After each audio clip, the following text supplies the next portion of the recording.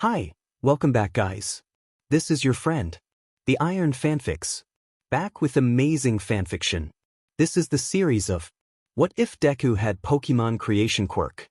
Now before starting, please give this video a like and subscribe to the channel if you want more videos like this. Now let's get into the fanfic. The doctor sits in front of them, holding the large egg Izuku had given him. So you're saying this came from my testing yesterday, and that it just popped up this morning? His was colored a pale blue, but the upper half of it is covered in a translucent white material, yellow ovals glowing on it in a horizontal line. Izuku nods. Yes sir. That one felt like it was yours, and this other one felt like it was mommy's. He points at the egg in his mom's lap. This other egg is brown and fluffy. Around the center of it is a thick extra layer of light brown fur, and on the top of it is a small pink ribbon symbol, barely visible under the fur. Dr. Tsubasa pushes up his odd glasses. Well, this is definitely odd for a quirk, even ignoring the fact that you didn't get it earlier. People getting quirks at 6 years old isn't impossible, but it is rare. He leans forward, rubbing the egg curiously. If the testing was correct, this must have been caused by physical contact. Quirk use can also cause it, so be aware of that. His mom glances at the egg as she taps her leg nervously. What do we do about this? I don't know how to handle an egg. Well, I can help with that. He reaches onto a nearby shelf, pulling out a book. This is for people whose quirks make them lay eggs instead of giving birth. I assume that should work well enough for now. She takes the book. All right then, thank you for your help. The doctor sits his egg on the table beside him. I'll keep this for research. Now go on, I need to see my next patients. He leans back in his seat. His mom stands up, holding the egg and book. Thank you for the help, Dr. Tsubasa. Izuku grins as he stands up, holding his All Might figurine. Yeah, thank you, mister. He follows his mom out of the door. Once they got home, Izuku ended up helping his mother make a makeshift nest. They used some of the spare blankets, wrapping it up and sitting it near their heater. It sat there for a while with nothing happening. Luckily it was the summer, so he didn't have to worry about the possibility of more eggs. He was starting to get impatient though. After a week of waiting, the egg finally started to hatch. Mommy, it's cracking. He runs over to the egg, seeing the cracks splitting apart the furry shell, slowly spreading across it. His mom runs in the room. Oh, back up Izuku. We don't know what's in there. She grabs him, gently pulling him back. Let's just sit here and watch. We don't have to be right up on it, Izuku. Izuku leans against her side. The cracks spread further and further along the egg until it's barely still together, most of it covered by the cracks. A dim glow starts to come from the center, getting brighter until there's a blinding flash as the egg shatters. Once the light fades, there's a fluffy brown mammal. It has light brown fur around its neck like a mane, along with some at the end of its bushy tail. Izuku scoots forward. Whoa, it's so cute. The creature hops into his lap, rubbing against his chest as he giggles. Oh, what is that? His mom looks at the animal. Well, at least it doesn't look threatening. The creature hops up to his mom, and Izuku giggles as she scrambles to catch her. It's yours, mommy, so you get to name her. He stands up, pulling out one of his notebooks. His mother looks at the animal in her arms. I think I'll call it, her, Springy. Springy purrs in response. Ah, it seems like she likes it. Izuku opens up the notebook, writing down the name in sloppy handwriting using one of his crayons. So can we keep her? He looks up at his mom, trying to use the most desperate pleading expression he can think of. Of course we can. Springy climbs onto her shoulder, nuzzling her cheek. Clearly she already likes us. He grins. Yes. He throws his hands up out of excitement, accidentally throwing his notebook across the room. Oh! He goes to try and catch it, only to see Springy leaping forward, catching it out of midair.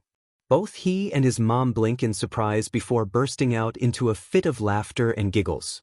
Springy just carries the notebook back to Izuku, a proud look on her face.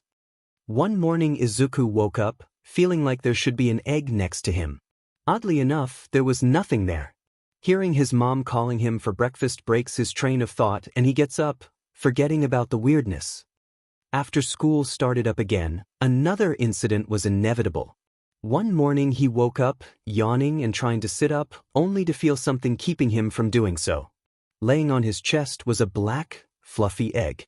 It wasn't as fluffy as Springy's was, but it still had some fur. In the center of it was a simple symbol made of reddish-orange fur. This feels like it's Kaken's egg. He carries it with him out of the room, showing it to his mom. Mommy, this is Kaken's egg. That's nice, Izuku. His mom sips her morning tea. You can give it to him after school. We're going over to Mitsuki's to eat dinner. I'll keep it warm until then. She stands up, starting some pancakes for them. Izuku gently sits the egg on the table, grinning. I hope he likes it. Oh, I still need to get ready. He sprints back into his bedroom so he can change out of his pajamas. During recess, Izuku walks up to Kaken. Hey Kaken. My Quirk came in. Kaken turns away from his group of friends to look at him.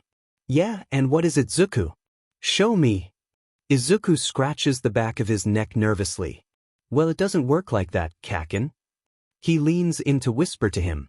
If someone touches me or uses their quirk on me, I end up making an egg that hatches into a cool creature. Kaken scoffs. That sounds dumb, Zuku. How are you going to be a hero with that quirk? All of his friends start laughing. It isn't dumb.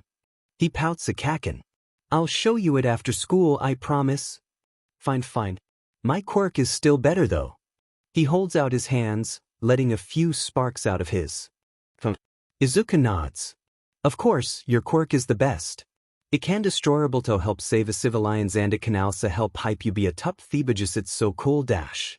Stop mumbling, Zuku. Kaken gently shoves him. You know it's annoying. Sorry, Kaken. Izuku smiles at him sheepishly.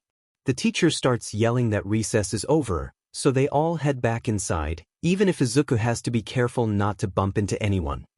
Izuku walks into Kaken's house, smelling the familiar smell of his favorite food in the air. Is that katsudon?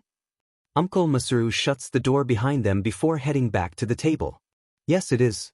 You got your quirk, so Mitsuki wanted to celebrate. He's busy trying to set up the dining table for them. Glancing in the kitchen, Izuku can see Kaken and Aunt Mitsuki working together in silent focus to prepare the food. Kaken is stuck doing the simpler tasks, but the two of them still work well together. His mom holds the egg in her arms, wrapped up in a blanket to hide what it is. Well, can Izuku here explain his quirk? Aunt Mitsuki yells from the kitchen. Yeah, I'm listening even if I'm not looking. Izuku steps forward, taking the egg from his mom. Well, my quirk is called Egg Factory, though I don't like that name still. After someone touches me or uses their quirk on me, I end up making an egg while sleeping that night. It's connected to them enough that I can sense whose it is. He unwraps the egg, exposing its black furry shell. They don't all look the same, they're all unique with how they look. They hatch into these off creatures, though I've only seen one so far. This one is Kaken's. Uncle Masaru walks over to Izuku, rubbing the fur-covered shell. Are you planning to keep this or give it to Katsuki? Izuku hands it to him. Kaken can keep it, he deserves it. Mom and I got Springy anyways. Kaken walks in carrying 2 plates. It better be badass. As soon as he sits down the plates, he feels a tug on his ear. Ow. Izuku's mom sighs. She probably used her quirk on his ear. Katsuki, what did I tell you about cursing? Don't cuss unless you really mean it. Kaken pouts, sitting down in his seat. Aunt Mitsuki comes in, carrying the other 3 plates. Thanks, Inko, I would have chopped him on the head, but my hands are full. She sits down the plates. Now that we've talked about his quirk, I think it's best to celebrate it. Everyone sits down at the table, starting to eat the katsudon. It's spicier than he usually likes it, but Aunt Mitsuki manages to make it still taste good while still melting off his taste buds with slices. While eating, Kaken looks at Izuku. Hey Zuku, can you use your quirk on yourself? Izuku swallows his bite of food before responding. No Kaken, only other people's touch counts for it. Kaken scrunches his face up. That's kinda dumb. You can't be a hero with a dumb quirk like that, you're basically quirkless, ow. Aunt Mitsuki immediately chops the back of his head. Katsuki be nice? She sighs. I'm sure you could find a way to be a hero with a quirk like that, kiddo. Don't mind my brat. His mother looks at her food instead of him. Yeah. He can't ignore how unsure that sounded. Thanks. Izuku goes back to eating, trying to ignore his dampened mood. The next morning Izuku wakes up, feeling like there should be an egg beside him, but there's nothing. His quirk must be acting up or something. He can't dwell on it since he needs to go to school. During classes at school, Izuku sees Kaken whispering to some of his classmates, and each time it ends with someone staring at him. At recess, he finds out what happened. A bunch of his classmates start chasing him. Let me touch you. I want a cool pet. Come on, let me try. Izuku sprints forward, stumbling as he desperately tries to get away. Time blurs together as he focuses on escaping. He feels a hand graze his arm once, but before he gets caught again he swerves around a corner. Izuku leaps into a pile of trash, hiding in it. Everyone ends up going past him, and he has to hide in this smelly pile of trash for the rest of recess. Throughout the rest of the day, he's stuck dodging people trying to touch him. Someone extending their fingers to try and get him, others trying to sneakily touch his legs. By the end of class, he feels paranoid with how anxious he is. Once he gets home, he goes to his mom. Hey mommy, can I wear extra clothes to help stop accidental touches? He decides to go with a partial lie, since he doesn't want to get Kaken in trouble. Her expression quickly softens. Of course, sweetie. It's getting cold anyways, so I can get away with giving you a bit more. She sniffs the air. We also need to get you a bath tonight. Izuku smiles at her before sitting down at the table, eating his food with her in silence. The next morning he wakes up with a new egg. This one is blue with a black spot almost like an eye mask. On the top of it is a small metal lump. The egg was a little bit larger than the other two as well. He ends up going to school in a hoodie and sweatpants. He also has a scarf, gloves, boots, and a face mask under the scarf. People keep trying to touch him all week, Kaken riling them up. Izuku starts to get better and better at dodging, and they start to get more creative, but they know better than to be rough when the teacher's watching. Izuku even uses this by staying near the teacher for all of recess. Kaken even makes people start calling him Deku. Izuku still doesn't say anything, not wanting to get Kaken in trouble. He just keeps hiding by the teachers. The teachers never really did much, but they would still stop physical violence. Hiding by them at least made sure he wouldn't get beaten up. Near the end of the week, Kaken's egg hatches, and he brings his creature to school. It's a black cat with reddish-orange markings on it that occasionally spits embers. He named her Scorch, and showing her off just made everyone act a bit more desperately when trying to touch him. Izuku got curious at home, and ended up trying to search up something about these creatures. It took way too long, but with his determination he managed to find something. These creatures were from a pre-Quirk game series called Pokemon. His mom had an Eevee, and Kaken had a Litten. It's easier to call them those names than creature or animal anyways. He even started playing some of those games, getting the idea to rename his quirk. Izuku wakes up the next morning. Still no egg, yet still the same sensation like there should be one he's had for a bit now. It's probably nothing, he needs to go talk to his mom anyways. Walking up to his mother, Izuku smiles. Mommy, I got a better name for my quirk now. Oh, what is it? His mother looks down at him. I know you never liked the name Egg Factory, so what's your new one? She pulls out a piece of scrap paper. Izuku grins. Human Daycare. 'Cause in the games, daycares are where you get the eggs. He had already told her about the games earlier, since she needs to understand his quirk too, and he still needed help reading some more difficult words in them. She smiles. I think that's a wonderful name. She writes it down. I'll go get the name changed while you're at school tomorrow. Yes, thank you. He hugs his mom before running off. He ends up getting back on the computer, trying to finally beat this buff electric gym leader. A few days later, his egg hatches. A quick search reveals that this Pokemon is called Rio.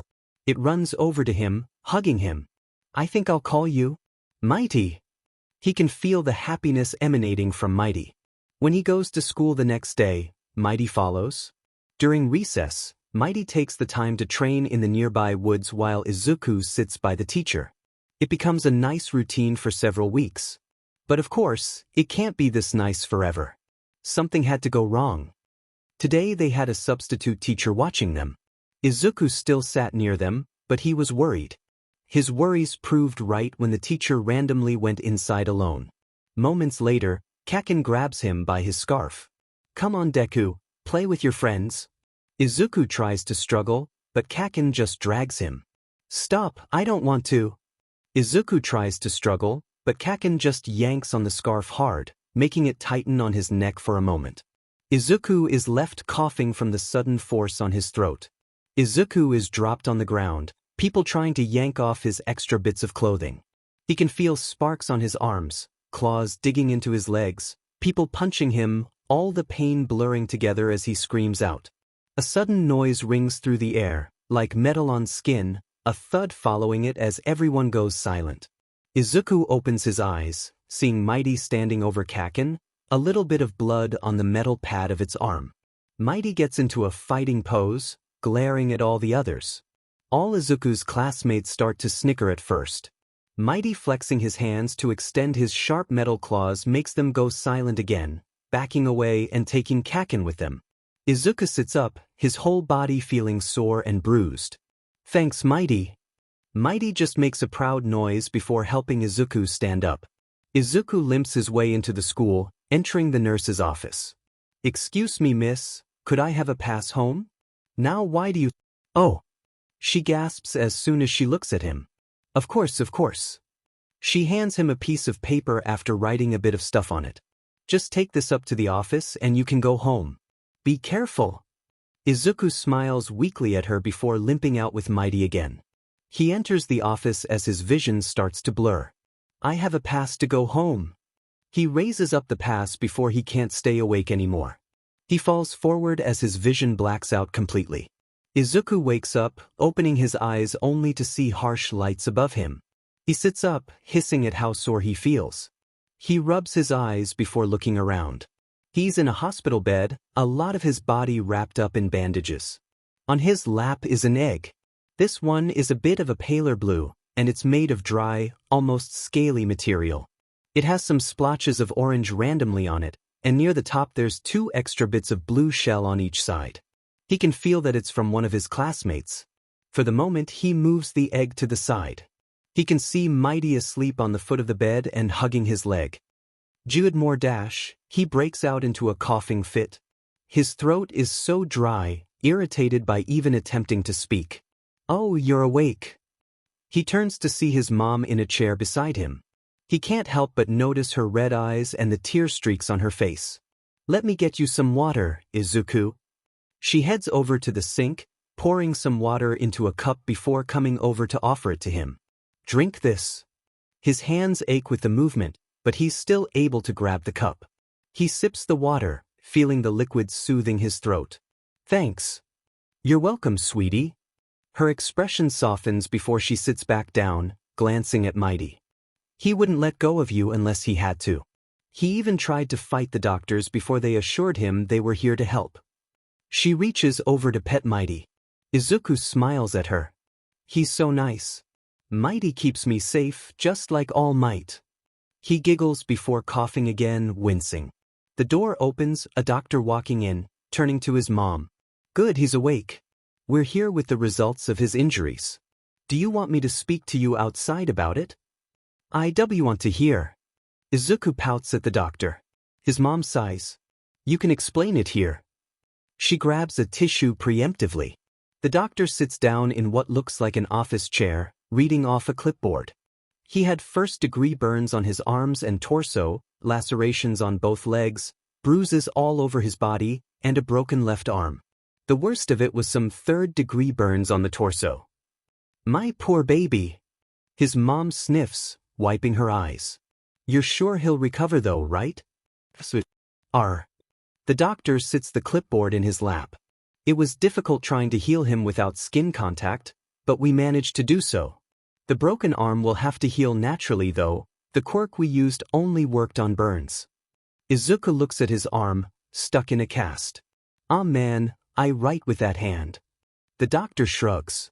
Yeah, but we don't want any more superpowered pets, so we can't heal you more. His mother looks at the doctor. When can he come home? Tonight should be good. The doctor stands up. I'll go ahead and fill out the necessary forms in advance. He walks out the door. Izuku. His mom looks at him, sighing. Do we need to try online school instead? He hesitates for a moment before looking down. Yeah, that might be good, Mom. Sorry. He yawns. She smiles at him. No need to apologize. Now get some rest, you need it. Okay, Mommy. Izuku lays down, yawning again. He quickly drifts off to sleep, laying there comfortably while holding the egg beside him. That night he's discharged, heading home. He spends a lot of time online, since he's able to play these games even while using only his right hand. It's a pain to do so, but it's better than boredom.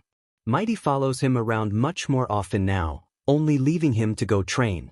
Mom even ended up buying a punching bag for Mighty to use. They eventually try to go to his school to discuss the issue.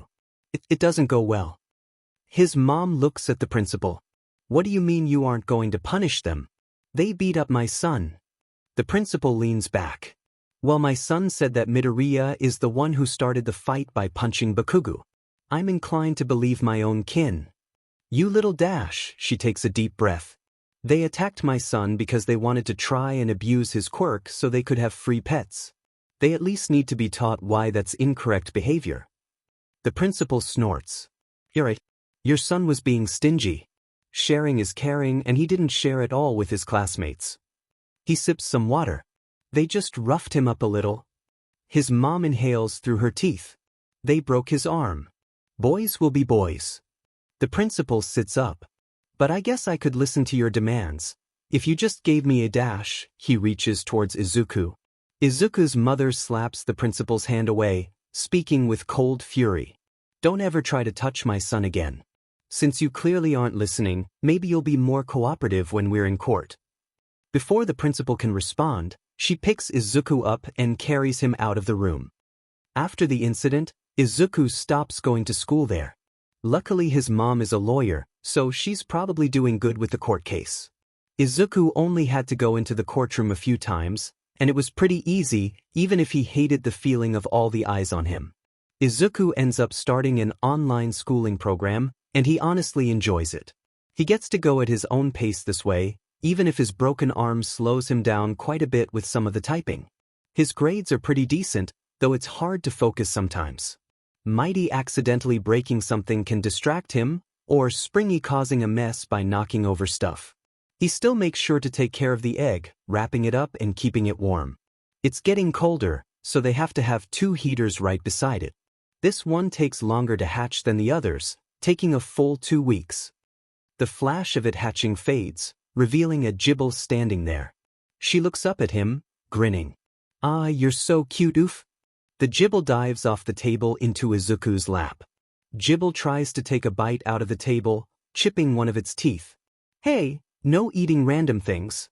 The Jibble ignores him, trying to run over to eat the new bags of groceries before Izuku picks her back up. You're lucky I know your species regrows teeth. It's hard to keep a hold on this little dragon, so he pets her to make her relax. I think I'll name you Chip. Chip nods in response before slipping out of his arms, diving towards the groceries. No, bad girl. The 3 Pokemon in the home got along perfectly. Springy would constantly climb up to high places and hide, and they ended up making it a game to try and find her. Mighty always wins. Mighty constantly has to stop Chip from eating things. Izuku has literally watched Mighty pick up Chip and throw her into a pile of blankets to make her calm down. Speaking of that, Chip seems to love blankets. It's one of the few things she won't try to eat, just making a little den within a pile of blankets to sleep in. As for the others, Mighty sleeps right with Izuku, but Springy sleeps in his mom's bed instead. After about another month, Izuku finally got his cast off. He starts to go even faster with his classwork now that he can type. He stops really going outside often. Whenever he does, he wears the same type of outfit he wore to school, covering every inch of skin. Even being around lots of people still feels uncomfortable. Time passes with him mainly focusing on his schoolwork.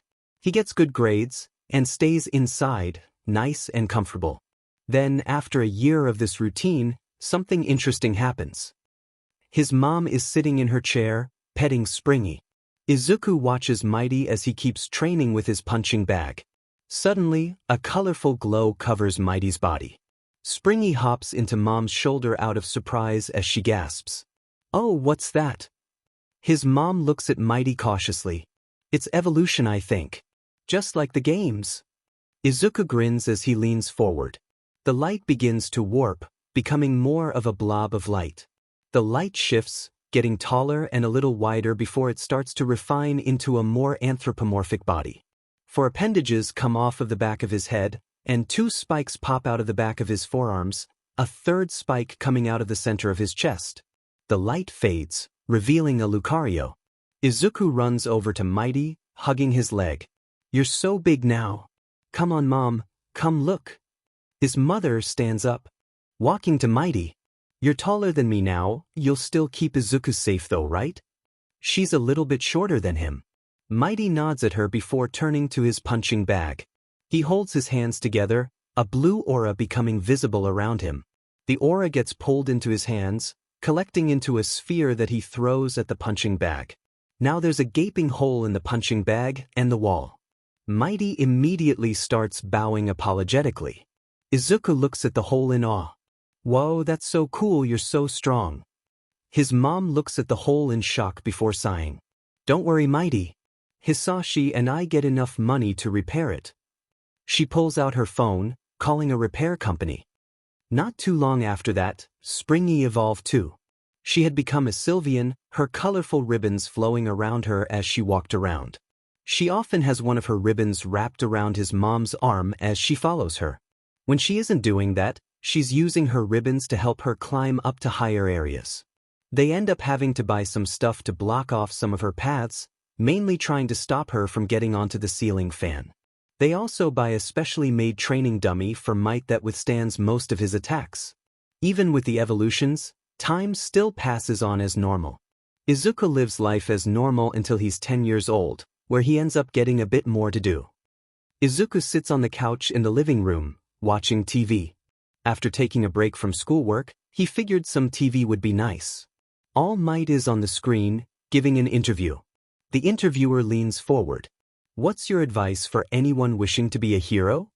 "Well, that's simple." All Might turns to the camera. "Make sure to train. Relying on just your quirk can get you decently far, but it'll fail eventually. You need a strong body so you can take hits and dish out strong smashes." That gives him an idea. "Mom, could I get some training equipment too?" He walks over to his mom. His mother turns away from the dishes to look at him. "Oh, why do you ask? Would Mighty's not work?"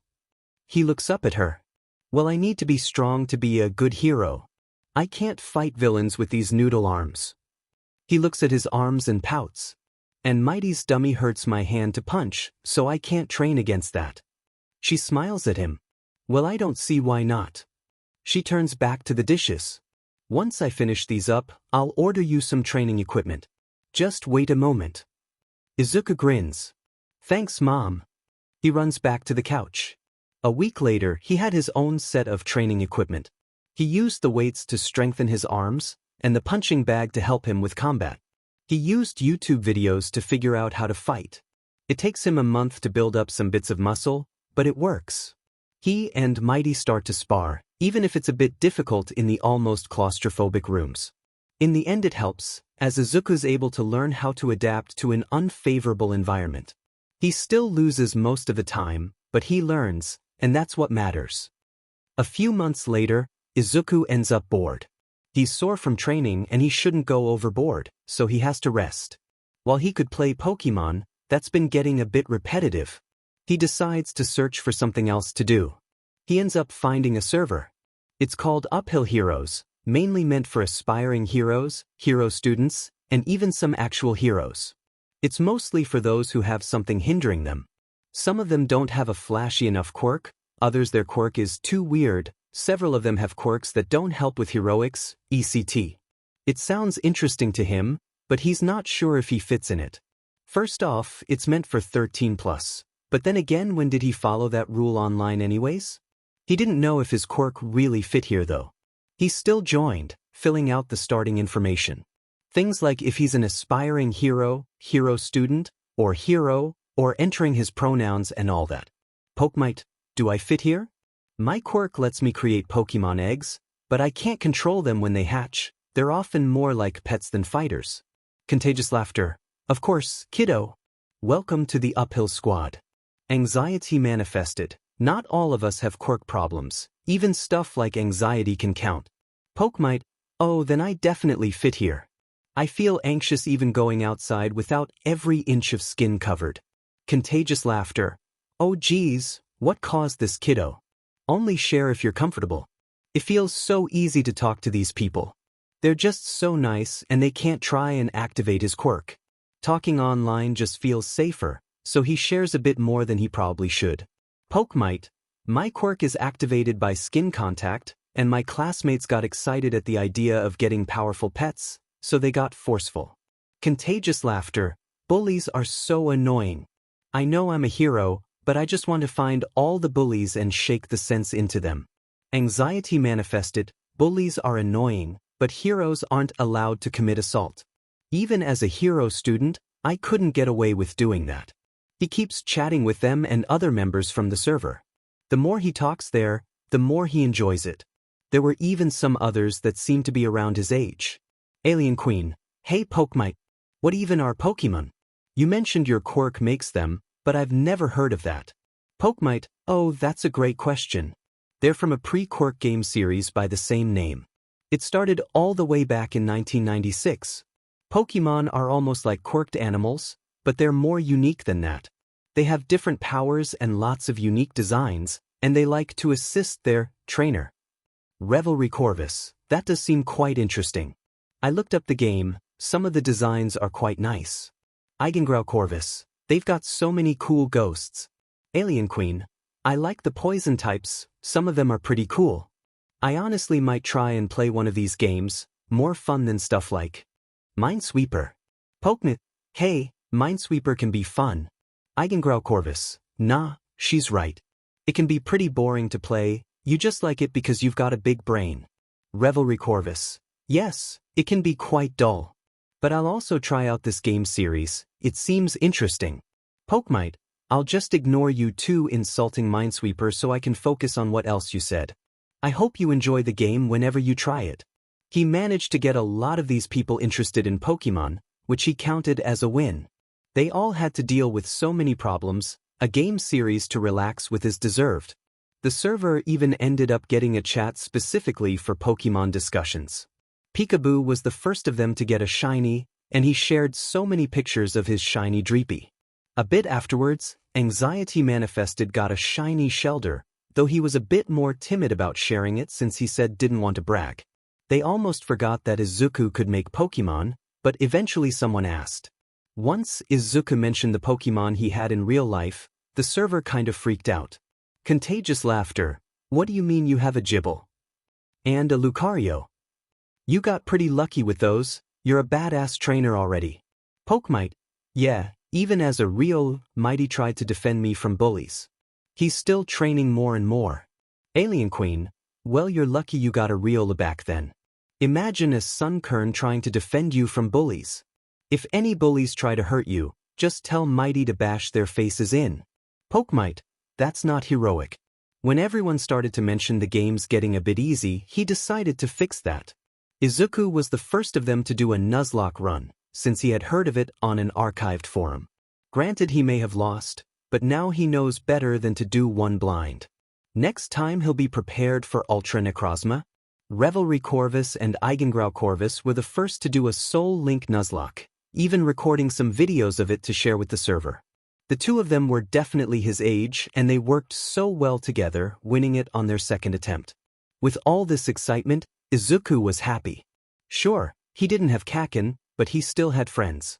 He had friends and a routine that let him get more and more fit. Izuku was content. A few years later, Izuku was 14 years old. Not much had changed, the largest difference was that Chip evolved into a Gabite. On the one hand, that meant she no longer bit everything, and only tried to bite food. On the other hand, Now she steals anything shiny to add to her hoard within her blanket den. Since Chip didn't exactly have hands, and grabbing shiny things in her mouth might break them, they found a solution. He and his mom worked together to make her a black bag with fluffy white fake fur around the opening. They replaced the handle with a belt and put it on Chip's waist. Izuku had ended up accidentally finishing the middle school work early, so he didn't really have to do anything until UA started. For now he just focused on helping people. His mom knocks on his door. "Izuku, could you grab me some groceries? I would go myself, but I'm not feeling so good today." "Of course, Mom. Just let me get dressed and I'll go get it for you."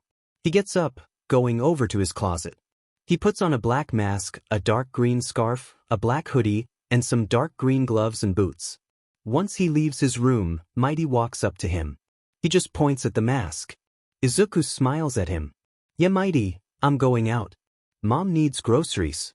Want to come with?" Mighty nods, patting his head since he's still taller than Izuku. The two of them leave the house, starting the walk towards the grocery store. He pulls out his phone, glancing at the messages from the server. He had become a bit of a quirk counselor there, since so many people had quirk issues. Peekaboo had to learn that you can make hero costumes out of din. Mirror Image needed to know that his quirk would work with even pieces of other people's hair, etc. Currently the server is quiet, though most of them get out of school around this time. He just hopes none of their days were too bad again. Izuku walks under an underpass, so lost in thought he doesn't hear anything behind him until there's a voice.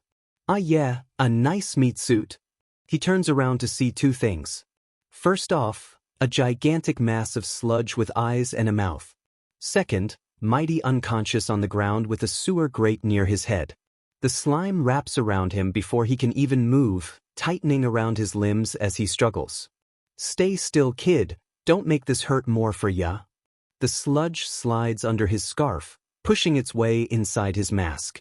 "You're being a pain, kid." Izuku tries to scream, but the sludge fills his mouth. It tastes disgusting, the rancid taste on his tongue making him gee. He squirms inside the mass of slime, but it's no use. He can feel himself starting to black out. "I am here." Right before Izuku passes out, he hears a rush of wind pass him, the slime flying off his body. He falls to the ground, his head hitting the ground, finally knocking him out. He feels his face getting repeatedly slapped as he wakes back up. He feels something in his mouth and shoots up, pulling down his scarf and his mask so he can vomit to the side. There's barely any bile, it's almost exclusively sludge. "There you go, citizen. I was worried you wouldn't wake up." A loud booming voice comes from beside him. Izuku pulls up his mask before turning to see All Might.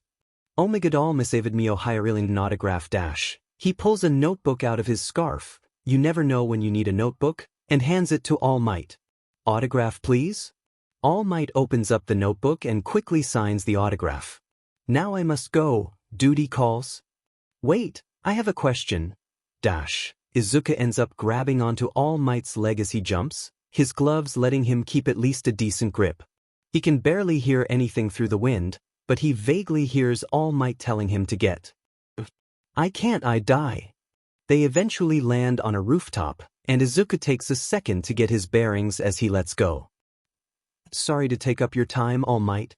I just needed to ask." "Huh." He looks up to see All Might in a cloud of steam, and it clears to show him looking like a half-dead old man. Izuku blinks in surprise. "What happened? Are you an imposter or what happened?" "All Might?" sighs. "This is really me, yes." He lifts up his shirt to do a wound. It looks like a crater on his side. 5 years ago, a villain did this to me, and now when I run out of steam, I turn into this. Was it Toxic Chainsaw? Izuku shakes his head. No, he wasn't strong enough. I can't think of any other big fights that year. Was it not televised? All Might nods. Yep, you're a smart kid. Now, while we're up here, what was your question? Izuku looks at him. I wanted to know if I could be a hero if I'm afraid of touch. I know how to fight, even if I don't have a physical quirk. Could I do it? No. He sighs. You saw what happened to me and I have a physical quirk. While people with non-physical quirks can become heroes, the fear of touch could get you killed in battle. All Might walks to the door on the roof. I'd recommend being a doctor or lawyer instead, you're a smart kid. He walks down the stairs. He just stands there. His biggest hero just crushed his dreams. Should he really reconsider being a hero? A ding comes from his phone suddenly. Contagious laughter. Hey Pokemite, your yo-yo idea worked perfectly. It surprised the villain, and it let off a shock with each hit. If you keep those brains and use them for yourself, you'll be a great hero. Smiling at his phone, he sighs. Even if All Might doesn't believe in him, that's fine. All Might doesn't know him, but his friends do, and they believe in him. That's what matters. He hears a noise, so he goes to the side of the rooftop. Looking down, he sees Mighty waiting for him. Izuku climbs down the side of the building to get to him. Hey Mighty. Hopefully I didn't keep you waiting too long. Mighty points forward to a random spot in the distance. Izuku is about to ask what he means when he hears a bunch of explosions from that direction. Oh, you felt those auras? Alright, we'll check it out. Izuku starts sprinting in that direction. Once he gets there, he sees the sludge villain, someone trapped inside him. There's fires everywhere, and the heroes are only cleaning up the mess around, not actually dealing with the problem. They talk about how they don't have the right quirks for the job. Then Izuku spots who's inside it. Kaken from all those years ago. Sheet. Mighty turns to him, tilting his head. Let's help out, since these heroes are being cowards. Izuku and Mighty shove past the police boundary line, running straight into danger. An aura sphere manages to destroy some of the slime, but that just annoys it. Oh, you came back for round 2 with your pet? I guess I can do the honor of killing you too as well. Sludge shoots towards Mighty, starting to engulf him. Mighty counters the slime, sending it all flying back. Izuku takes the opportunity to tear through the slime surrounding Kaken, as it's now a lot thinner. Kaken blinks in surprise. Deck nerd? What the hell are you doing here? Saving you. He yanks Kaken out of the slime. I got him, Mighty. Mighty nods, extending his metal claws. He slashes through any slime in his path, getting to Izuku and taking Kaken. Mighty sprints over to the heroes, Izuku right behind him. The medics take Kaken, and the heroes pull Izuku aside. Death Arms glares at him. That was really stupid of you, kid. If we couldn't do it, why the hell did you try? Tush. He tries to put his hand on Izuku's shoulder. Izuku flinches away before he can, and Mighty starts growling. Well, at least I succeeded. He looks back at the crowd, seeing the new hero MT Lady scoop up the sludge villain as he tries to escape. Death Arms pushes Mighty away. Tell your weird dog to back off. He's not a dog. Izuku steps beside Mighty. You could have helped there, anyways. You could have just punched him in the eye and then saved Kaken. But instead you just sat there like a coward of a hero. He turns and runs before Death Arms can respond. Izuku ends up stopping in a street a good distance away, turning to Mighty. You okay, bud? Mighty nods. His ears perk up and he turns suddenly. Izuku turns to see Kaken approaching. Kaken stomps up right in front of him. I didn't need your help, you know that. I could have handled it on my own. I'm gonna dash. He stops himself, letting a few sparks out of his palms as he takes a deep breath. That I better see your butt at UA so I can prove that I'm the best hero, a better one than you. And with that, Kaken stomps off. Izuku blinks in confusion. I guess that's an improvement? Mighty shrugs. He looks like he's thinking for a moment before his eyes widen and he facepalms. Huh. Izuku thinks for a moment. Sheet, I still haven't gotten groceries. He groans. At least we're not far from the grocery store. He starts to jog forward, Mighty following. Only a few minutes into the walk, All Might runs in front of him, still in his weakened form. Wait, huff, wait up, kid. He puts his hands on his knees, gasping for breath. Hey, tough, these old legs. What do you need, sir? I was just going to get groceries. Izuku steps back. All Might takes a deep breath before he stands up fully. Sorry about that. I wanted to talk to you, but I can walk and talk so I don't hold you up too much. Izuku sighs. All right. He starts to walk, seeing Mighty tilt his head curiously before following beside him. Thanks. All Might follows on the other side of him. I want to apologize for earlier. I was in a bad mood, and I ended up being too rude to you. He sighs. I see now that you have the brains and skills to succeed, along with your friend? Pet. Mighty lets out a barking noise that sounds awfully like snickering. Izuku smiles under the mask. It's a mixture of the two. I prefer to think of him as a friend though. Being praised by the #1 hero wasn't what he expected from today. All Might nods. Fair enough. He glances around, seemingly checking the area for people. There's currently no one else on the street. Even though you could be a hero with your own abilities, I'd like to help. I'd like you to be my successor. Izuku stops, turning to him. Your successor? How would that even work? Well, All Might sighs. I can't explain it out here. Could you meet me at Dagoba Beach tomorrow morning? I could explain it then. He starts walking again as he nods. Alright, I can do that. Thank you, All Might, sir.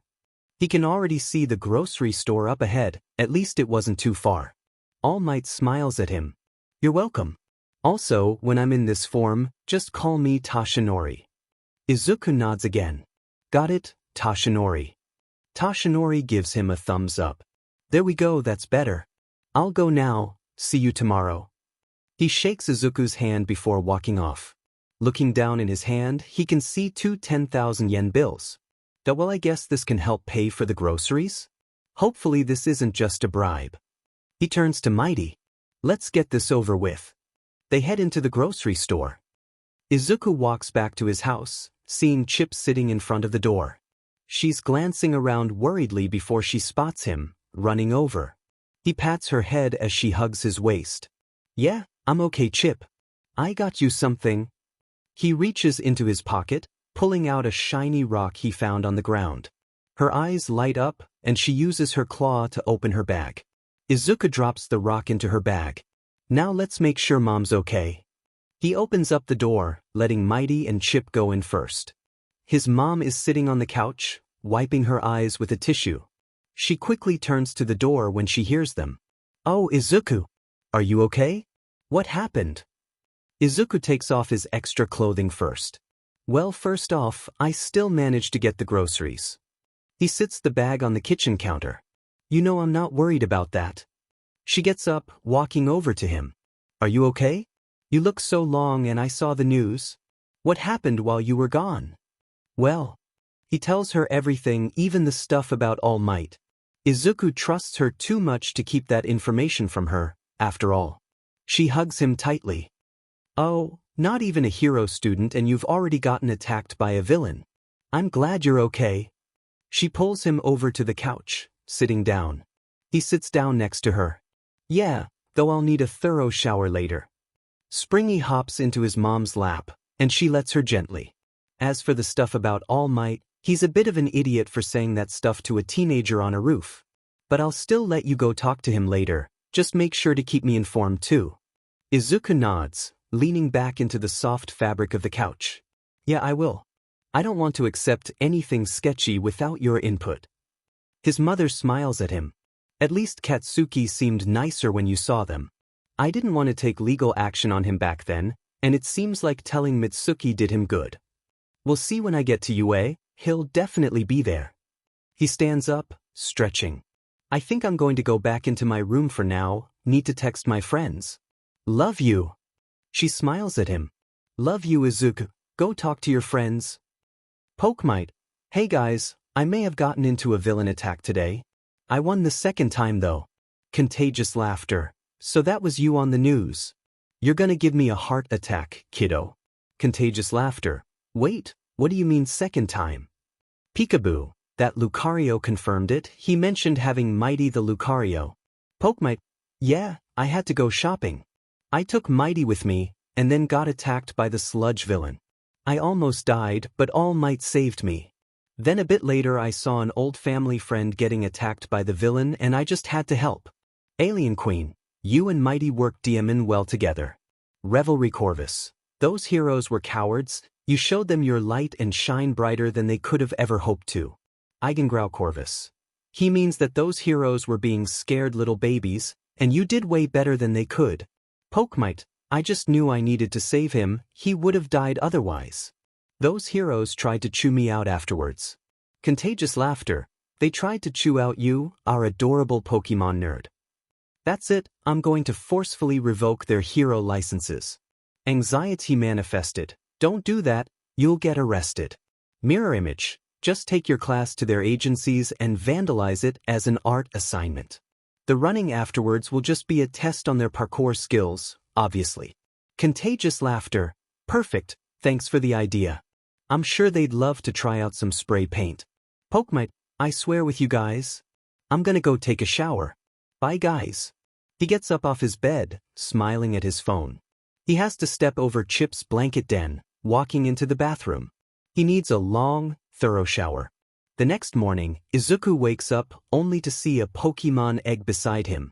Oh son of a, oh what's this one? The egg is mostly green, with a flowy stripe of yellow around the center and some blue at the top and bottom. It feels slimy to the touch. This one feels familiar, though it takes him a second to figure out who. Oh great, it's from the sludge villain. He sighs before picking it up, carrying it into the living room. His mom turns to him, her eyes widening at the sight of the egg. Oh, it's been so long since your quirk went off, who's this one from? On the table is a bunch of paperwork, organized carefully. Probably about her latest case. Springy is currently asleep on top of the fridge. Chip is trying to jump up to get a shiny magnet on the fridge while Mighty keeps moving the magnet higher up. Izuku sits the egg on the table before going to the closet. From the sludge villain that attacked me yesterday. He opens up the closet, pulling out the egg hatching equipment they hadn't used in forever. I'm still going to take care of it though, it deserves it. Oh. She looks at the egg. You're so sweet. I don't know if many people would have the heart to do so after that. She smiles at him, sitting down her paperwork. He smiles back as he wraps the egg in a comfortable blanket as a nest. Picking it up, he sits it down by the open window. I'm just doing what's right. Hopefully it's warm enough for it. His mother gets up, hugging him. It's okay, I'll handle the egg for now. You have an important meeting to go to, so better get ready. Izuku hugs her back before letting go. Oh, thank you. I don't want to keep all might of all people waiting. He runs back into his room to get ready. On the walk to the beach, Izuku has on all his extra clothing, hiding almost all of his skin. Both Mighty and Chip decide to come with him, though Chip was probably just worried after yesterday. He remembers hearing about this beach before, since it was basically a dump. Companies dumped trash here illegally, and people littered all over it. When he gets there, it looks and smells as bad as he expected, perhaps worse even with his mask blocking some of the smell. This smells like rotten food and metal, yuck. Mighty starts to test out his parkour on the trash mounds, hopping from different pieces of trash without collapsing them. Meanwhile, Chip is busy scavenging shiny things from random piles of trash, stuffing them in her bag. There you are, my boy. Izuku flinches at the sound, whirling around to see Toshinori standing behind him, looking a bit sheepish. Sorry, I didn't mean to startle you. I'm glad you showed up. Izuku sighs. It's alright, not the first time it's happened. Toshinori looks at him. First off, what's your name? You never told me yesterday, and I kinda need to know what to call you. He flinches from the sound of one of the trash piles collapsing. I'm Midoriya Izuku. What exactly did you mean yesterday about me becoming your successor? Toshinori chuckles. Straight to the point, I see. Well, I want to give you my quirk. Give me your quirk? Izuku puts his hand on his chin, starting to mutter. I thought no quirk could be transferred, but maybe there's the slim possibility of one like that? It still feels far-fetched, but then again no one could guess your quirk, so it kinda makes sense, but it would make us need to rethink quirks as a whole dash. Slow down, my boy. Toshinori sits down on a piece of trash. I can explain most of it, just give me a moment to talk. Izuku sits on the sand. Alright, sorry. Leaning forward, Toshinori starts talking. My quirk was passed on to me called One for All. Since the dawn of quirks, it's been passed on like a sacred torch, being strengthened by each user. It stockpiles their power, and when I pass it on it'll be even stronger than it was for me. I'm offering you my quirk. That's a lot to process. He thinks for a moment. I want to accept, since it'll help me be a hero, but I need to ask my mom first.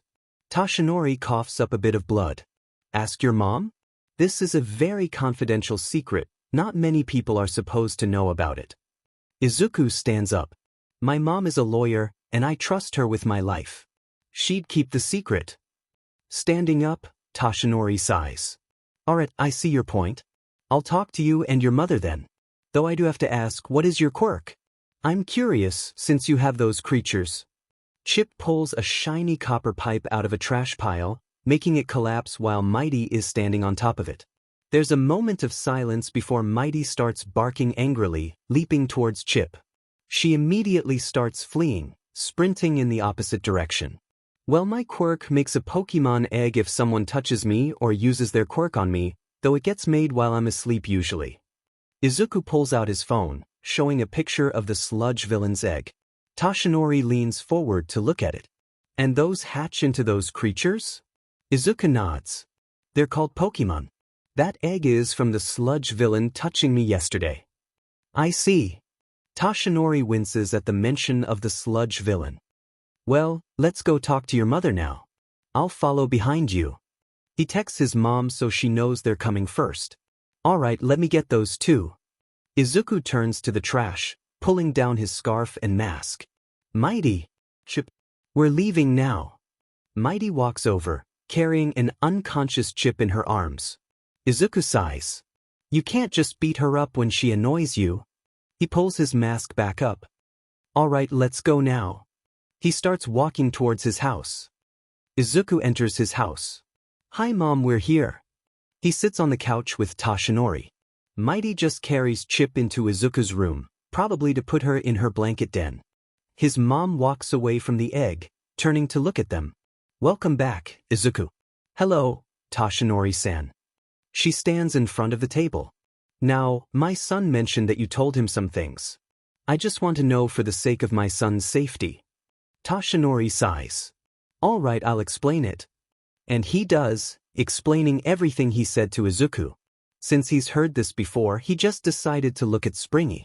She's currently having fun playing with a rainbow paw, knocking it around with her ribbons. He hears his mom sigh and he decides to focus back on the conversation.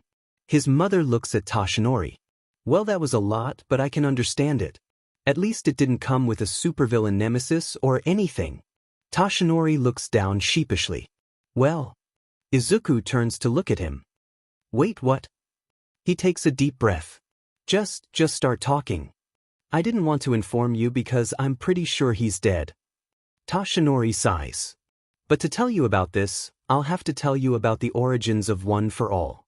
Toshinori speaks to them about two brothers, one with a hidden quirk and another with the ability to take and give quirks. He tells them how two quirks fuse to make One for All, and how the first user fought against his brother with it. They're told about how All for One hunted down every user, including All Might's predecessor, and then he gets to his own fight. He sighs, looking at them. When I fought him, I bashed his head in as he made a dent in my side. He's got to be dead now. Izuku shakes his head. Wait, did you even recover a body? Toshinori looks away. No. But Dash. His mom facepalms. You can't declare someone with multiple quirks dead without a body. She sighs. If he's lived that long, he probably would have found a regeneration quirk that could even survive that. Exactly. Izuku nods. Though even if it comes with a nemesis, I'll still take it as long as mom will let me. Toshinori turns to face them fully. I guess you have a point. I was so desperate for him to be dead that I chose to believe a lie instead of facing the truth. He rubs the back of his neck. But if you'll still take it, I'd like you as my successor. Springy hops into his mom's lap, and she pets her while taking a deep breath. Oh. If he still wants the quirk, I won't stop you. But keep me informed, got it? Of course, ma'am. Toshinori nods. Before he can take my quirk, he'll need to have more bulk. Izuku lifts his shirt up to show his abs. I've done some exercise over the years, so I've got a good amount of muscle already. He quickly puts it back down. Toshinori blinks in surprise. Well, that helps. He leans back. I was thinking of having you clean up trash on Dagoba Beach, since that would also be some good community service. His mom smiles. Oh, Dagoba Beach. That beach used to be so pretty. If you clean it up, we can take all the Pokemon there to play. Then I'll do it. Izuku stands up. I can handle cleaning up trash. Plus my gloves can help keep me from getting cut by rusty metal. He stretched some. I've been slacking a little on my workouts anyways, so I'd be honored to do this. Good, good. Toshinori smiles at him. I'll send you a diet plan too, since that'll help. We can start the cleanup tomorrow. His mother nods. Alright, just give us your phone number and I'll even give Izuku some trash bags as he leaves. She hands Toshinori a blank piece of paper and a pen. Toshinori writes down his phone number, sitting the paper on the table. I'll take my leave for now, I've talked enough. I'll see you tomorrow, Midoriya. He walks to the front door, leaving. Izuku's stomach growls. Are you ready to fix some breakfast, Mom? She sighs. I was ready half an hour ago.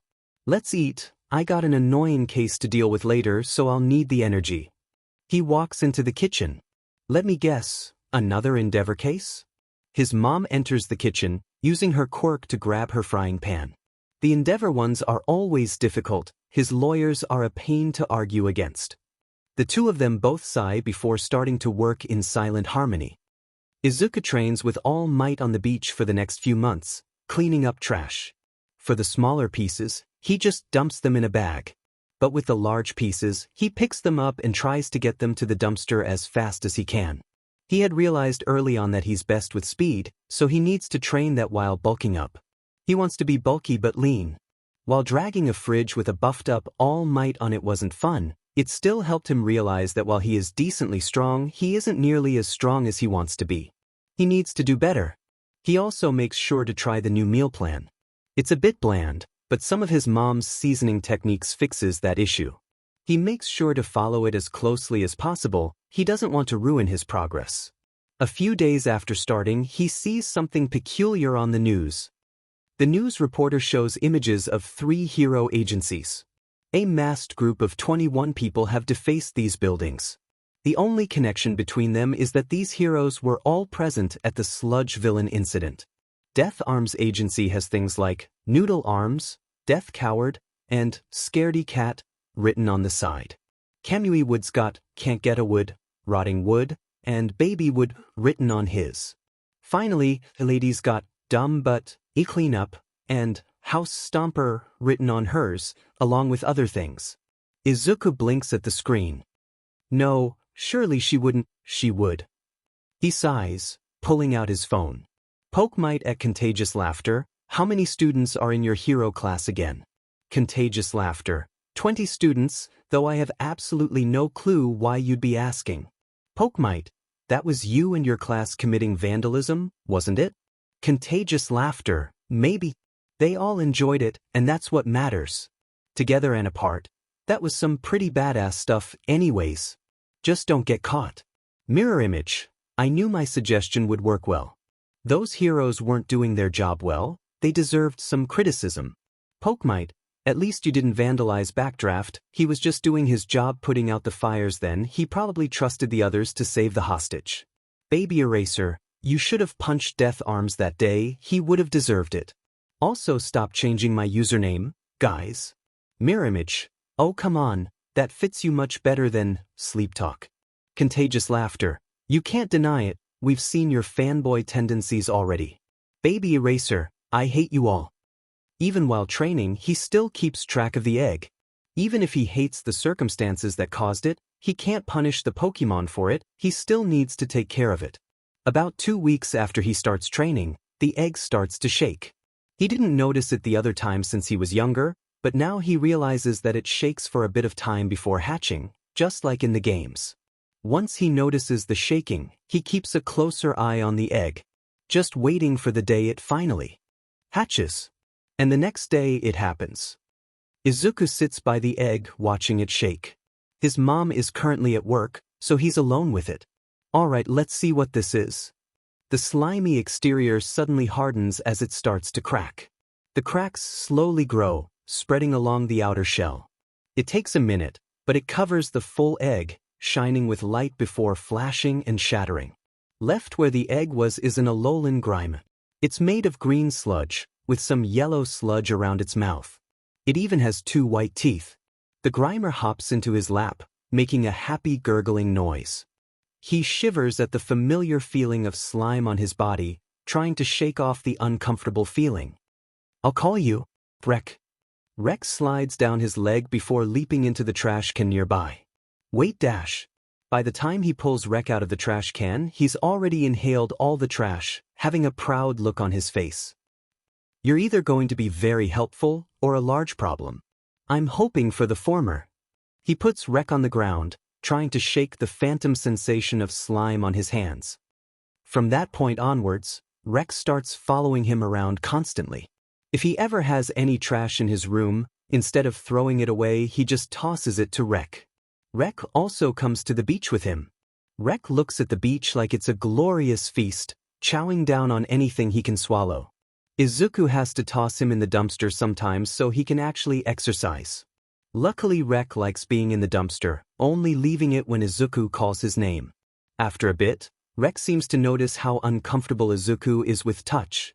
He just gives Izuku random things like seashells and some of his poison-filled crystals, smiling up at him before wandering off. Izuku just pocketed the crystals for later, though he appreciates not having to feel that slimy sensation more. Chip sometimes has to fight Rek over a shiny thing, since they both like shiny trash, just for different reasons. Meanwhile, Mighty has one section of the beach he prefers to train in. He's practically shredded most of the trash there, mixing it into new piles so he can keep working. Izuku spends most of his time just carrying trash while listening to music. Slowly but surely, he starts to see improvements. At one point, he could actually pick up a fridge. Sure, it was difficult, but he could do it. The months pass slowly. Izuku cleans up the beach section by section, going from the land to the shore. About halfway through he gets to Mighty's section, having to pick up all the shredded pieces of garbage. Izuku keeps going, working until he finishes a month ahead of schedule. Izuku looks at the beach, empty of trash. He still has his full outfit on, and it's hot as hell, but he did it. Glancing at his phone, he sees a picture of what it looked like before, mountains of trash. He looks at the sunset, taking a deep breath. Yeah. He grins under his mask. Mighty smiles at him, while Chip just sits mesmerized by the sunset. Rek is eating the last piece of trash beside him. That's my boy. Izuku flinches, whirling around to see Toshinori. Scared you again, huh? I'm just here to marvel at your progress. Izuku sighs. Sorry, I should have more awareness. Toshinori chuckles. It's fine, you're allowed to be inexperienced in some things. Definitely still skilled though, you finished this a month ahead of schedule. Yeah, you're right. Izuku pets Chip while still looking at Toshinori. Do I still need to wait for your quirk? It's fine if I do. Mighty sits down in the sand, letting Rex sit in his lap. No, I think you've earned it. He looks at Izuku. If you're ready for it, I'd like you to inherit one for all. Izuku nods, smiling under his mask. Sure, what do I need to do for the transfer? Toshinori reaches up, grabbing his scalp. You need to.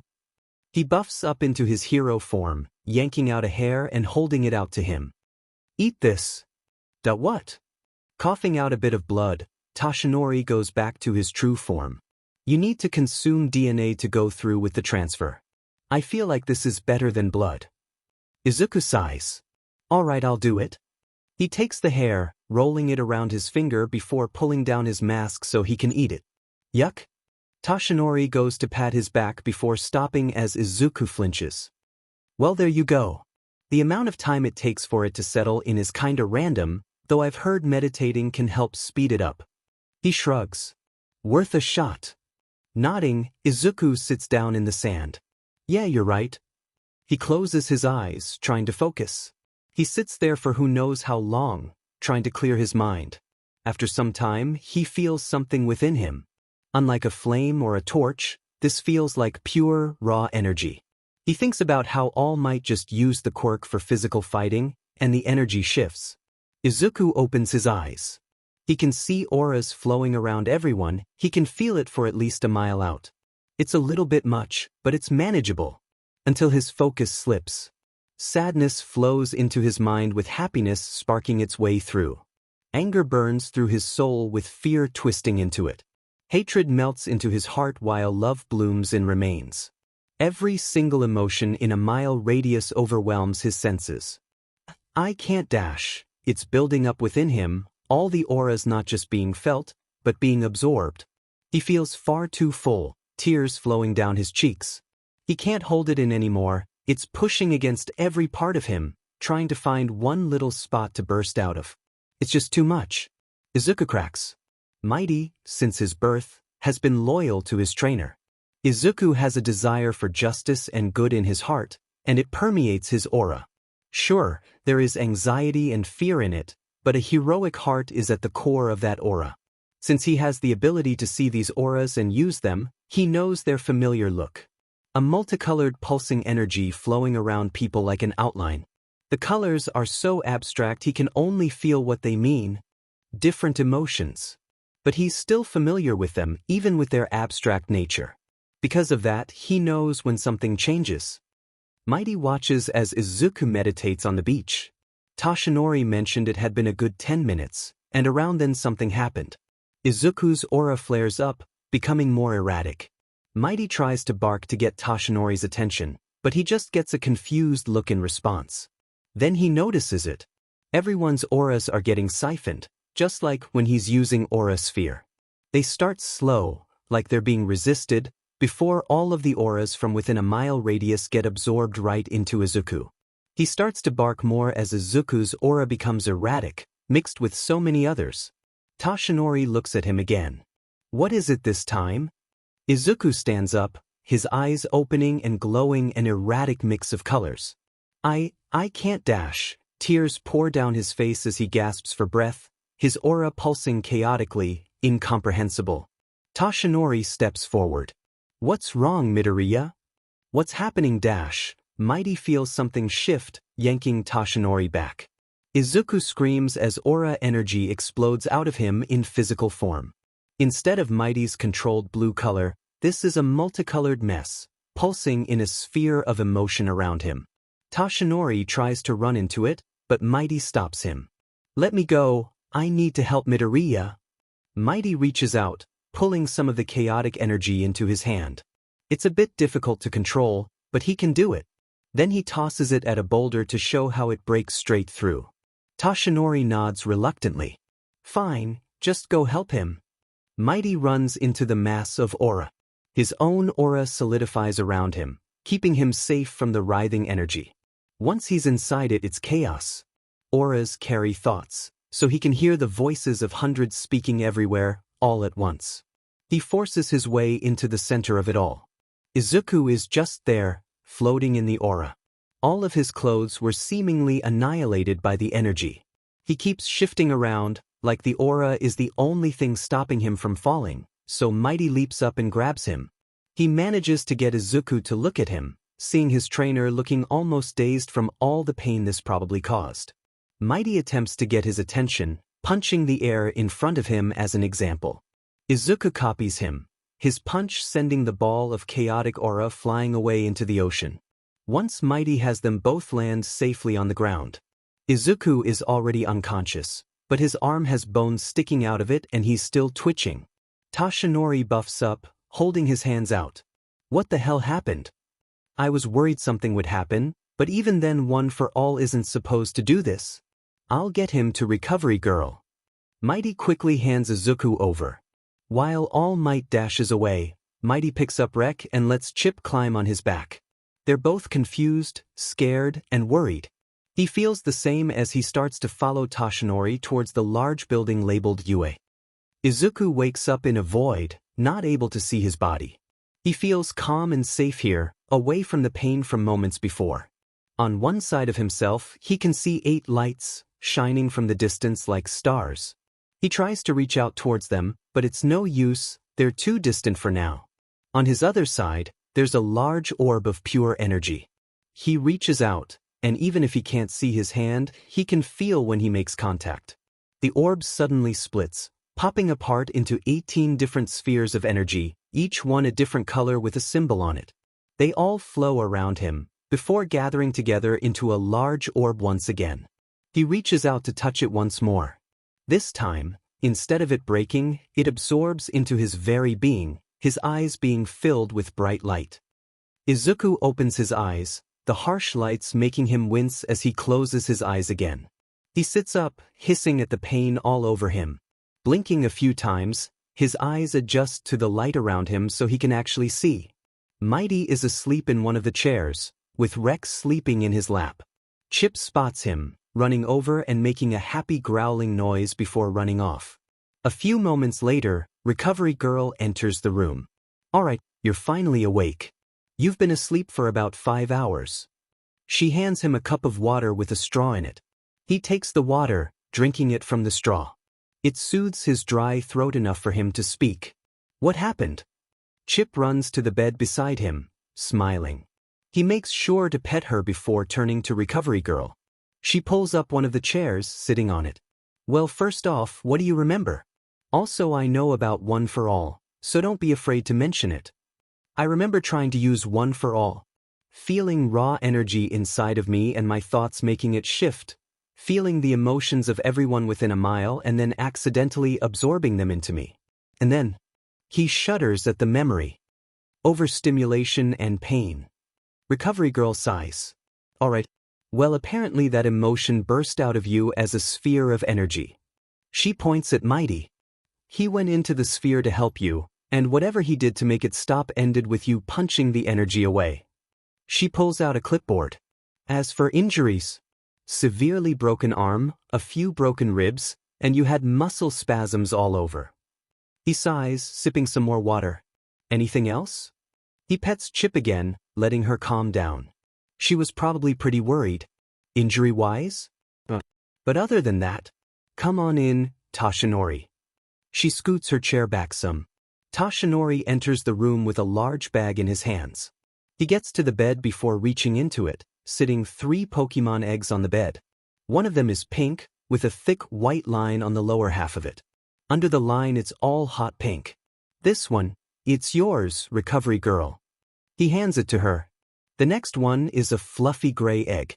It has a white stripe near the top that feels like it's made of wool, and it looks like a headband. This one is yours, Toshinori. He hands it over to him as well. Toshinori looks at him. But this is yours, I can't just keep it. Recovery Girl nods. Yes, I can't just keep a random animal here.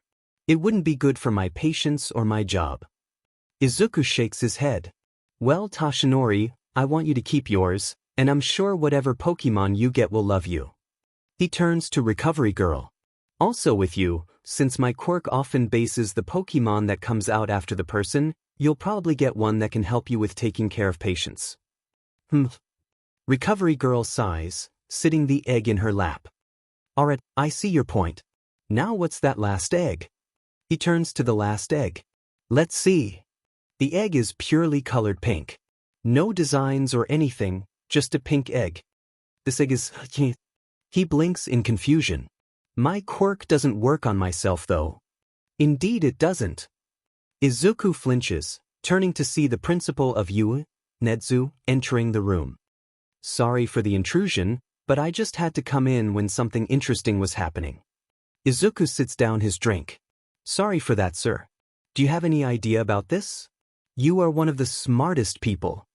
Nedzu smiles. No need to apologize. He walks beside Chip, smiling at her. You just got One for All, correct? Maybe it has something to do with that. He starts to think. Well, maybe One for All enhanced me so I could use it on myself, but that doesn't make much sense. What if because I got One for All and used it, the quirk being used on myself counted for human daycare? If that's true, then dash. Toshinori chuckles. You're going on another mutter spree, Midoriya? Izuku turns to him. Ah, sorry. Pity, I was enjoying that. Nedza sighs. Well, I'll take my leave for now. Don't worry, Midoriya, I already signed your notebook. He walks out of the room. Izuku picks up the egg. Well, I guess I'll need to take care of this one. When can I go home? Recovery Girl looks at her clipboard. You should be able to leave now. If you're ready, she pulls out some papers. Already got the paperwork. Toshinori takes the papers. I'll drive you home. I'm sure your mother has some words for me. Oh, she definitely does. Izuku sighs.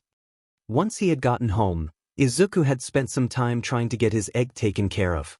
Wrapping it up in a blanket, sitting near a heater, all that. It was difficult when he could hear his mom chewing out Toshinori through the wall, so he ended up wearing his headphones. He ends up taking a nap, only waking up the next day. Everything is still sore, so he spends most of his time relaxing, his mom being kind enough to bring him food. He finally gets up a bit after dinner.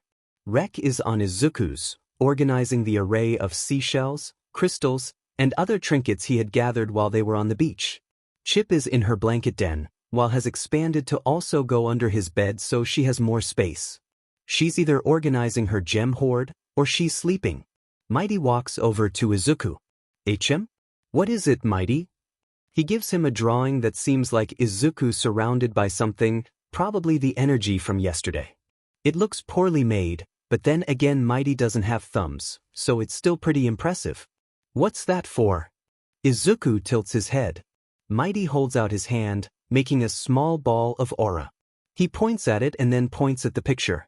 Izuku blinks. Are you saying, I used aura? Mighty nods, and Izuku puts his hand on his chin.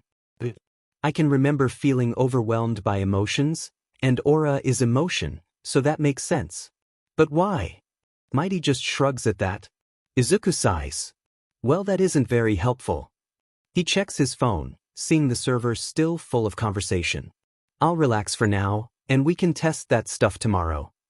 Mighty nods at him, sitting down on the edge of the bed. Izuku hands him the remote to the TV, since Mighty has learned how to use it in his own way. While Mighty searches for something to watch, Izuku sits down.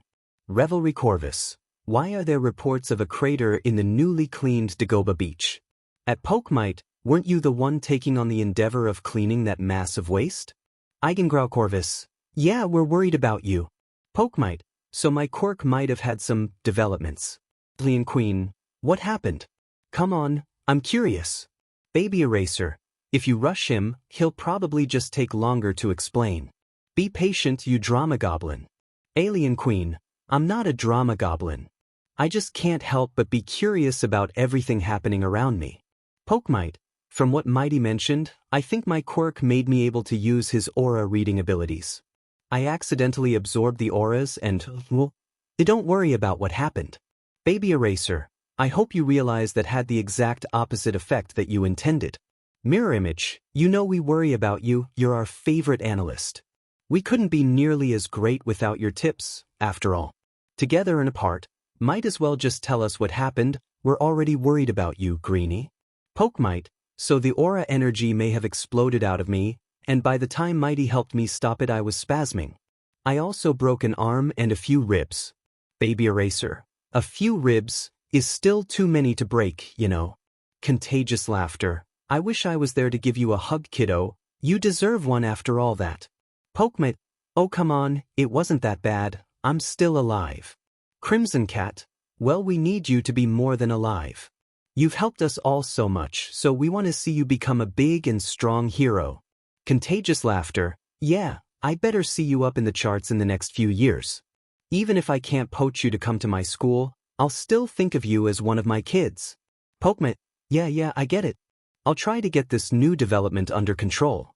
Peekaboo. You helped me get my difficult quirk under control, I know you can deal with yours. Pokemite. I know I can, I just hope I can get it done fast enough. Izuku sits on the beach, turning to Mighty. Alright, what do you want me to do? It's just them, so he's only wearing shorts. It feels uncomfortable, but he doesn't need to mess up another outfit. Mighty writes in the sand with his claw, spelling out, focus quirk. Izuku nods, taking a moment to focus on the quirk. He can feel the auras again, but he keeps his range small, though it takes far too much concentration. Can you hear me? Izuku blinks in surprise. What was that? He glances around, only to see Mighty looking just as surprised. This is me, Mighty. We're both seeing each other's auras so we can speak through them. Mighty smiles at him. He smiles under his mask. That's great. This could be so useful for hero work. But I'm still having to focus a lot to keep my range limited. If I even stood up, I'd probably lose control. Mighty nods in understanding. Yes, it can be rather overwhelming. Don't limit your range, but don't let the emotions in. Mighty holds out his hands, the energy from his own aura flowing into it and becoming a blue sphere. So I need to guide it instead of letting it in? Mighty nods at him. Izuku holds his hands out, letting his range extend. Before the emotions can flow into him, he focuses on his own aura, coaxing the energy into a ball. It's small, but it's something. He throws it and it fizzles out midair. Not the best, but good enough for now. Now relax. The emotions should be fine now. Mighty lets go of his aura sphere, letting it fade away. Izuku takes a deep breath, letting it out slowly. He can still feel the emotions around him, but he isn't experiencing them. He can handle this. Mighty stands up, walking off. He comes back a moment later with a few boulders, sitting them on the sand. I want to test something. Try to use Rock Smash. Let your fighting spirit fill your fist and strike.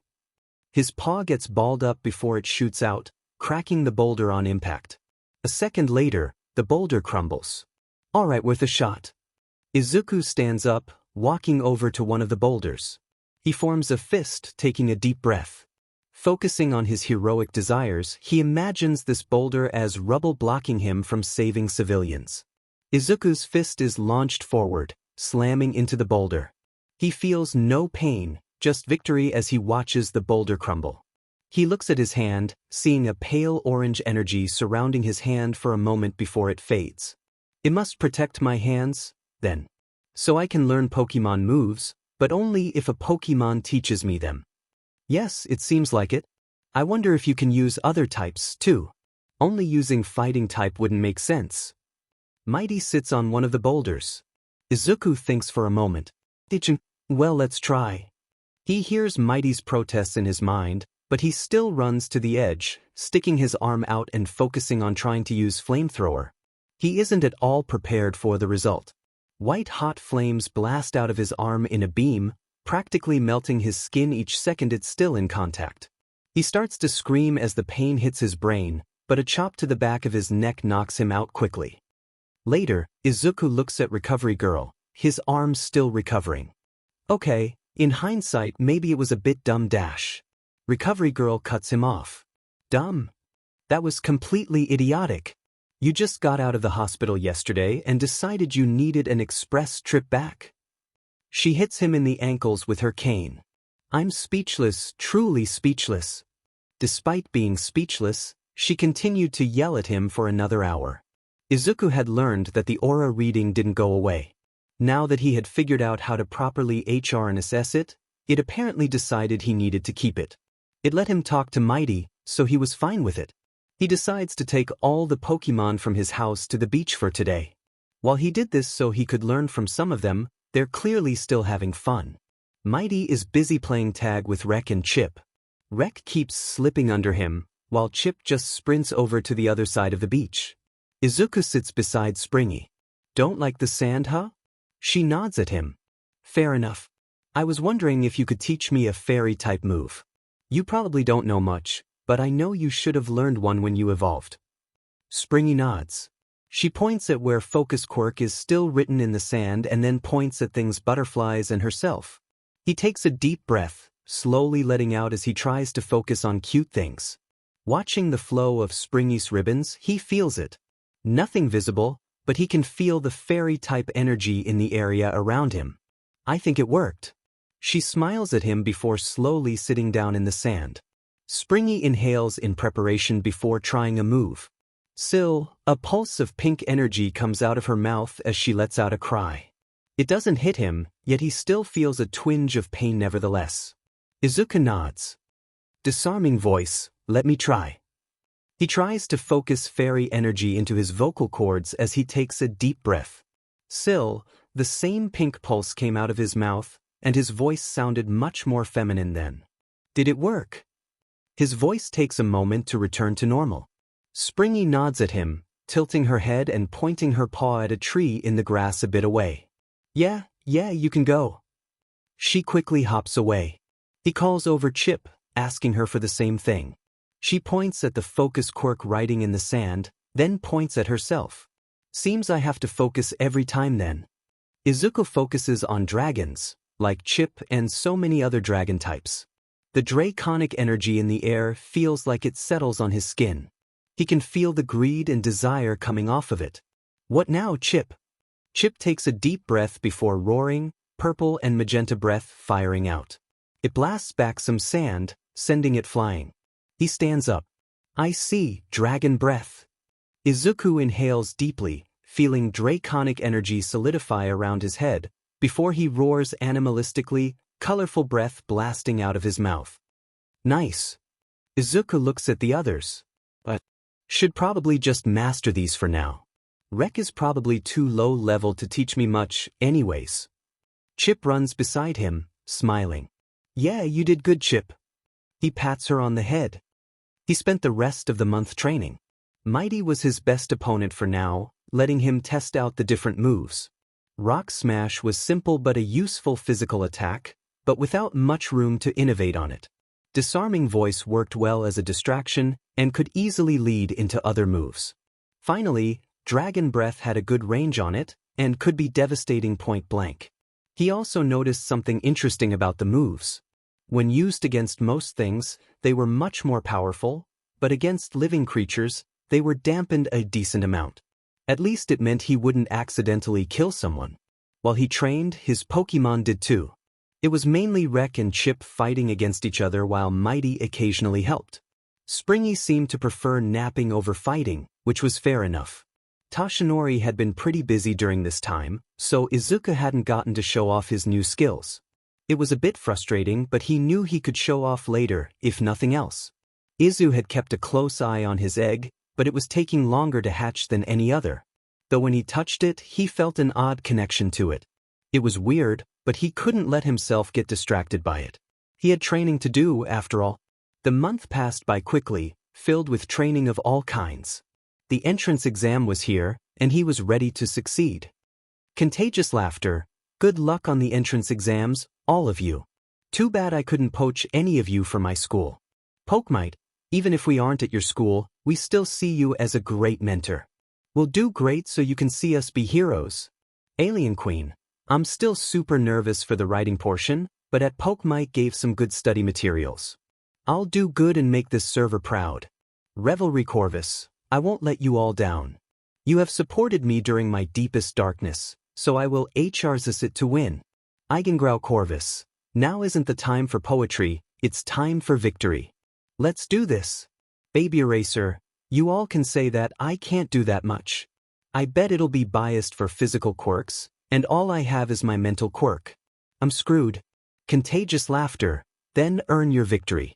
Let them laugh at you, and steal that victory out from under their noses. Softipex, be resourceful too. Use everything around you if you can't rely on your quirk. Pokemite, you better not have been slacking on the weight training I assigned you. As long as you're not a thin stick, you can handle this. Baby Eraser, yait, I'll try my best. Crimson Cat, I had the same problem, my quirk needs blood, and I'm sure hurting other students will be forbidden. I'll just be sneaky, stealing my win like it's my chosen prize. Together and apart, well, I'm going to win this for sure. Don't worry, if I see either of you I'll give you a hand. Baby Eraser, you literally haven't even seen our faces. Together and apart, oh please, even over text you two have very distinctive vibes. Mirror Image, well, I'm also pretty confident in my victory. I bet I can even get a higher score than you. Together and apart, oh, it's on. I've been waiting to get back at you since we played Uno. Crimson Cat, cut it out, we don't need a competitive back and forth in the chat again. The last one lasted 4 hours, which was 4 hours too long. Soft Apex, stop texting and get going. I need to see you all up in the charts with that contagious laughter so don't be slacking. Demolish this test, and go plus ultra. Crimson Cat, yeah, Dad. Alien Queen, got it. Eigengrau Corvus, hell yeah. Baby Eraser, I'll try. Together and apart, I'll do the best. Mirror Image, I'll do the best of course. Revelry Corvus, Understood, sir. Pokemite. Yes, sir, plus Ultra. Izuku's mom hugs him. Oh, my baby. I know you're going to do great. It's just too bad you couldn't bring your Pokemon with you. He smiles at her. It's okay, Mom. I'm lucky they let me wear all this. He gestures to his outfit. He has on a new scarf, mask, hat, boots, gloves, everything. Izuku even put on a visor so people couldn't see his eyes. I know. Now go, you don't want to be late. Love you. She lets go of him, giving him a wide smile even as her eyes water. All of his Pokemon are behind her. Rek waves at him while smiling happily. Chip grins, clapping her claws together. Mighty just smiles at him, nodding. You've got this, Izuku. Izuku nods, stepping back. Love you too, Mom. Love you guys. He runs off, trying to make sure he isn't late while also trying to pace himself. He stands in front of Yue, looking up at the massive building. He had come here to be healed before, sure, but this is the first time he gets to choose to be here. Kaken passes by him, turning at him to glare. You better not f this up, nerd. He promptly walks off without waiting for a response. That's just as weird as my last interaction with him. Izuku sighs, walking towards the building. A few steps in, he trips on a rock and right as he decides to accept his fate, he can feel himself floating. Huh. A brown-haired girl comes into view. Sorry for using my quirk on you without permission, I just figured tripping on the first day would be bad luck. She releases her quirk before she glances at the tall building. Geez, that's pretty menacing, huh? I've got to get going, I don't want to be late. Bye. Izuku blinks as he just stands there. My first conversation with a girl my age in person, and I didn't say a word. He sighs. That tracks. He walks inside of the building, trying to find his way to the exam room. The written exam is just held in a bunch of random classrooms that were easy enough to find. The written exam was a bit challenging. He had done studying during the month of training, and it clearly paid off, but it was still difficult. It wasn't bad, honestly he appreciated the challenge. Some of the ethics questions were especially challenging, they were tricky and thought-provoking. While he wasn't the first to finish, he was still pretty early, so he just had to sit there for a while. Eventually they were allowed to go to the auditorium, which was large enough to hold all of the different groups. Once everyone is in there, Present Mike stands at the front, the screen behind him showing the UA logo. Hey there listeners. I'm here to give you all the rundown of the practical exam. Are you ready? Yeah. Izuku yells out, but then shrinks in on himself when he realizes he's the only one who said anything. Present Mike gives a beaming smile. You're my new favorite little listener. The screen changes to show a city. The practical involves mock urban battles, with all you examinees going to different testing sites. The screen changes to show 3 different silhouettes. You gotta go to your testing site where you gotta fight against some robots. There are 3 types, each worth different point amounts. Just go through and take them out, but don't do any unheroic actions like harming other examinees. Someone in the crowd with blue hair and glasses stands up. Excuse me. On the printout it shows 4 types of robots. This is the prestigious UA, so if this is an error the staff should be ashamed. He turns around, pointing at Izuku. And you, in that ridiculous getup. Izuku tilts his head. And me. The boy glares at him. You've been a distraction this entire time, with your muttering, shouting out, and dressing like that. Take this seriously or leave. Present Mike steps forward. Whoa, don't be so harsh, Examinee 7111. I was getting to that. The screen shows the silhouette of the final robot.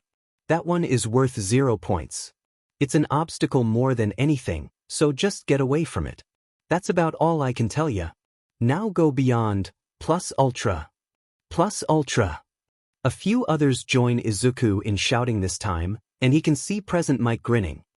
Once he gets to the testing site, it's crowded. Everyone is trying to act brave and confident, but he can see their auras. Most of them are worried and a bit scared. He spots the person who helped him outside, so he tries to walk over to thank her. A hand grabs onto his shoulder, making him flinch and turn, seeing the blue-haired boy from earlier. Are you really trying to distract her dash? Izuku grabs the boy's wrist, yanking his hand away. Don't touch me. The second the siren goes off, he starts running, slipping between people to get past the crowd. Once he spots a one-point bot, Izuku uses Rock Smash. His fist hits the hull, sending cracks across the whole robot. Ducking an attack, he Rock Smashes the same spot, making a hole in the robot. It seems to be enough to decommission it, so he starts sprinting again. He finds a two-pointer, Rock Smashing it in the cameras. While it flails around trying to hit him, he rips out some wires to end it. Got it, cameras are better to aim for. A few moments later, he finds a three-pointer, which has no visible cameras. He rips off his scarf and mask before stuffing them in his hoodie pocket, sprinting towards the robot. Izuku exhales dragon breath, corroding the metal some, but not doing much. The three-pointer attacks, firing out missiles. He manages to dodge them, watching them explode into pink confetti that sends a piece of rubble flying. More force than heat, probably. One of its metal fists almost hits him before he rolls away. He moves to another spot, Rock Smashing it and then letting loose a dragon breath. The draconic energy seeps into the cracks, destroying it from the inside. Much more effective. Now let's repeat that. Izuku dashes from robot to robot, destroying them. He ignored one-pointers, going exclusively for two- and three-pointers. Rock Smash and Dragon Breath destroyed any he came across, even if he got hit a few times. But of course, he couldn't ignore others. He spots someone with purple hair that defies gravity, getting attacked by a three-pointer. Missiles shoot out at the defenseless boy. Watch out! Izuku roars out, Dragon Breath making all of the missiles explode midair. The boy ran over to him, gasping for breath. Thanks for the help, Pokemite. I'll just die now. Huh. Izuku blinks in surprise. Oh, Baby Eraser. Let me just. He picks up a long piece of sharp metal, handing it to Baby Eraser. Here you go. Aim for any opening. Baby Eraser groans. I still hate all of you for that name. He runs towards the robot, getting behind it to shove the metal into it. Since the robot starts sparking and falling over, he probably hit the machinery inside. Izuku grins. Good job, just keep doing that. I wish you luck. He runs off, taking down another three-pointer with a careful Rock Smash and Dragon Breath combo. He gets into a flow with this, destroying robot after robot. He lost count of his points a while ago, but he keeps going until something changes. The entire cityscape shakes as something enters. Looking up, Izuku can see the zero-pointer towering above everyone. Of course, it can't just be normal size, it has to be excessive. He's about to run when he hears someone calling for help. Turning around, he can see it's the girl from earlier. Baby Eraser is trying to help her, but it's clear he doesn't have the muscle to move the rubble. Izuku sprints, his feet pounding against the concrete. He Rock Smashed rubble behind him, giving him small bursts of speed until he got there. What's the problem? The girl looks up at him. I'm stuck, and I can't use my quirk on any of the rubble with how my hands are trapped. Baby Eraser sighs, letting go of the rock he was trying to lift. I'm too weak to move any of it. He rears his fists back, carefully aiming his Rock Smashes to break the largest pieces of rubble. What does your quirk do? I can touch something and make it weightless, but I get nauseous if I use it on myself or use it for too long. She speaks while Baby Eraser pulls her out. Izuku sighs. Well, skin contact would cause issues with my quirk, so I'll go with my other idea. Baby Eraser, you help her, I'll do my thing. Baby Eraser rolls his eyes. I have a name, you know. He still listens, helping her get away. He carefully climbs up a building, seeing the zero-pointer's arm trying to hit him as soon as he gets to the top. Moving out of the way, he lets it land so he can hop on it. He sprints up the arm until he gets all the way to the neck. There's a door on the back of the neck, much sturdier than the rest of the metal. Trying the handle, it's definitely locked. Guess I'll just go around it. Izuku repeatedly Rock Smashes the wall beside the door, eventually breaking a hole in it.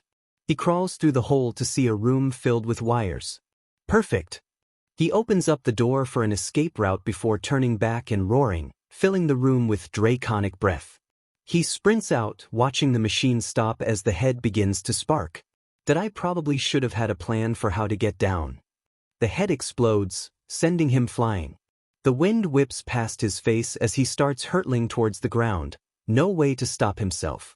Sheet, dash, his instincts flare up, trying to think of a way out of this.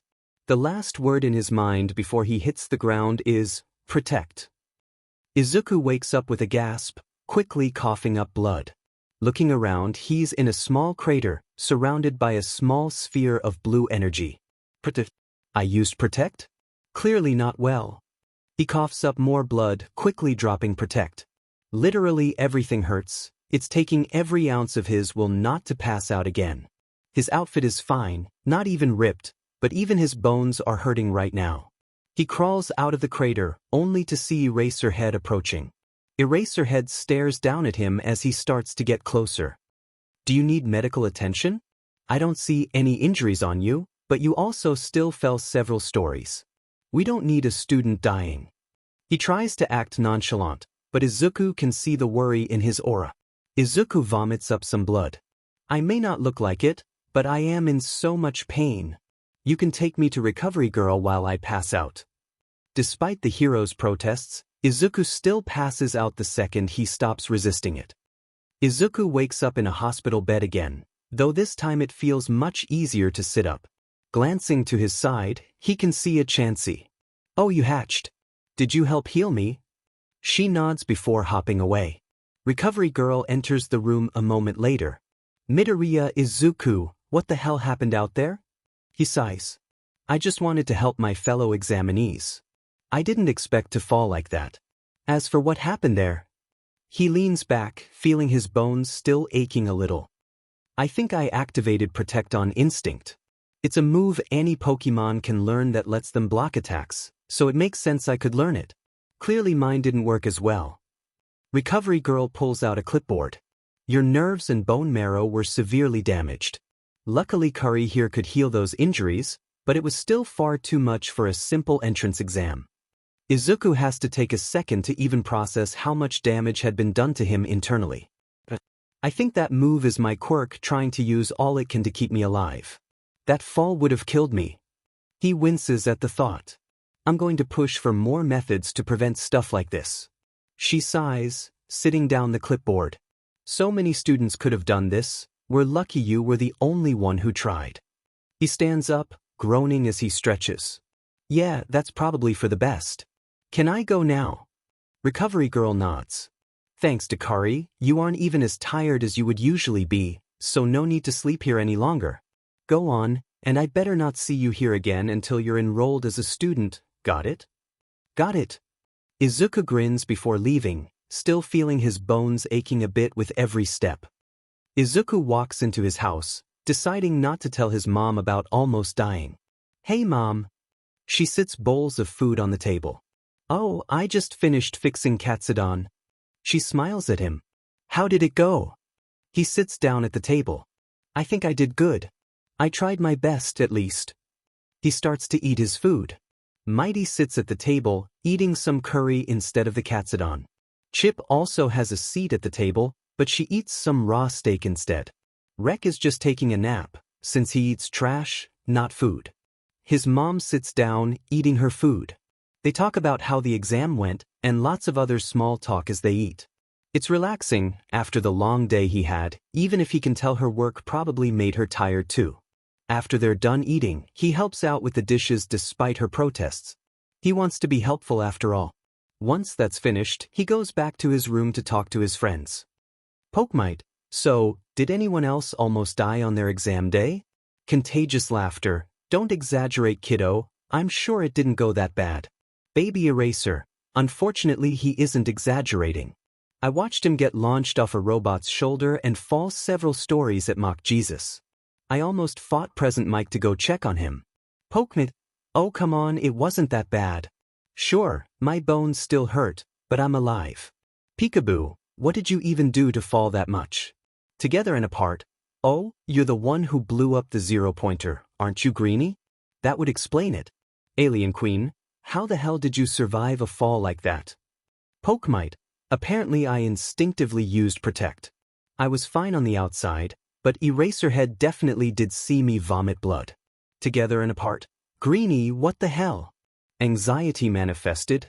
It was that bad. I don't think my entrance exam had any issues that bad back when we did it. Contagious laughter. You just can't catch a break, huh kiddo? You get a moment to relax, then the next moment you gotta fight with all your might to survive. Poke might. Was that a pun? Contagious laughter. Hee hee, smiley face. Izuku chuckles. Leaning away from his phone. He's sitting in his room now. He's just relaxing, texting his friends, some YouTube playing in the background, nice and relaxing. Crack. He whips his head around, seeing his egg starting to crack. Wait, what dash? He runs over, sitting next to it. The cracks slowly spread, eventually covering the full thing. He waits patiently, seeing the light flash as the egg shatters. Once the light fades, there's a floating creature. It's pink, curled up in a ball like in bio. Its eyes are closed for the moment, still asleep even after birth. Izuku blinks in surprise as he stares at it. It can't be, I've got a Mew? The Mew wakes up, flying into his arms and smiling. Izuku flinches at the touch before looking down at it. I never had the power to make legendaries or mythicals before. I guess it might be one for all again. He thinks for a moment. I'll name you Ace. Ace floats out of his arms, spinning around happily. Mighty tilts his head. A Mew? I guess it's fitting with your quirk. Chip looks up at Ace, holding up a shiny gem. Rek waves at Ace, giving her a goofy smile. Izuku grabs his phone. Yeah, I can kinda see it. Now, let me send a pic to the server. They're gonna love this. Pokemite. Mew.jpg. Contagious laughter. Wait, you got a Mew. How? When? Pokemite. So my quirk might have activated on myself back when I broke myself with Aura, and just now it hatched into a Mew. I named her Ace. Anxiety manifested. She's cute, but I thought your quirk couldn't make legendaries or mythicals. Mirror image. Well, that's unfair. The rest of us are having to get by with what we have and you get a Mew. Baby Eraser. You're just salty because you failed to catch the shiny Mew in the ROM hack you played last week. Mirror image. Shut up. Pokemon. She isn't even shiny, and you're so skilled on your own anyways. Alien Queen. Oh come on, don't act like you aren't strong too. You cleaned up a whole beach, you deserve that Mew. Revelry Corvus. A creature with immense potential fits you well with your versatility and skill. Eigengrau Corvus. Yeah, Axe is perfect for you. Soft Apex. What's perfect for you all is sleep. Get to bed all of you. Alienkin. It's only 3 Soft Apex. If you all don't go to bed, I'll find where you live and stuff melatonin down your gullets. Pokemite. I stayed up later than I thought, so alright. Good night. He turns off his phone, sitting on his bedside table. Ace lays on his chest, asleep. He was uncomfortable with it at first, but now it feels so familiar and comfy. All his other Pokemon are already in bed. Mighty is sleeping on the bed beside him. Chip is probably asleep under the bed, and Rek is sleeping in Izuku's trash can like always. At least they're all comfy in here. Izuku decides to just go ahead and sleep. He turns the TV on a YouTuber with a monotone voice before laying back. The next week is full of waiting. Izuku checks the mailbox daily to see if they've gotten anything at all. The rest of the time is spent letting his Pokemon train on the beach, since they're still eager to be stronger. It seems like Ace knows all the same moves that Izuku knows, which makes sense with the odd connection he feels with her. She also happens to be especially mischievous, especially loving to play hide and seek. It seems like she doesn't like playing pranks on family, which was good for him. Toshinori was still busy, though Izuku still didn't know what kept him so busy. Either way, he kept waiting. Something finally changed when he checked his mailbox a full week after the entrance exam. It's from UA. He runs inside holding the letter. His mom turns to him. Oh, open in, let's see what's inside. She sits on the couch. Spring is on the ceiling fan above them, asleep. Rek is sitting on the table, bouncing excitedly. Chip sits beside the table while Mighty sits on the couch. Izuku sits down between Mighty and his mom, tearing open the letter and throwing the trash to Rek. A large metallic disc clatters onto the table. The projection of All Might appears. I am here as a projection. Izuku blinks in surprise. Wait, what? This is from UA, right? The projection keeps going. I had paperwork and all that for the past while, so I've been a bit busy, and I apologize for that. I actually came to this town to work at UA. And what? Someone starts gesturing from the corner of the screen. Oh, come on. Fine, I'll hurry it up. You business students and your efficiency? All Might sighs. First off, you passed the written exam with flying colors. As for the practical exam, you got 45 villain points. Already a passing score, but that wasn't even all. The screen shifts to show two different recordings. Both the brown-haired girl and Baby Eraser asked if they could give him points for how he helped them. All Might grins wider. Heroes are meant to save people, so of course we have rescue points. Between the many examinees you helped, you gained a total of 100 rescue points. 40 for all the random students you helped, and 60 for destroying the zero-pointer. This gives you 145 points total, the highest in UA history. Obviously you're accepted. This is your hero academia. I'll see you soon. The projection shuts off. His mom hugs him immediately. Oh, you did great, Izuku, I knew you would. He smiles, hugging her back. I actually got in. Rhett claps happily on the table, Chip just grins at him, and Ace flips around in the air excitedly. Mighty leans forward, giving him a big smile. I knew you could do it. Izuku's phone vibrates with a text. Tashinori says he wants to meet me at the beach tonight. Hopefully some good news. His mom lets go of him. Well then you better make sure to go. I'll make some celebratory katsudon again for dinner. Alright, I'll text my friends, they probably got in too. He walks back to his room. Pokemite, I got accepted. Revelry Corvus at Eigengrau Corvus and I both got accepted as. Well, Eigengrau Corvus, hell yeah. Baby Eraser, surprisingly, I managed to scrape by and get accepted. Alien Queen, I got in too. Mirror Image, of course I got in and I got 11th place. Together and Apart, well I got in too, and I'm in 10th place so I did better than you. Crimson Cat, I got in too, and I think you all didn't realize who was in first place. Mirror Image, let me guess, some hotshot with a flashy quirk like always? Crimson Cat, nope, Izuku Midoriya. K Pokemate, Together and Apart, Demon Greenie. You beat all those hotshots, that's demon good. Pokemate, oh come on, it isn't that impressive. Crimson Cat, he got 45 villain points and 100 rescue points, and I heard a staff member say it was the highest in UA history. Baby Eraser, don't be humble, you deserve to be proud after that. I only barely scraped by. Pokemite, it could have been a fluke, you all did great too. Mirror Image, maybe we need to get our resident green bean into therapy for all this self-degradation. Pokemite, oh look, dinner's done, gotta go by. Together and Apart, you're a slippery little sheet, Greenie. After dinner, Izuku heads to the beach with all his Pokemon. When he gets there, he can already see Tashinori with a, is that a Kubfu? Tashinori blinks at him. Oh, is that the species name of this one? I just called him Kavacha. Kavacha hides behind Tashinori's leg before sniffing the air and deciding it's safe to come out, looking up at Izuku. Well, I can tell your egg hatched. Mine did too. He points at Ace. Now what did you need to tell me?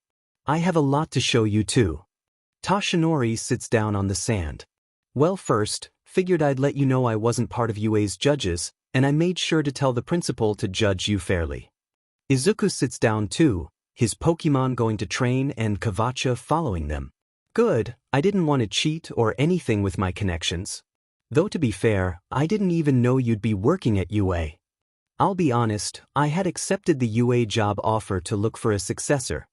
He looks at Izuku. That was before I found you, of course. He nods. I won't let you down. Now, let me show you some moves I learned. Izuku spends the next hour or so showing off his different moves to Tashinori. He shows how he uses them for combos, breaking rubble, everything until he has to go home so he can finally sleep. Later that week, Izuku is out on the beach again, most of his Pokemon off playing. He sits down with Mighty.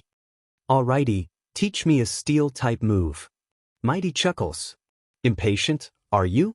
Well, like always, you first have to focus on things of that type. Izuku takes a deep breath, feeling for the metal on Mighty's body and the metal in nearby signposts.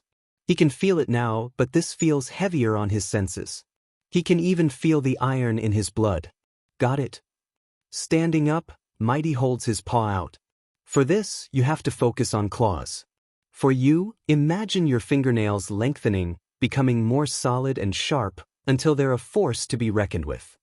Metal claws extend out of his paw, and he slashes the sand with them. Just need to use metal claw then, got it?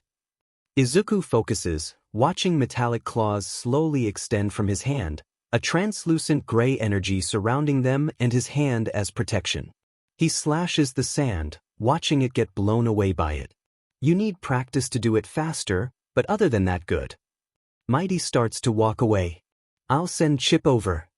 Izuku watches Chip walk over. Alright, what do I need to focus on for the ground type? Chip points at the sand and nearby dirt. I guess that makes sense.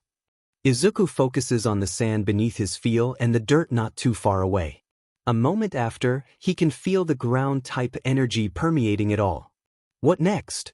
Chip holds out her claws, lowering them down before throwing them up into the air. Some sand a good bit away flies up, spinning in a miniature sandstorm from the action. Izuku squints.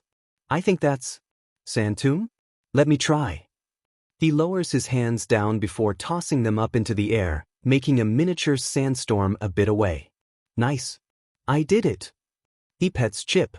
Tell Rek to come here, please. She walks away, sending Rek over.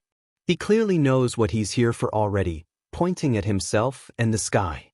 So, for poison, you and pollution, I guess? He thinks of toxic smog and sludge, smoke and grime filling his thoughts. Once he can feel the energy, it's nearly suffocating with how much there is in the air. Rek pokes his leg as he coughs. Yeah, I'm fine. What now? Rek takes a deep breath before closing their mouth, leaning back for a few seconds before shooting forward and spitting a spray of acid. Izuku nods. Okay, acid spray, I can do that. He takes a deep breath before closing his mouth, letting spit build up in his mouth. He pushes the poison energy of the air into the spit before spraying the spit out a decent distance, watching it melt the sand. He grins. Alright, now I just need a dark type move. Should I just focus on shadows and other dark things? Rek nods, scooting closer to him. Izuku focuses on shadows and things like violence. The energy he can feel is within the shadows under the trees and buildings, but also in the auras of people with their negativity. What move do you got for me? Rek bares his teeth, which are only two small ones. Darkness grows in his mouth, forming solid dark fangs which Rek uses to bite the air. Izuku steps forward. Bite, alright. He bares his teeth, feeling the dark energy grow over his teeth, shielding them while also allowing for sharp fangs. Once it's finished, he bits the air. The energy might block it from counting as skin contact. That's helpful. Glancing over, he can see Ace practicing with the moves he just learned. Alrighty then, time to train. And train he did. Every day he had left, he fought against his Pokemon and tested out the limits of the moves, trying to see what changed from it being brought into the real world. His first day of UA came up faster than he expected though, and soon enough he had run out of time to train. The first day was here. Izuku stands in the front door, his mom fretting over him. Do you have your bag? Your hat? Your scarf? He nods. Yes, I've got everything. I need to get going before my anxiety makes me chicken out of it. Izuku hugs her, waving goodbye to his Pokemon too. Love you all. All of his Pokemon wave back at him, though Ace has a mischievous look in her eyes that he tries not to focus on. His mom waves back, her eyes already watering. Love you, sweetie. Have a great first day at UA. Izuku runs off again, trying to get to the train station. Being late on the first day would leave a bad impression. Once he gets to UA, he almost gets lost inside. The building is so large, somehow he ended up on the opposite side of the building from where he needed to be. Why couldn't they have given me a map? The tile below him opens up, two white paws coming out of it with a map. Here you go. Principal Nedzu sticks his head out. Are those secret tunnels you're in? He takes the map. Nedzu grins. You'll gain access once you're worthy. He falls back into the tunnel, the tile closing above him. He sighs, looking at the map. That just happened. After that, he's able to use the map to navigate himself to the 1A classroom. He decides to just go in before he can get nervous. Kaken sits in his seat with his feet propped up, a Toracat curled up in his lap. The blue-haired kid from the test is yelling at him. That is so very disrespectful to UA's property. And you brought an animal on campus, which breaks rule number dash. Hey jackass, Scorch is my therapy cat, so stop effing yapping. Fucking ignorant prick.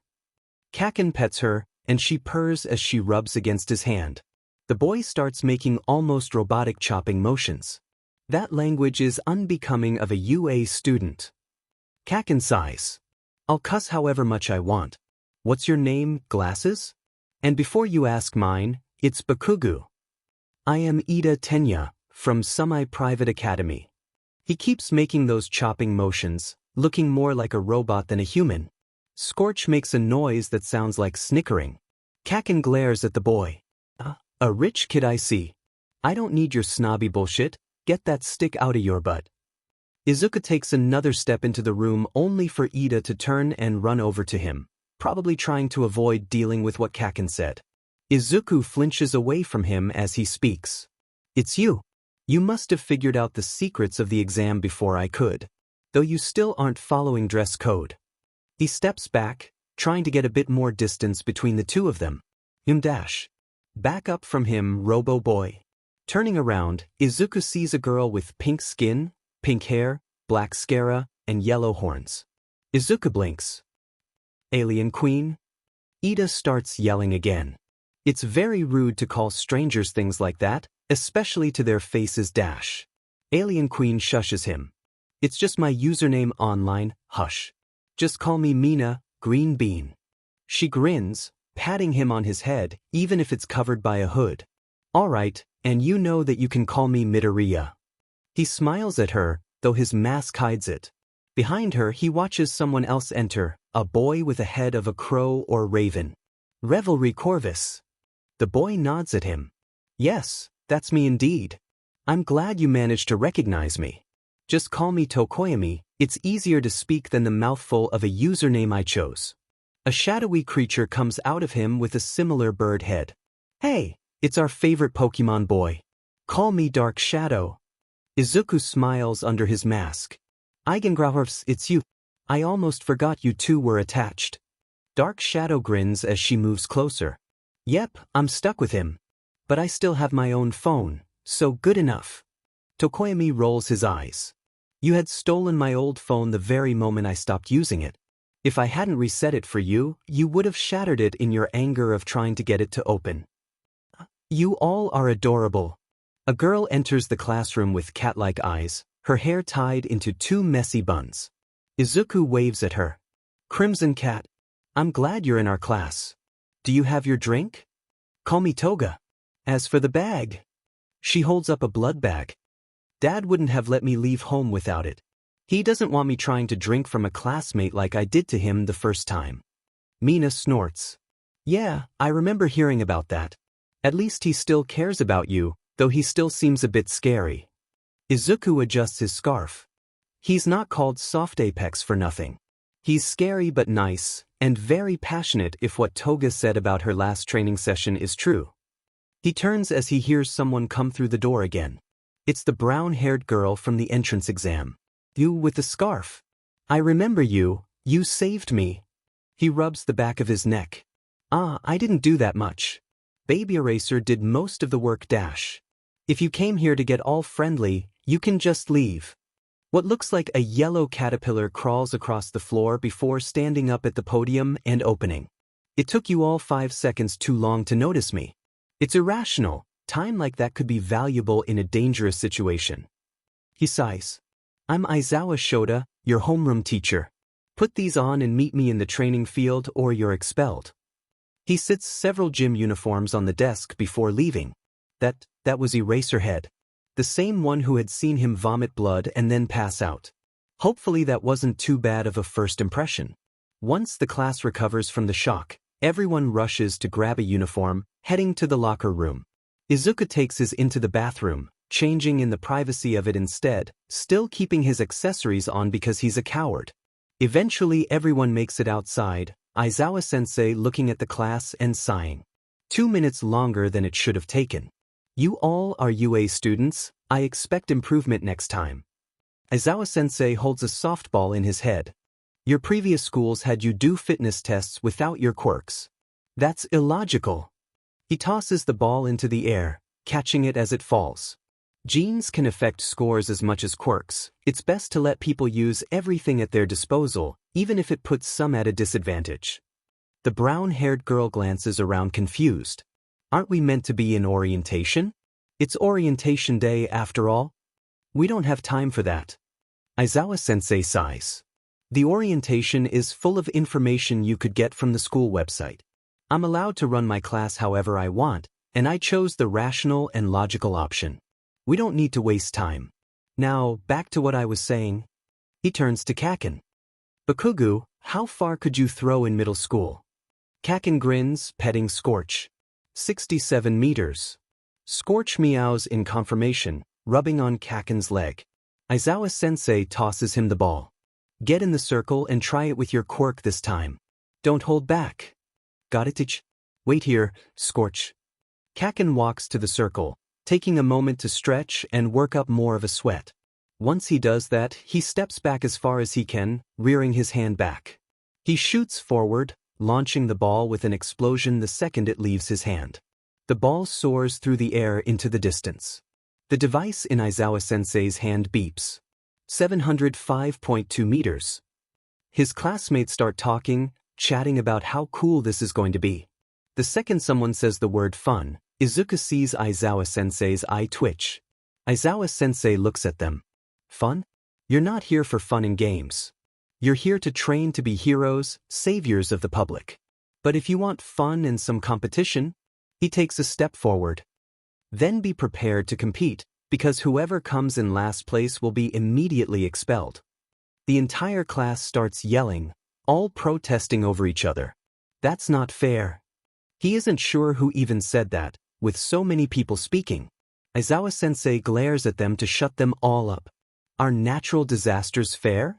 Are villain attacks fair? No, they aren't. Life isn't fair, and I plan to show you that. Now let's start the first test. While the first group goes for the 50-meter dash, Izuku feels something poke him in the side. He turns to see Ace floating there. What, you're supposed to be at home? He keeps his voice down so he's just whisper yelling at her. Kaken walks over. What are you yapping about, nerd? Is that effing Mew? Izuku covers Ace with his body as he turns to Kaken. What are you talking about, Kaken? There's nothing here. How do you even know that they're Pokemon anyways? He tilts his head. I never told you. You are the shittiest at lying. He rolls his eyes. And I figured it out on my own. I'm not an idiot. As soon as Scorch evolved, I got curious. Now show me the Demon Mew. He sighs, stepping aside. Ace floats into his arms. This is Ace. I have absolutely no clue how she got to you. I left her at home. Kaken steps forward. You FING lucky BSTRD, getting a Mew. How many others you got? Even if he's acting a bit nicer, he's still clearly Kaken. I have 4 Pokemon of my own, though Mom has one too. He pets Ace, watching her nuzzle his hand. Scorch gives him and Ace a curious look. Kaken is about to speak, but Aizawa-sensei calls them over for the test. Kaken glares at him. We'll talk later, Tsuminit. Izuku walks over with him, Ace following right behind him. He gets right behind the starting line, crouching down. Aizawa-sensei looks at Ace and sighs. I don't even want to ask. Just get ready to run. A machine signals for them to start. He starts running on all fours, forming metal claws to dig into the ground and pull him further. It feels foreign yet natural, on all fours leaping forward again and again. He keeps going until he launches himself over the finish line. The scoreboard says his time is 6.14 seconds, good enough. Next up is grip strength. None of his moves could help him, so he just gets a score of around 60 kilograms. Above average, at least. The standing long jump gives him an idea. Hey Ace, want to help? She nods as he pulls his mask down. He gets to the sandbox, jumping towards it before flipping around, firing off a dragon breath. Ace shoots one right at his, and the two colliding repels Izuku back. He lands on the other side of the sandbox, pushing himself off the ground. Good job. He pulls his mask back up. All of the other events he goes through pretty normally. He can't use his quirk for most of them, and even Ace has her limitations, so he settles for above average scores. Then he gets to the ball throw. Izuku glances at Aizawa-sensei. Would you disqualify me if I had Ace carry it? Aizawa-sensei nods. Yes, I would've. He sighs. Smart thinking though. Since it survived Kaken's explosion, he has an idea. He pulls down his mask, focusing dark energy on his teeth to cover them in fangs. He uses bite on the ball, holding it in between the sharp teeth. Carefully trying not to let go of bite, he focuses draconic energy in his lungs, feeling more of it build up than he expected. Dragon breath fires out of him, much stronger than intended. The ball gets launched away while he's slammed into the ground by the force. The breath doesn't stop until he feels his quirk getting cancelled. Izuku sits up, coughing into his hand. When he pulls his hands away, there's a few droplets of blood. Got it? Can't use two at once still, that hurts. Dark Shadow moves over beside him. Are you alright? Come on, you can't die during class, you've already gotten hurt enough. Ace is also fretting over him, floating right beside Dark Shadow. It's alright, Dark Shadow. Only a bit of blood. His voice is much more raspy than he likes. He turns to Aizawa-sensei. What's my score? Aizawa-sensei looks at him. You got 700.8 meters. That was incredibly reckless, kid. Why shouldn't I just expel you now? He tries to act tough and cold, but Izuku can still see the worry and curiosity in his aura, though it's mixed with annoyance. Izuku wipes his bloody hand on the dirt before standing up. I made sure to only test this here, in a safe environment. Can I please go to the nurse after we get the results? He coughs again, blood droplets falling onto the ground. Aizawa-sensei sighs. Fine. Get back in the group for now. He walks back to the group, waving off their concern as he pulls his mask back up.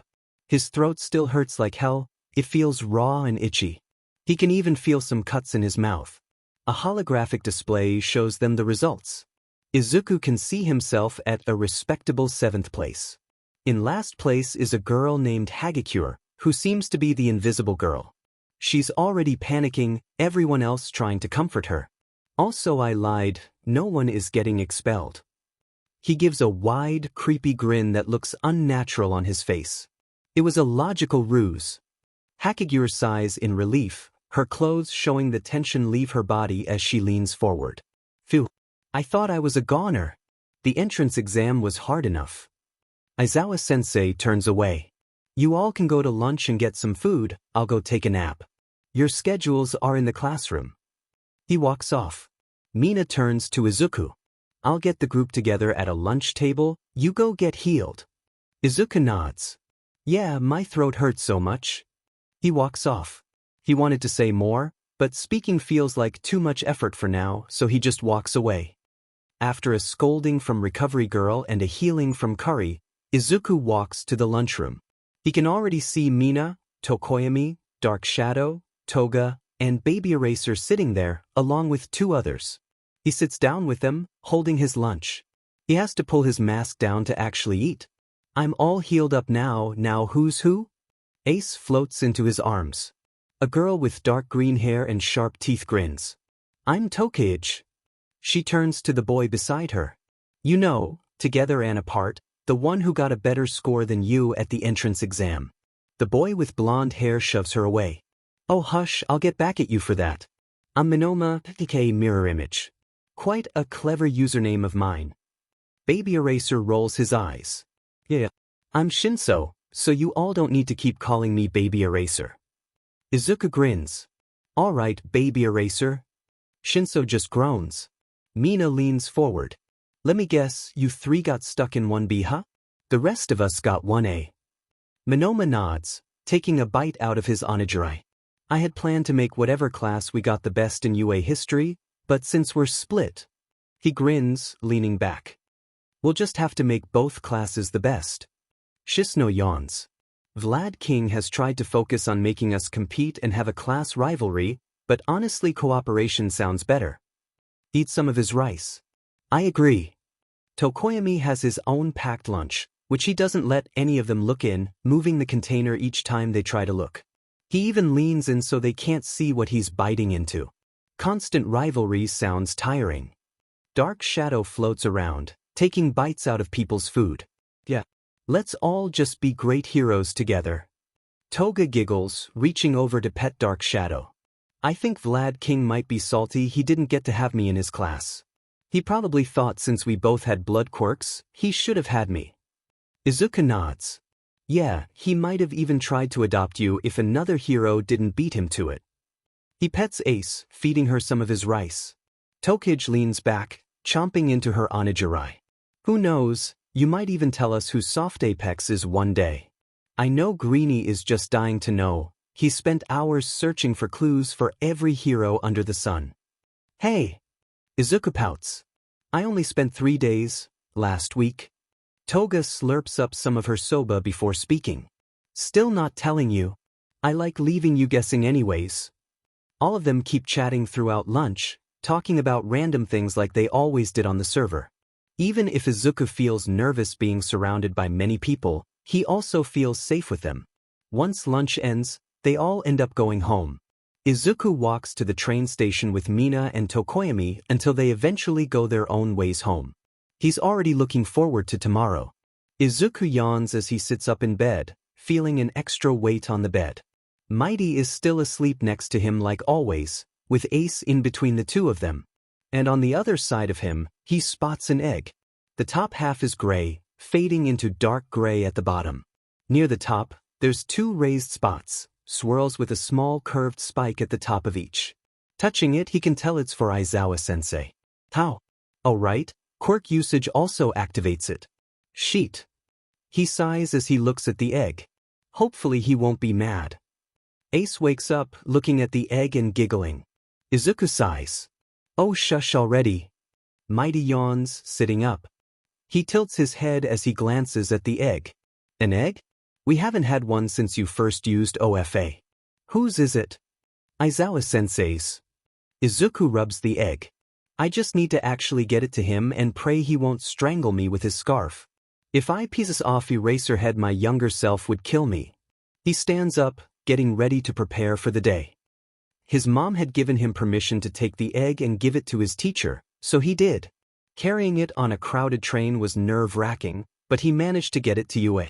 Once he got to class, he walked up to the podium, seeing Aizawa-sensei in his sleeping bag behind it.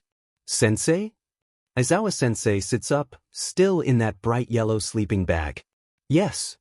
He looks at the egg. Is that one mine? Odd, I don't remember touching you yesterday at all. Izuku rubs the back of his neck. What? You used your quirk to cancel mine, and that still counts. I see. Aizawa-sensei pulls out his phone, pressing a few buttons. One of the floor tiles near them moves away, a small table raising out of the opening with a blanket on top of it. Don't question it, Nedzu's doing. Stepping over to the table, Izuku feels the blanket. Soft. Good, should help. He wraps the egg up in the blanket, sitting it and the table near a window. Aizawa-sensei lays back down. Thanks. Now go get to your seat. Izuku nods quickly, speeding over to his desk. He can see Ida already in his seat. Hi Ida. Ida turns to him. Hello Midoriya. I apologize if I was being rude yesterday. I just can't stand people breaking the rules, especially in such a prestigious school. Is that outfit an allowed exception? He tries not to laugh at Ida, both looking and sounding like a robot. Yes, it's Nedzu approved. He sits down in his seat. The rest of the class starts to pour in, so he starts to prepare for his first day of normal classes. Nedzu sits in his office, sipping tea. Speaking human languages is a bit of a strain on his throat over time, and after his long speech yesterday he needs this tea to soothe it. He doesn't regret it. It's always so much fun to see the expressions on the student's face after he speaks for an hour straight. A small notification has him checking some of the cameras in the forest. There aren't many, since Hound Dog patrols out there, but he has some. He spots a bunch of creatures walking through the forest, following a pink floating creature. He quickly recognizes them from Midoriya's file. They're the Pokemon made from his quirk. The pink one, leads them through it. That's a first. He watches as they uncover his secret vent entrance, which was hidden in a hollowed-out tree. Not all of them fit it, but Ace and the slime one, Rek, go in. A moment later they manage to unlock his other vent entrance, which is large enough for the other two. They let them enter before shutting it. Nedza grins. Not only did they figure out where my entrance was, even with how well hidden it is, but they also figured out how to use my controls. He laughs maniacally. This is going to be a fun 3 years, I can feel it. Through the cameras, he can see them heading through the vents towards the classrooms. English with present mic was actually enjoyable. Sure, he had way too much energy for this early in the morning, but he was kind to the class. He would even walk over and pet Aizawa's egg occasionally. About halfway through the class though, he hears something. Glancing up, he sees a vent cover. Ace is hiding in the vent. He slowly shakes his head up at her and she just nods. He shakes his head faster and she literally smirks at him. Present Mike turns to him. Hey little listener, you are it. Thesh. The cover crashes to the ground as 4 Pokemon fall out of it. Mighty lands next to him, Chip falls ungracefully onto the floor, Rek plops onto his desk, and Ace floats above him. There's a moment of silence before Izuku sighs. Why are you like this? Mina is already doubled over laughing with Toga. Kaken turns to him. How the hell did you get 4 Pokemon for yourself, nerd? Izuku doesn't need his aura reading to see that he's slightly said, his palms crackling and popping. Izuku sits up, glaring at Ace half-heartedly before looking at Kaken. Don't worry about it. He turns to present Mike. I'm sorry about this, sir, they're clingy. I don't even know how they got into UA, trust me. Present Mike chuckles. It's all right, little listener. They can stay here as long as they don't cause any huge problems. He nods. Got it, sir. After that, class continues mostly as normal. Mighty sat in a beanbag that present Mike had gotten, petting Dark Shadow for most of the class. Chip sat next to Oyama, enraptured by his sparkles and constantly trying to grab them. Rek had spent a few minutes trying to explore the classroom, but eventually got bored and took a nap under Izuku's chair. Ace decided to float around the room, even helping present Mike pass out papers. Once classes switched, then Ace decided to be more of a little sheet. Midnight had entered the classroom, starting to teach, only for Ace to jump-scare her by popping out from under the podium. Izuku made sure to apologize immediately, holding Ace for the rest of class. Midnight taught art history, specifically modern hero art history. She's a good teacher, even if her occasional teasing jokes leave most of the class blushing, including him. Literature with Cementos was a bit boring, he'll be honest. He had to hold on to Ace so she didn't get bored and play more pranks. Ectoplasm taught them math, and he was pretty good at teaching it too. He explained concepts thoroughly, and he helped those who needed it. Plus, seeing him using his clones to pass out papers was so cool. Then it came time for heroics training. Toga leans over her desk. I wonder who our heroics teacher will be. Maybe it'll just be Aizawa again. Mina grins. Whoever it is, it'll be a fun class. More fun than all that boring schoolwork. Tokoyami fiddles with the pen in his hand. I doubt they would make it easy. He's hunched over his desk. UA clearly wants us to fight tooth and nail to prove we are worthy to be the next generation of heroes. Dark Shadow looks over at him from Mighty's lap. Geez, Fumi, don't be so serious about it. Even if it's difficult, let us have some fun. Jiro winces. I can hear some heavy footsteps coming, the teacher's close. She covers her ear jacks with her hands. I am coming through the door like a normal person. All Might bursts through the door, strutting over to the podium. The class erupts with noise, making Izuku flinch for a moment. All Might stands at the podium. Welcome to heroics training. We'll be starting off with combat training. He presses a button, making numbered cases come out of the wall. But to do that, you all need to look good. Get dressed with your costume cases and meet me at ground beta. He speeds out of the room. They all quickly grab their costume cases, heading to the changing rooms as fast as they can. Izuku goes into the bathroom to change instead, with his Pokemon just going straight to ground beta. Opening up the costume case, it's almost exactly what he wanted. Most of it is a dark green, with some lighter green accents and some dark red parts. The symbol for the Wheel of Arceus is on the chest of it, a fitting reference in his mind. The belt has a Pokeball on it because he just has to include a Pokeball somewhere. His shoes look similar to his regular ones, but they're darker and are much more like boots. The rest of it is hard to see without putting it on, so he does. Looking in the mirror, it feels right. He has a pouch on his stomach to hold Pokemon in if needed. The mask looks a bit creepy, with the red metallic teeth. Pressing a button on the side, they all pop open and point straight out to expose his mouth, a second press closing them. He really likes the glowing eyes. They automatically manage to match his mood with the pupils turning into symbols occasionally. It's purely cosmetic, but he likes it. The hood is especially nice, the ears on it subtly referencing Lucario's ears. He wishes he could add more little references, but it could have made it impractical. Izuku walks out, seeing about half the class already out. There's so many cool hero outfits already with all of them. Mina looks down at Izuku. Oh, that's cool. A bit creepy, but also a bit cute with those eyes. Her hero outfit has a belt. She didn't originally want one, but he insisted it would help her. Oh, nice. Dark Shadow zooms over, looking at him. What do you think of Fumi's? She drags Tokoyami over. Tada! Tokoyami sighs. There's no need to drag me, I would have come willingly. He's wearing a simple robe, though at least it seems his body still has some muscle under it, so he took Izuku's advice. We all look so cute. Toga walks over. Her hero outfit is mostly dark red, tight but still loose enough to let her fight. Her belt has knife holsters, and she has spots to put vials of blood. Perfect for underground work. Mighty turns to them, nodding. You all look great. Ace is floating around above everyone, Chip is staring at Aoyama again, and Rek is of course just picking up trash. Not as bad as your old design, nerd. Mine is still better. Kaken walks out, wearing a design Izuku had made him years ago, just modified a bit. Scorch is rubbing against his ankles, purring when she gets pet. Everyone is here, so All Might raises his voice. You all are here to be heroes and now you look the part. Now let's get started, you zygotes. Someone in armor raises their hand immediately. Excuse me, sir. From the voice alone, that's definitely Ida. This is where we did our entrance exam. Does that mean we'll be doing more urban battles? All Might shakes his head. No, we're doing indoor battles. While the average villain attacks outside, the truly devious and intelligent ones hide in the shadows. You need to learn to battle indoors without destroying the building you're in too much so you can fight these villains.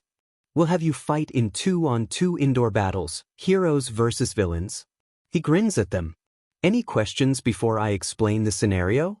Everyone immediately starts talking, questions filling the air with their voices overlapping. Will we be expelled if we fail? How will we divide ourselves into teams? Am I allowed to stab people? What determines victory? Is my cape fabulous enough? All Might claps to silence them. Quiet down, I don't have super hearing. He sighs, pulling out a script. The villains will be hiding a nuclear weapon in the building, and the heroes must disable it. The heroes must capture all the villains or secure the weapon, while the villains can either wait it out or capture the heroes. Teams will be decided with lots. He pulls a box out of nowhere. Ida tilts his head. Why with lots? How does that make more sense than choosing teams ourselves, or teachers deciding the teams? Izuku perks up, stepping forward. Well, heroes often have to pair up with others in emergency situations, and they have little choice in the matter. This is a good reflection of Dash. Yes, it is. All Might cuts off his rambling. Now come on, draw your lots. There's also earpieces in here, take them. Once he draws his lot, Izuku sees an A on it. After a moment of searching, he finds his partner, Mina. At least we already know each other. He puts on his earpiece. Mina grins, patting his head. We're gonna do great, Green Bean. All Might reaches into 2 more random boxes. Moving on. The villains are Team D, while the heroes are Team A. Looking over, he can see that Team D is Kaken and Todoroki. Izuku raises his hand. All Might. Yes, Midoriya? All Might turns to him. Do you have a question? He fiddles with his gloves nervously. What do Kaken and I do about our Pokemon? Can they fight with us? All Might goes to answer before pausing. That is a good question, Midoriya. For fairness, you each can bring 1 Pokemon. We'll need to figure out something for this eventually, so I'll bring it up with Nedzu and Aizawa. Now go on. They get to the building, the villain team entering first to prepare. Within a moment the whole building is frozen over. Mina blinks in surprise. Geez. Todoroki is pretty DMN strong if he can do that. What's the plan? My acid can melt through that, but it'll take too long. Izuku steps forward, placing a hand on the ice. Very solid yet jagged, probably because of how fast he did it. He turns to her. Alright, I can break through this, don't worry. Kaken will definitely go for me out of habit, so I'll need you to handle Todoroki. Remember the acid bomb idea I had last summer? She nods. I got the stuff for it, yeah. She looks at the orbs on her belt. I'll try my best against him, that's all I can do. He turns to his Pokemon. Mighty, you can come with me. The rest of you can watch with the class, don't worry. Chip and Rek pouts at him, but they leave. Ace tries to give him puppy dog eyes, but he just shakes his head and she leaves. Let's do this. All Might speaks through their earpieces. Preparation time has ended. The battle trial starts now. Bakugo Katsuki glares at Icy Hot. Are you effing kidding me? You just froze the place over without asking, and my Quirk needs me to sweat. Tingy Hot Pocket has the nerve to keep staring away from him. Doing this will let us win. They won't be able to get us in time. Katsuki facepalms. So you're stupid. One of them has acid, the other has a FNG Lucario. Even if the acid would be slow, those FNG furry fists of justice can punch through your ice like goddamn drywall. Scorch, the sweet BSRD she is, keeps firing off embers around him to try and let him sweat at least. Half and half sighs. I hadn't considered that. What do you suggest? He pets Scorch. Alright, here's the deal. Katsuki holds up his other hand, letting it spark. You stay here and keep the bomb safe. I'm gonna go give the nerd a DM in Pokemon battle. He walks off, not giving the Icy Hot BSRD a chance to respond. Izuku and Mighty both rock smash their way through the ice. The floor is covered in it too, but Izuku's shoes can stomp through it. They walk through the halls carefully. They're close, prepare. Mighty prepares an aura sphere in his hands. Kaken comes around the corner, Scorch at his side. There ya are, Poke BSRD. I'm guessing you sent Pinky after half and half. That doesn't matter, I'm gonna show you that I'm still better, nerd. He points at Mighty. Scorch, he's yours. Scorch immediately speeds at Mighty, dodging an aura sphere and tackling him into another hall. Izuku crouches down. I've learned some things, Kaken. He lowers his hands, feeling all the dust and dirt on the floor. Using Sand Tomb, he raises his hand up and makes a miniature sandstorm engulf Kaken. Kaken coughs, sparks crackling in his palms. You little sheet. An explosion blasts away the sandstorm, Kaken shooting out of it towards him with a right hook. Izuku grabs his arm, using his momentum to flip him over and slam him into the ground. Izuku takes a deep breath, preparing some metal claws. You still lead with that same attack, Kaken. I remember it even now. Oh, shut up. Kaken pushes himself up, blasting towards him in seconds. A kick slams into Izuku's side before he can block, sending him into a wall. Pushing off the ground, Izuku swipes up. Metal claws slice through Kaken's shirt as he approaches, throwing him backwards. When he's airborne, he's easier to throw away. Kaken blasts him in the chest, sending him flying backwards. Stop yapping, nerd. You can't keep me down for long. Sparks crack in his palms threateningly. Better put up an actual fight, Poke BSRD. Don't hold back on me. Izuku coughs as he stands up. Got it. He presses the button to open his mask. As Kaken blasts towards him, he uses disarming voice. Still, Kaken flinches for a moment, and Izuku immediately fires out Dragon's Breath, tossing him back. Instead of waiting, he dashes forward as dark energy gathers on his teeth. Kaken's arm stretches out to blast him, but he dodges, biting the exposed bit of skin. Oh, get off me, you feral F-. Kaken shoves him off, but Izuku can still taste blood in his mouth. He tries to gather acid in his mouth, stepping back. Kaken dives at him with an explosion, blasting him in his stomach and making him spit out acid and blood. While Kaken panics from the acid, Izuku Rock smashes him in the side of the head, taking the opportunity to run. He speeds off in the direction Kaken had come from, ignoring the yells behind him. Mighty ducks, Scorch soaring over his head as she misses her attack. Nice try. At least they can communicate, better than fighting Bakugu. F off. Scorch's teeth burst into flame as she hisses, crouching down. As soon as Mighty steps back, she spits a small ember at him. He dodges, but he also slips on the ice, his head slamming into the ice. The moment he's on the ground, she pounces, fire fang burning into his arm. Gah, that burns. Get your teeth out of me. He grabs her head, trying to shove her off as he feels the flame burning through his HP. The pain turns into force as he prepares to use counter, the fighting energy gathering in his skull. Get off me. Mighty rears his head back before headbutting her, sending her flying off. Using Life Dew, he heals the bite mark slightly. She managed to land on her paws, hissing at him. There's a small crack in the wall where she hit it, slightly scorched. Fucker. She launches at him again, fire fangs ready. Back off. Force palm strikes her in the stomach. He watches her body crash straight into the wall. Mighty doesn't stop, scraping his metal spikes against each other to make a horrid metallic screech, infusing it with metal sounds so it can weaken her. Are you going to use anything else? Scorch forces herself off the ground. You know, I'd like to use any other move, but Fire Fang is the best FING move I have against you. She crouches down again. I'll try to make this quick. Mighty takes a deep breath, pulling on his aura. He makes direct eye contact with Scorch as the aura forms into a ball. Try me. Die. Scorch leaps forward, trying to pounce on him again. Her fangs are glowing with flame. He's faster though, launching his aura sphere right into her teeth. She slams straight into the same spot in the wall, hitting it hard enough to go through the concrete.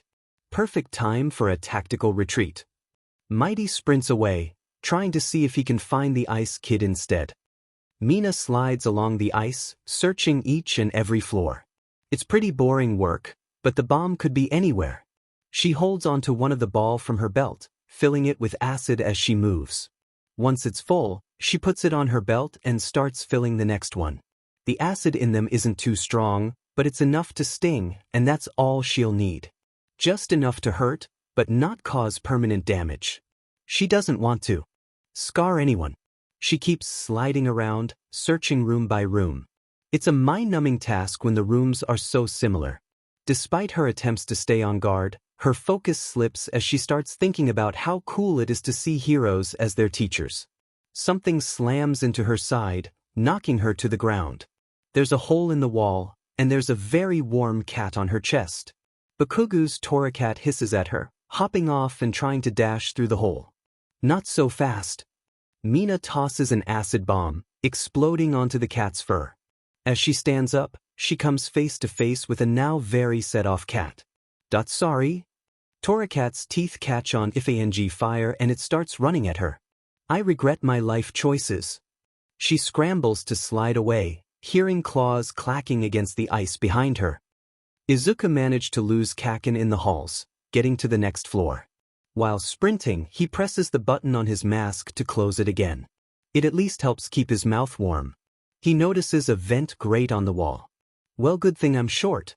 He uses metal claws to latch onto the grate before yanking it off, quickly climbing into the ventilation system and quickly climbing up so he's at the ceiling vent level. The ice didn't manage to get in here, so it's much easier to move through. There's also no fans or anything, so this was probably just made to sneak through. He isn't complaining, that's for sure. Soft breathing comes from one of the vent grates, so he carefully looks through it. Todoroki sits there next to the bomb, most of the room encased in ice. Izuku whispers into his earpiece. Mina, you'll have to handle Kaken. The bomb room is covered in too much ice for you to get in. The response is just incomprehensible screeches and something about a terrifying Hellcat. Hopefully she can survive against Scorch and Bakugo. She'll be fine, she's just a bit dramatic even in person. He tries to speak using his aura, hoping Mighty can hear. The bomb room is guarded by Todoroki. If you can find me with my aura, the bomb room is below me, blocked off with ice. I'm in the vents. Izuku waits a moment before he hears a response. I'm on my way. Just stay hidden, I can beat him. He can faintly see an aura flare up through the floor, probably Mighty. His aura is always clearer than any others. Looking at Todoroki, he tries to think of him as just an ice-fire type. Fighting moves would probably be the best, though against his ice itself could also be weak to steel. Best to be prepared. Mighty's aura finally gets to the door of the room, the ice quickly getting smashed. Todoroki makes an ice wall, but a hole is quickly punched through it as well. The air gets filled with ice dust, giving Izuku the perfect opportunity to drop down from the vent. He lands on all fours, barely keeping his balance on the ice. Todoroki hasn't noticed him yet, but he still needs to go through him to the bomb. Izuku prepares fighting energy in his fist before sliding over to Todoroki, rock smashing his ankle. A bone can be heard snapping before Todoroki topples over. Izuku catches him, sitting him down gently. Sorry, I didn't mean to break a bone, I promise dash. He's quickly encased in ice up to his neck. Well, that's just not very nice. His hands are stuck, so he slams his head to the side, barely managing to hit the button to activate his mask. Todoroki tries to stand up, but he's quickly pinned by Mighty. I'll try to make this painless. Todoroki tries to freeze Mighty, but accidentally freezes himself too. That's not good.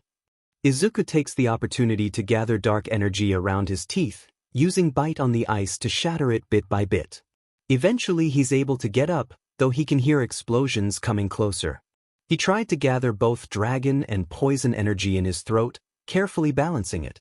I'm gonna get my payback, you little sheet dash. Kaken bursts into the room right as Izuku opens his mouth, acid spray and dragon breath shoving Kaken away. The recoil sends Izuku right into the bomb. Hero team wins. Medical bots will come for anyone who's injured, then you all can come back to the observation deck. All Might's voice booms through the intercoms. Izuku stands up coughing out a small drop of blood. Better than last time I tried two at once, at least. He goes over to Todoroki and Mighty, rock smashing the ice. I'm really sorry for breaking your ankle, I was just trying to knock you over. Todoroki looks up at him. It's alright, I've had worse. He tries to stand, but Mighty just picks him up in a bridal carry. This is weird. Izuku sighs. That's just worrying. He looks over at Kaken, seeing him unconscious. I'll carry him, let's just get out of this freezing building. Mighty nods as Izuku picks up Kaken. After getting healed by Recovery Girl and Kari, they all head back to the observation deck. As soon as Izuku enters, he's tackled by an excited Chip, barking happily at him. He giggles in response. Heh, get off of me, Chip. I'm alright, I won. Rek hands him a particularly large poison crystal of his as a gift, which Izuku takes happily. Ace just lands on his shoulder pad, sitting there and smiling. Toga chuckles as she steps closer. You're all so cute together. All Might clears his throat awkwardly. Back to the assignment. What would you say the hero team did well? Yayorozu raises her hand. Midoriya managed to be very adaptable, changing plans if needed and using his skills for more than purely combat. His Pokemon, I think he called it? It fought off Bakugo's Pokemon well, and it seemed to communicate with Midoriya without speaking at points. Ashido was exceptional at navigating the rough terrain, and very thorough with her search. Izuku found himself blushing under his mask at how much her outfit exposed her. Very good. All Might grins. And what were they lacking in? How could they improve? Kirishima speaks up. Midobro should have been more careful with his attacks. The acid could have hit someone's eye. Kirishima's outfit made him blush more. In it, why did Izuku have to be a disaster by? Kaminari looks up from where he's at, still idly playing with Ojiro's tail. Lucario probably should have been more careful when pinning Todoroki. If he had a hand free, he probably could have broken himself out. Dark shadow rises above everyone to be heard. Mina should have tried to keep her composure more. Her acid could have tripped the Toracat, but instead she flailed around like a headless chicken. All Might was clearly about to scold Dark Shadow, but since Mina just flicks her on the head, it's clear Dark Shadow was just messing with her. Clearing his throat, All Might raises his voice. Alright, what about the villain team? Izuku can see Kavacha, All Might's Kubfu, carefully hiding behind his leg. It hides him pretty well, thanks to all of All Might's muscles. Ida raises his hand stiffly. Freezing the building was a properly villainous tactic, so Todoroki properly showed off his power like a villain would. However, he forgot to properly communicate with his teammate, so he needs to improve his communication skills. Hagakure waves her arm in the air, only noticeable because of the gloves. Wait, was she not wearing anything else? Izuku quickly turned away, blushing under his mask. But Kogu managed to do well even though he clearly was disadvantaged, flying above the ice instead of tripping on it by walking. He definitely needs to be a bit less reckless. Tokoyami turns to Kaken. What do you call your Toracat? I wish to address your Pokemon properly in my review. Kaken is sitting next to Scorch, idly petting her fur. Her name is Scorch, Birdbrain. If the pronouns I'm using aren't already DMN obvious, she's a girl. Scorch purrs, rubbing against his hand. Understood. Tokoyami pats Dark Shadow's head before speaking. Scorch did even if fate was against her. Fire Fang was her only feasible option, as it was her strongest move and it had stab. She also managed to chase Mina, striking fear into her heart and keeping her from helping her teammate. Tokoyami gets flicked on the head by Mina, glaring at her before continuing. However, she still has flaws. Given her limited options, she should have hidden in the shadows and took her prey by surprise, or at least attempted to use some deception to get the upper hand. Most of the class looks at Tokoyami like he's a bit crazy. It can't be for his weird speech, since they all heard him talk like this already. Zero tilts his head. What do you mean by stab? Or moves? It's not like this is a video game monster. Kaken practically growls at Zero. Listen here, you glorified piece of office supplies, she is not a monster, she's my therapy cat. Scorch hisses at Zero. Raising his hands in surrender, Zero steps back. Hey, I don't mean to be rude. Izuku sighs. All Might, can I explain my quirk to them to explain all of this? He gets a nod, so he explains most of it to them. How his quirk works, how Pokemon are from pre-quirk games, that his moves are Pokemon moves, etc. And stab just stands for same type attack bonus. I didn't even realize it was an acronym for years. That's beside the point. It basically makes your attack stronger if it matches your type. Izuku points at Scorch. She's a fire type, so Fire Fang would have stab. Everyone clearly wants to ask more questions, but All Might claps his hands together. Alright, now that that's been dealt with, let's move on to the other battles. The next match has Ida and Shuji as the heroes, fighting against Ojiro and Hagakure. Hagakure had taken off her gloves and boots, and kept tripping Ida whenever he started running. At least that's why Izuku guesses Ida tripped so much. When Shuji listened for her footsteps, he was able to get her with the capture tape. The bomb was at the top of the building. Ojiro, who stood in front of it, managed to fight off the heroes. He quickly knocked Ida out before using Shuji's size to run circles around him, kicking his knees to knock him over before tying him up with capture tape. Next up was Uraraka and Oyama against Sato and Koda. Koda had birds pick up the bomb, flying it high above the building. Meanwhile, Sato ate sugar.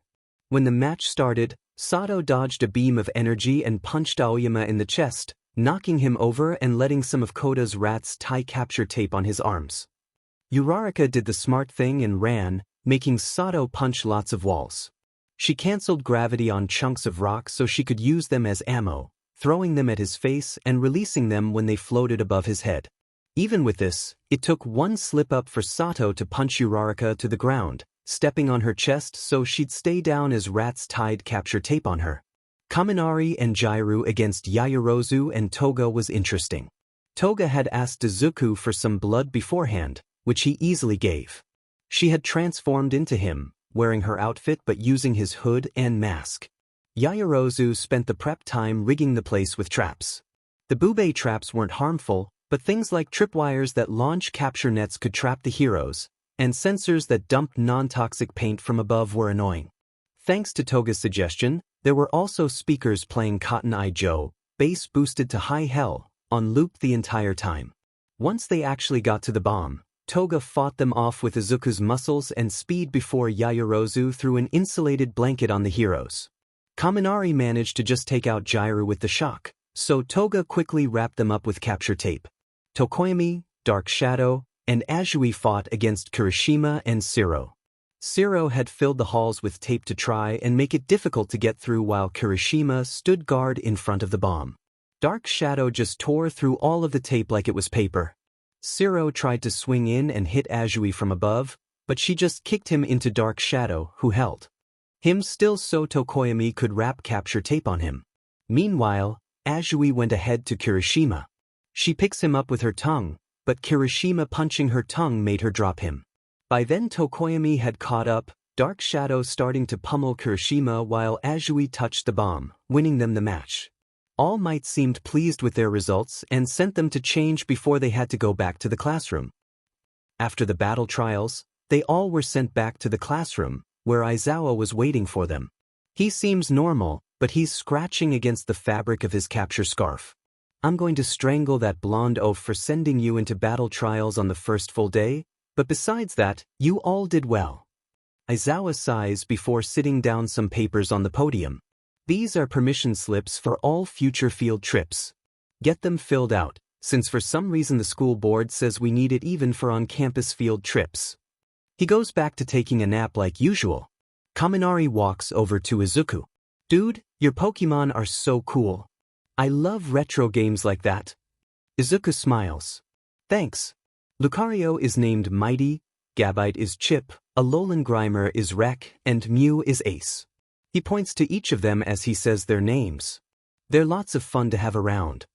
Tokoyami pets Chip. Rough skin, but it doesn't harm my skin. Just like you described it on the server, it seems to only be harmful when it's in combat. Standing up, Izuku stretches. I'm going to go ahead and head home, since class is over. My mom will be worried if I stay here too long. He waves goodbye to the class before climbing up into the vents with his Pokemon. He chuckles as he hears the confused shouts from his classmates. Izuku follows Ace's lead through the vents, hearing the others following behind him. Izuku steps into his house. Mom, I'm home. And I brought the others back too. He takes off his shoes at the door, taking off his extra layers and his backpack, tossing them into his room. His mom is in the kitchen, fixing some curry for them. I tried to stop them from sneaking out, but Ace is just too cute to deny. She chuckles. Also, Mighty just picked me up and moved me when I tried to block the door. I couldn't have stopped them. He snorts at the mental image from that. At least they didn't cause too many issues. Also, I got to fight Kakin today. He's definitely better now that he used to be. Izuku walks into the kitchen, sitting on a stool they had. He's still brash, but less like a bully and more like Aunt Mitsuki. That's good. His mother smiles at him. Mitsuki said he was getting better, but it's nice to hear you confirm it. Maybe we could invite them over for dinner again eventually. Izuku nods. Maybe that'd be nice. He hops off the stool, quickly washing his hands in the sink. Can I help you with cooking? She thinks for a moment before nodding. Alright, I don't see why not. We need a lot, since Springy loves her curry. Springy waves her ribbons excitedly from where she sits on top of the fridge, making the two of them chuckle. Izuku wakes up to see another egg. Oh god damn it. One half of it is a light reddish-brown, with reddish-orange fur at the top in curls. The other half is covered in white fur, with icy blue fur on the top in adorable swirls. Todoroki's egg. This one is unique. He takes it to school with him like he did with Aizawa's. His Pokemon just gets on the train with him, even though he tried to stop them. Once they got to the school, he could see the horde of reporters outside the gate. Vents. All his Pokemon nod before heading into the forest. Izuku drops out of the vent, landing beside his seat. He sits the egg on his desk before holding his hands out, catching Rek and sitting him in the seat. He catches Chip too as she falls out of the vent headfirst, carefully sitting her on the ground. Mighty manages to stick the landing on his own, and Ace just floats out of the vent. What the hell? He turns as he hears Jairu's voice, looking around to see the rest of his class looking at him, surprised and confused. Jairu points one of her ear jacks at him, and the other at the door. Why didn't you come in through the door? Izuku puts the vent cover back on the vent. You all saw the front gate, I entered through the vents to avoid that. He walks over to the podium, setting the signed field trip permission slip from yesterday on it. Tokoyami shakes his head. What a mad banquet of darkness. I see your team has infected you into becoming a vent goblin. He seems disapproving, but Izuku can see the amusement in his eyes. Aoyama watches Chip walk over to him, patting her head. This one is very mignon. She appreciates my scintillate, so she clearly has an eye for fashion. Izuku chuckles. No, she just likes shiny things. You're the shiniest thing in the room. He walks over to Todoroki, sitting the egg in his seat. This one is yours. Either your ice or me punching you yesterday activated my quirk, sorry. Todoroki reaches out, feeling the egg. My home isn't a good place for pets. Izuku notices how restrained Todoroki's aura feels. Oh. Izuku doesn't know why, but maybe Endeavor's aggression carries over to his home life. Then you could ask Aizawa or Nedzu to let you put it in here then. A few moments after he says that, a noise comes from behind him. There's now another table with a blanket on it near the window. Todoroki stands up with the egg in his hands. Did you do that? He tilts his head. Izuku shakes his head. No, it was probably Nedzu. He helps Todoroki wrap the egg up. There we go. Just leave it here until it hatches. Thank you. Todoroki heads back to his seat. His aura still feels just as restrained, the emotions barely visible. As he goes back to his own seat, he sees Rek climbing up into Mina's lap. Get up here, us poison types gotta stick together. She pets his head gently. I may not be a Pokemon, but I'm basically a poison type. Aizawa enters the room. I'm not even going to ask. We're starting homeroom with one of the most difficult choices of this year. The class sits in suspense for a moment. Choosing a class representative. The entire class erupts with noise, but his glare shuts them up. Decide however you want, I'm taking a nap. He climbs into his sleeping bag and gets under the podium. I want to be the class rep. I'm manly enough for the position. My magnifique style makes me the best option. The strongest should take the position, damn it. I'll bake everyone cookies if I get the position. I'll take it, why not? Izuku uses disarming voice to make everyone flinch, stopping everyone from yelling over each other. Yelling is just going to make us argue. Ida raises his voice. We should do this in a diplomatic manner, making this class like a fair democracy. I suggest an election so everyone has a say.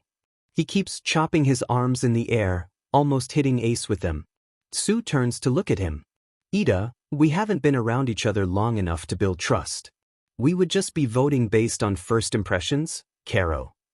Kaminari tilts his head, still running his fingers through the fur on Ojiro's tail. Also, wouldn't everyone just vote for themselves then? That just means whoever gets the most votes is truly deserving. Ida chops his arms again. This time Ace gets hit by it, flying up to Ida's face and kicking him for it, glaring at him and making Ida frantically apologize. Ojiro leans back. Couldn't we just ban voting for yourself? Then it'd be much more fair. He glances at Kaminari, sighing fondly. Yaoyorozu looks at him, nodding. I'll make the stuff we need. She makes a box to put the votes in and sits it on the podium. Then she starts to make all the papers, letting Ace and Mighty help her pass them out. Izuku looks at his own paper. While he's friends with Toga, Tokoyami, Dark Shadow, and Mina, None of them would be good for the position. Maybe Tokoyami, but even then his unique speech patterns might confuse people too much for him to have that position. While Ida seems like a good option on paper, he's too stiff. He feels almost like an NPC, so he might honestly be too strict for the position. Yaoyorozu seems to be smart and analytical, so she could be a good choice. He doesn't really know most of this class yet, but she's also a recommended student, so he'll pick her. Ida tallies up the votes once everyone has finished voting. The votes are in. I've written the results on the board. Yaoyorozu, Midoriya, 7. Ida, 5. Aizawa wakes up, crawling out of his sleeping bag. It seems that Yaoyorozu is the class representative and Midoriya is her vice rep. He stands up fully, standing behind the podium. Now let's continue with class. After going through some more classes, they get to go to lunch. His Pokemon just get their food and head outside to eat, while Izuku goes to sit with his friends. Tokage takes a bite of her tonkatsu. So, who's your class rep? We got Kendo for that position, and Minoma was our vice rep. Dark Shadow peeks out from behind Tokoyami. Yaoyorozu was our class rep, and Midoriya was our vice. It would have been a tie if I was allowed to vote though. She pouts, leaning her head on Tokoyami's shoulder. Minoma grins. Well, I think we'll both be great vice reps. We'll make this year's hero classes the best in UA history. He eats some of his udon. Izuku chuckles, pulling down his mask so he can eat his curry. Yeah, we'll try our best at least. Mina eats some of her natto, not at all deterred by its strong scent. Good thing we don't have heroics class today. I don't want to get chased down by a set-off Toracat again. She glances over at Kaken's table. Shinso snorts, covering his mouth as he chuckles. That sounds like an experience for sure. He sips his miso soup. Minoma glances at his phone before choking on his udon, coughing it out while laughing at the same time. Guys, you've got to check HeroTube. Search for All Might and you'll see what I meant.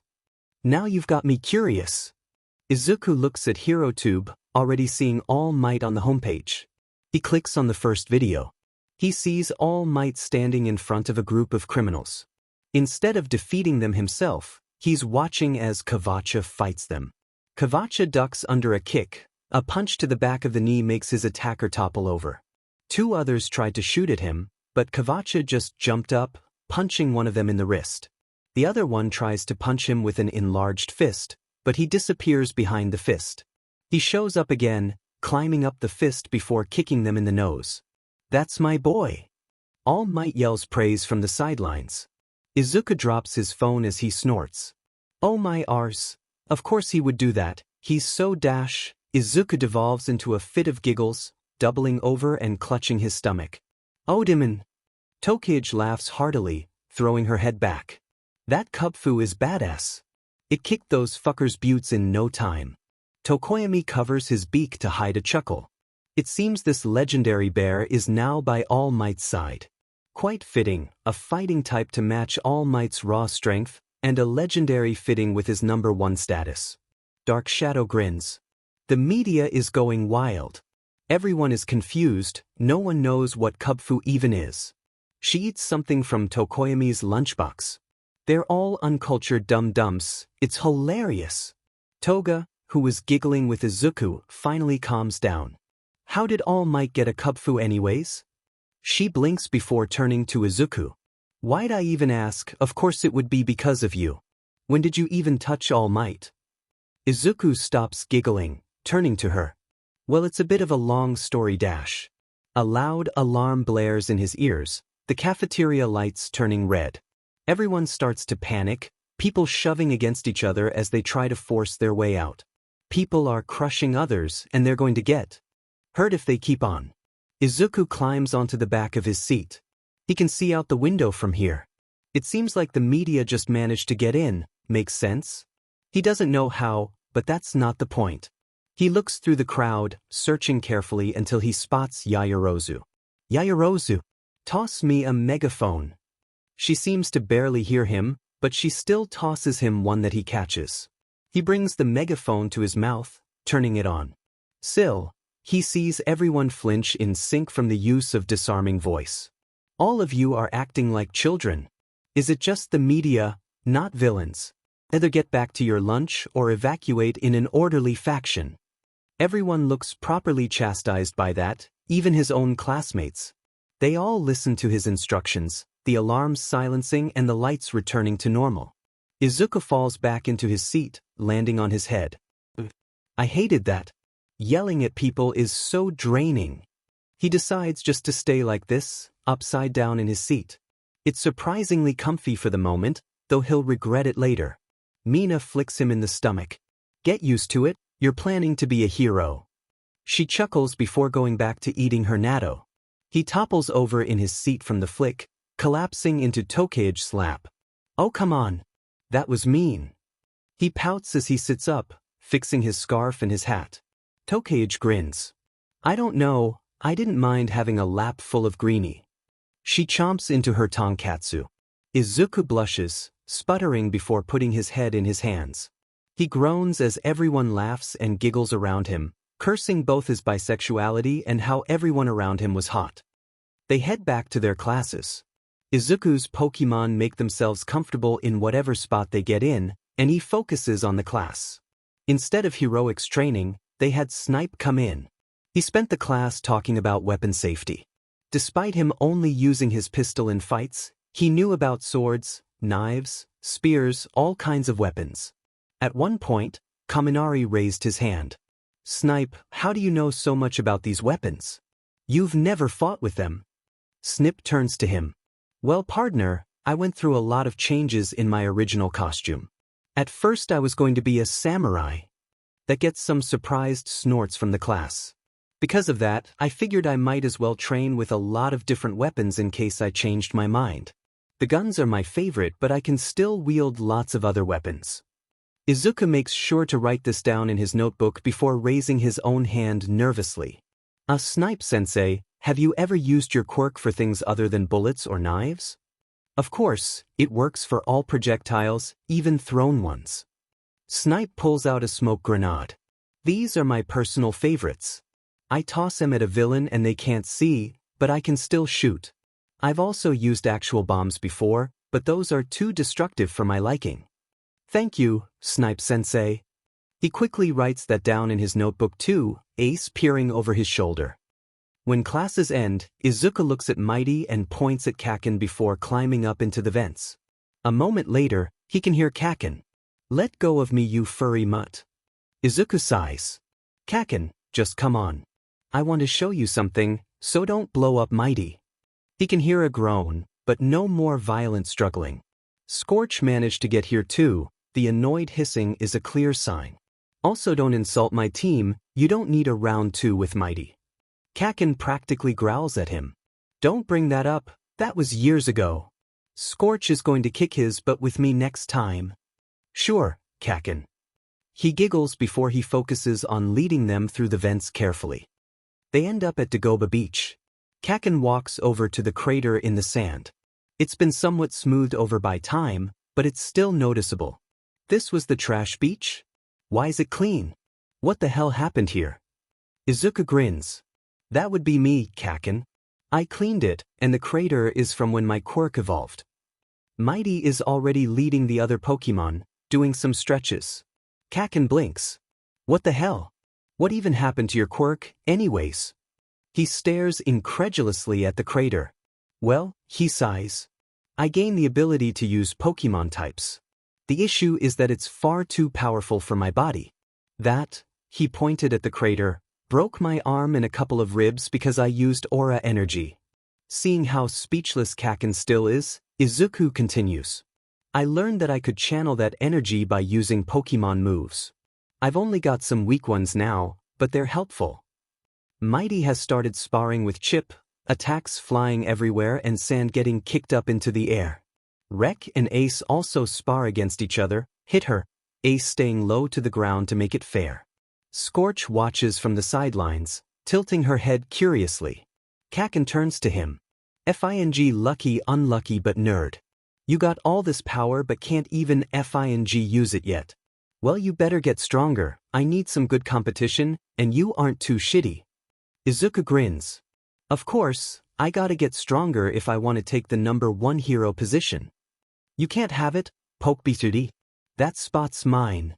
Explosions pop in Kaken's palms. He giggles before walking over to Scorch. Can I learn Fire Fong from her? I don't have any fire-type moves yet, and that could be helpful against Todoroki, Zero, maybe? Kaken lightly hits him on the back of his head. But you're getting into your demon mutter spree again, nerd.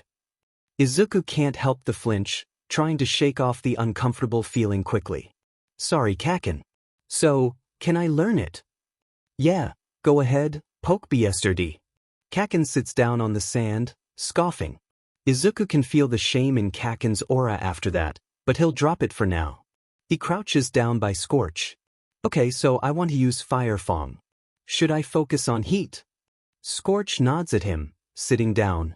It's a hotter day out, so Izuku focuses on the warmth filling the air. He pets Scorch, focusing on the restrained heat still leaking out of the fur. After a moment of doing this, he can feel it. He can feel the heat in the battles nearby as they clash against each other. The heat beneath Scorch's fur is mostly pooled into the bell of fire on her throat. Izuku can even feel the heat in Kaken's palms, ready to spark. So I guess it's like using bite but with fire? Scorch nods. She uses Fire Fong, the flames covering her teeth and making them pulse with heat. So do that. Got it. Izuku pulls down his scarf before baring his teeth.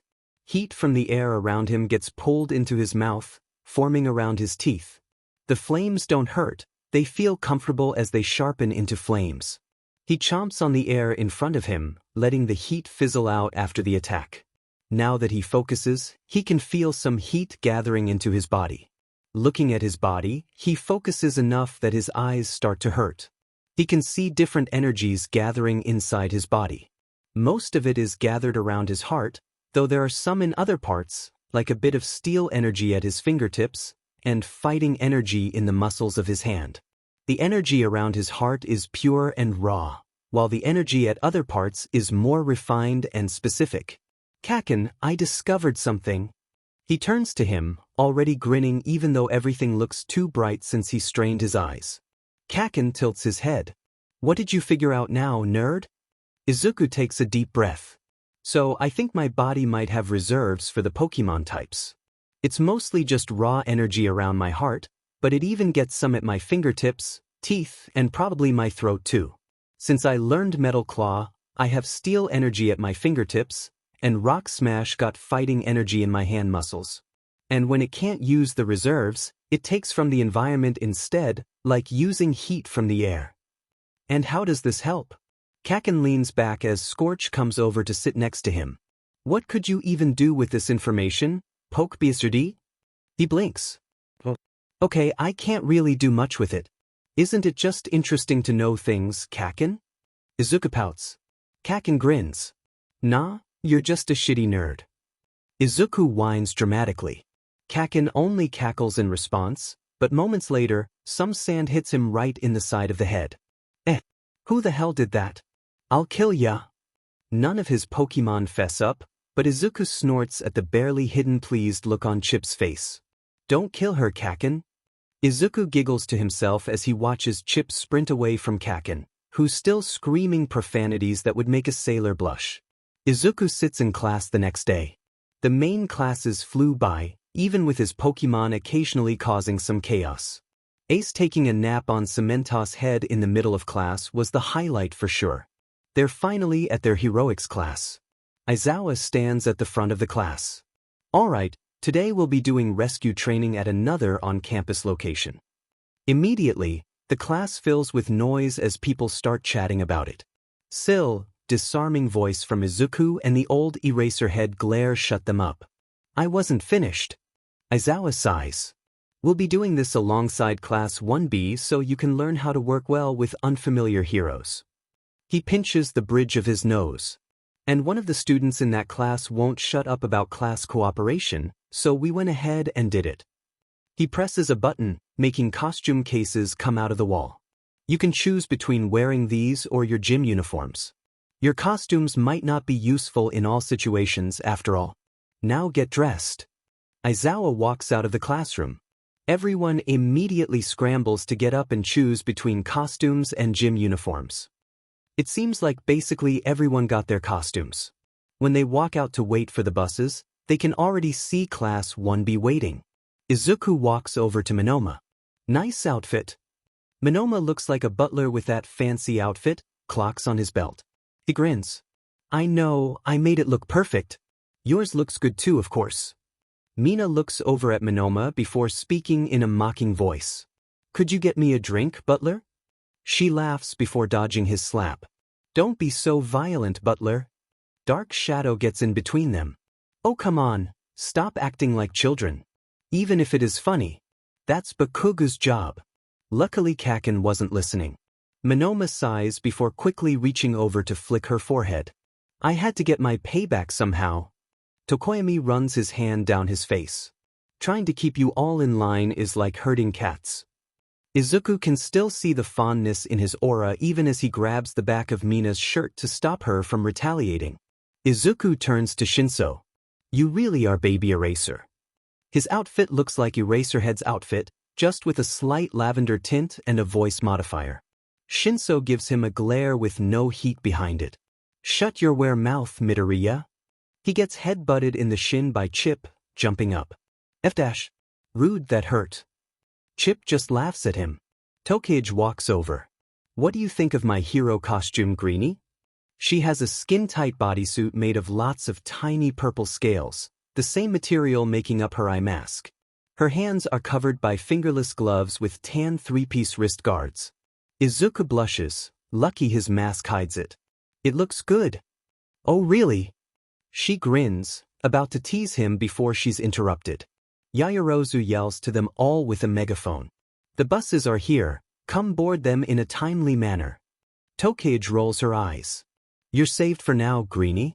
I'll tease you more later. She gets on the 1B bus. Both classes slowly get into the buses. There's one for each class, so at least they don't have to hear bickering the whole time. After the bus starts moving, Azui turns to him. I usually say and ask what's on my mind, Karo. So I must ask, why do you wear so much extra clothing, even out of your hero costume? Izuku blinks. Well, Azui dash. Call me Tsu. He nods, leaning back. Alright, Tsu. I wear all this because of how my quirk works. When I was young, other kids had found out and well, I figured it was best to cover up. Toga sighs, fiddling with a knife in her hand. Kids are assholes. The sheet I got from my quirk in school wasn't fun, that's for sure. Sada looks at Ace, who's floating in the air. At least the Pokemon that are here are pretty nice. Ace's tail gently hits his nose. But even if they're pretty mischievous. Kuda is letting Mighty sit beside him, having a small whispered conversation together. Mina is holding one of Rek's crystals like a prized treasure, Rek clapping happily while sitting in her lap. Chip is staring curiously at the armor of both Aoyama and Ida, occasionally headbutting their chests so she can feel the metal. Izuku chuckles. Yeah, there's some little pranksters. But they mean well, at least. He leans back, listening to the conversations around him and relaxing. It's nice to be around people he can somewhat trust not to touch or bother him, letting him just relax. Of course, that's interrupted by Toga sitting in his lap, making him blush and sputter. She just grins at him. What? It looked comfortable here, hee. They have to deal with Ida's lecturing the rest of the ride. They arrive at the USJ, getting off the bus at the same time as Class 1B. They quickly enter, and Izuku sees a hero. It's 13. Both Uraraka and him shout in unison. Uraraka turns to him. You like 13 too? Oh, they're such a cool rescue hero. I love their space theme. Izuku nods, smiling under his mask. Yeah, they're probably one of the most popular rescue heroes and dash. Mighty pokes his shoulder. Focus, they're about to start talking. You can tell her your analysis later, I'm sure. He gestures at the teachers. He turns back to the teachers. He can hear 13 mention All Might and hold up 3 fingers, so he probably ran out of time again. 13 turns to them. As you all know, I'm a rescue hero. But my quirk can be dangerous too, I could easily kill with it. All quirks can be dangerous, just one slip-up can kill. All Might's battle assessments taught you how to use them to fight, but today we want to show all of you how they can be used to save people. 13 gestures at the class. Both Izuku and Mighty turn towards the center of the building, right by the fountain. A small ball of aura is there, but it's so many auras condensed into one spot. There's something wrong, Aizawa. I can feel something dash. The lights flicker as a portal expands, people streaming out of it. Izuku flinches, the aura of one of them feels so wrong. Kirishima steps forward. I thought this was a rescue exercise? Why are you giving us people to fight? Aizawa steps in front of them all. Get back, these are villains. He readies his scarf, standing alongside Vlad King. The man covered in hands steps forward. All Might was supposed to be here. I hate it when the quest info lies to me. He sighs, his voice low and raspy. I guess it can't be helped. But maybe a few dead kids will attract the big man.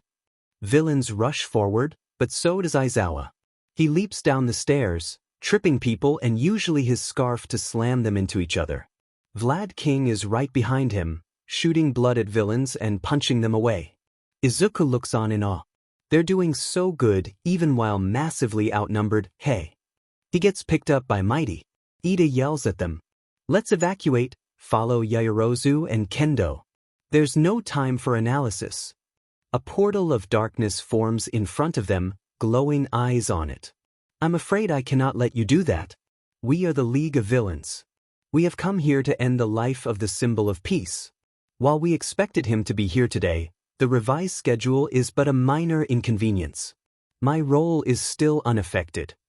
Right as 13 is about to attack, Kamakiri jumps forward, trying to slash at the portal. Oh, if off, we'll just tear you to shreds. Stop talking fancy. Kurogiri just makes a small noise of acknowledgement before his shadows start to grow. Begone, suffer until your last breaths. Prepare to write in agony as your life fades away. Izuku's Pokemon grab onto him as the shadows get closer. He's consumed by the portal, and he screams as pain flares through every single nerve. Kaminari Denki lands on his back, feeling water hitting him in the face. Ugh. Opening his eyes, he can tell that they're in a city-like area, and it's raining. Well, this Essex. Looking around, he sees the vine-haired girl from 1B fall out of a portal. She uses her vines to get a safe landing. You're from 1A, aren't you? I am Shiozaki Ibra. She doesn't touch the ground, holding herself slightly off the ground. I'm Kaminari. He stands up before walking over to her. I bet there's villains nearby. I might not be the best in a fight, but I'm sure a pretty girl like you will do great. Shiozaki lets her vines start to grow out on the ground, soaking up the rain to grow longer. I would prefer you not lust after me in the middle of battle. I am a Christian woman. I shall not date sinners who flirt at first sight. Denki blinks, looking at the white robe she's wearing. I should have noticed that sooner, my bad. Let's just fight our way out before I embarrass myself again. A large, hulking villain starts charging towards them, getting tripped by vines. The villain is picked up by a bunch of vines and thrown into a crowd of villains. I suggest we attempt to leave. She doesn't walk forward. Instead, she has her vines start to carry her away. A group of set-off villains starts to speed towards them, one making lightning shoot down from the sky above them. Yeah, let's get away from imminent death. Denki starts sprinting away, ignoring the said shouting behind him. Horns shoot past them, making Shiozaki abruptly turn back. Pony! She's fighting the sinners with one of your classmates. We should assist them. However we can. She lets her vines stretch out. Denki turns around, seeing the horned girl from class 1B, probably Pony, firing horns at the crowd of villains. Some of the villains seem to get hit by an invisible force, but that could just be Hagakure. He tries to run closer, but then lightning shoots at him, leaving no time to dodge. Denki winces, expecting to short-circuit, but he doesn't. Denki's muscles pulse with electricity. Well, this is new. He sprints forward, I'm speed, dash, and immediately crashes into the villains, barely staying standing. As for the villains, they tumble into an ungraceful pile. Denki releases the excess electricity, fully defeating the villains. He can hear Hagakure's footsteps now. Whoa, what did you do there, Kaminari?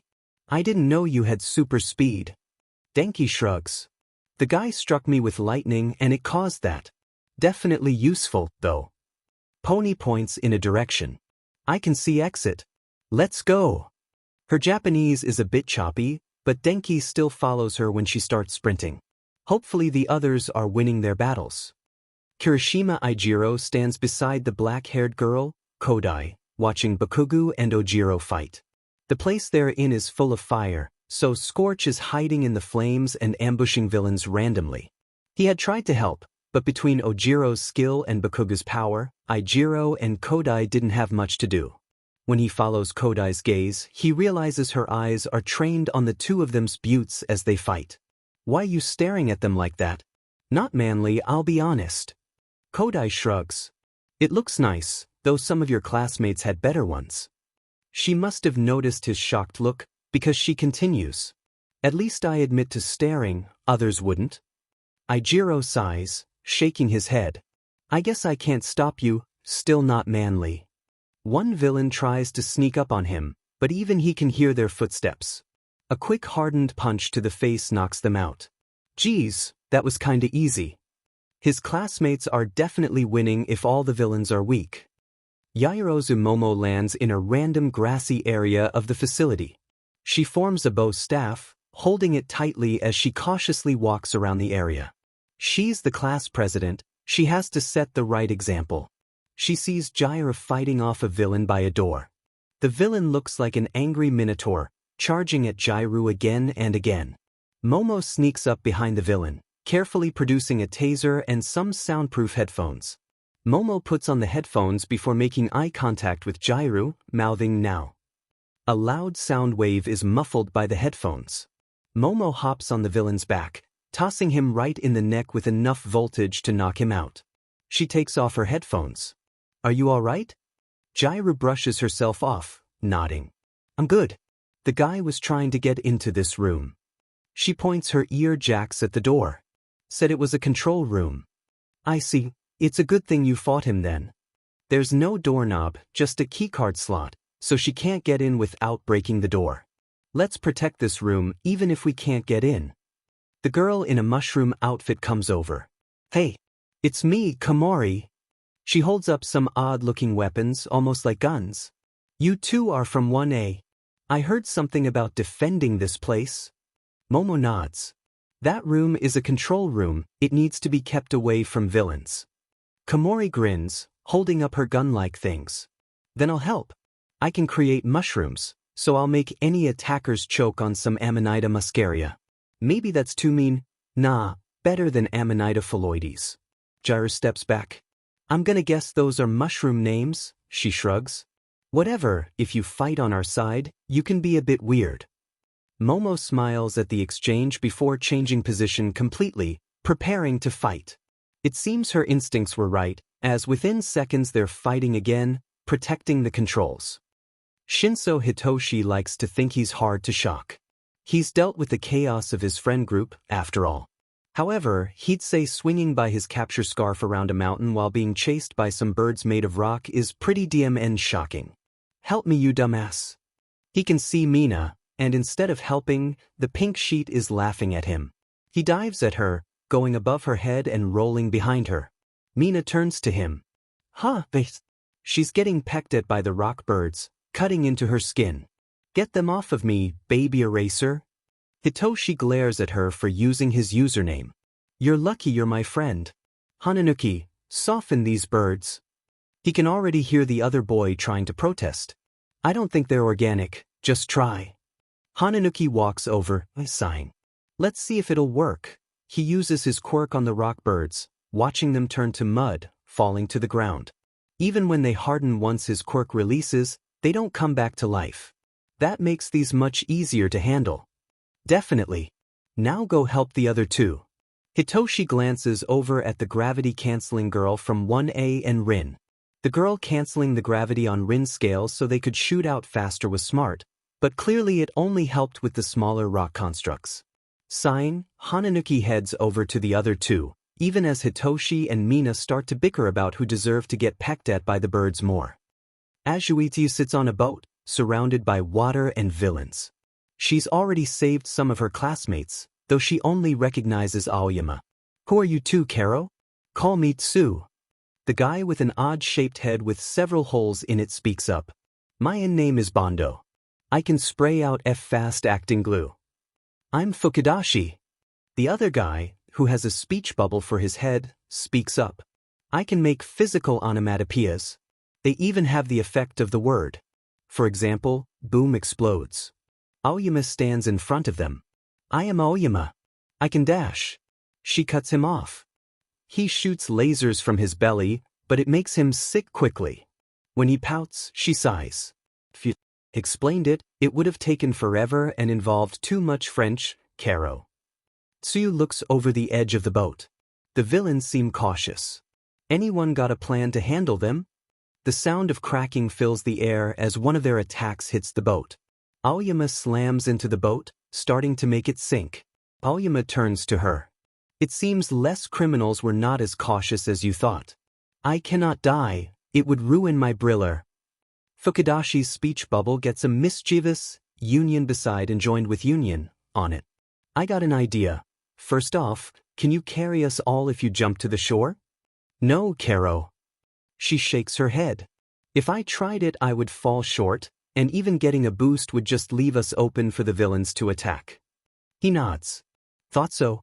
All right then, he whispers something to Bondo before turning back to them. You can carry us after we do our part, and Aoyama, you can be backup if anything goes wrong. Tsu shrugs, looking at the crowd of villains. Do what you need to. Fukudashi takes a deep breath as he walks towards the edge.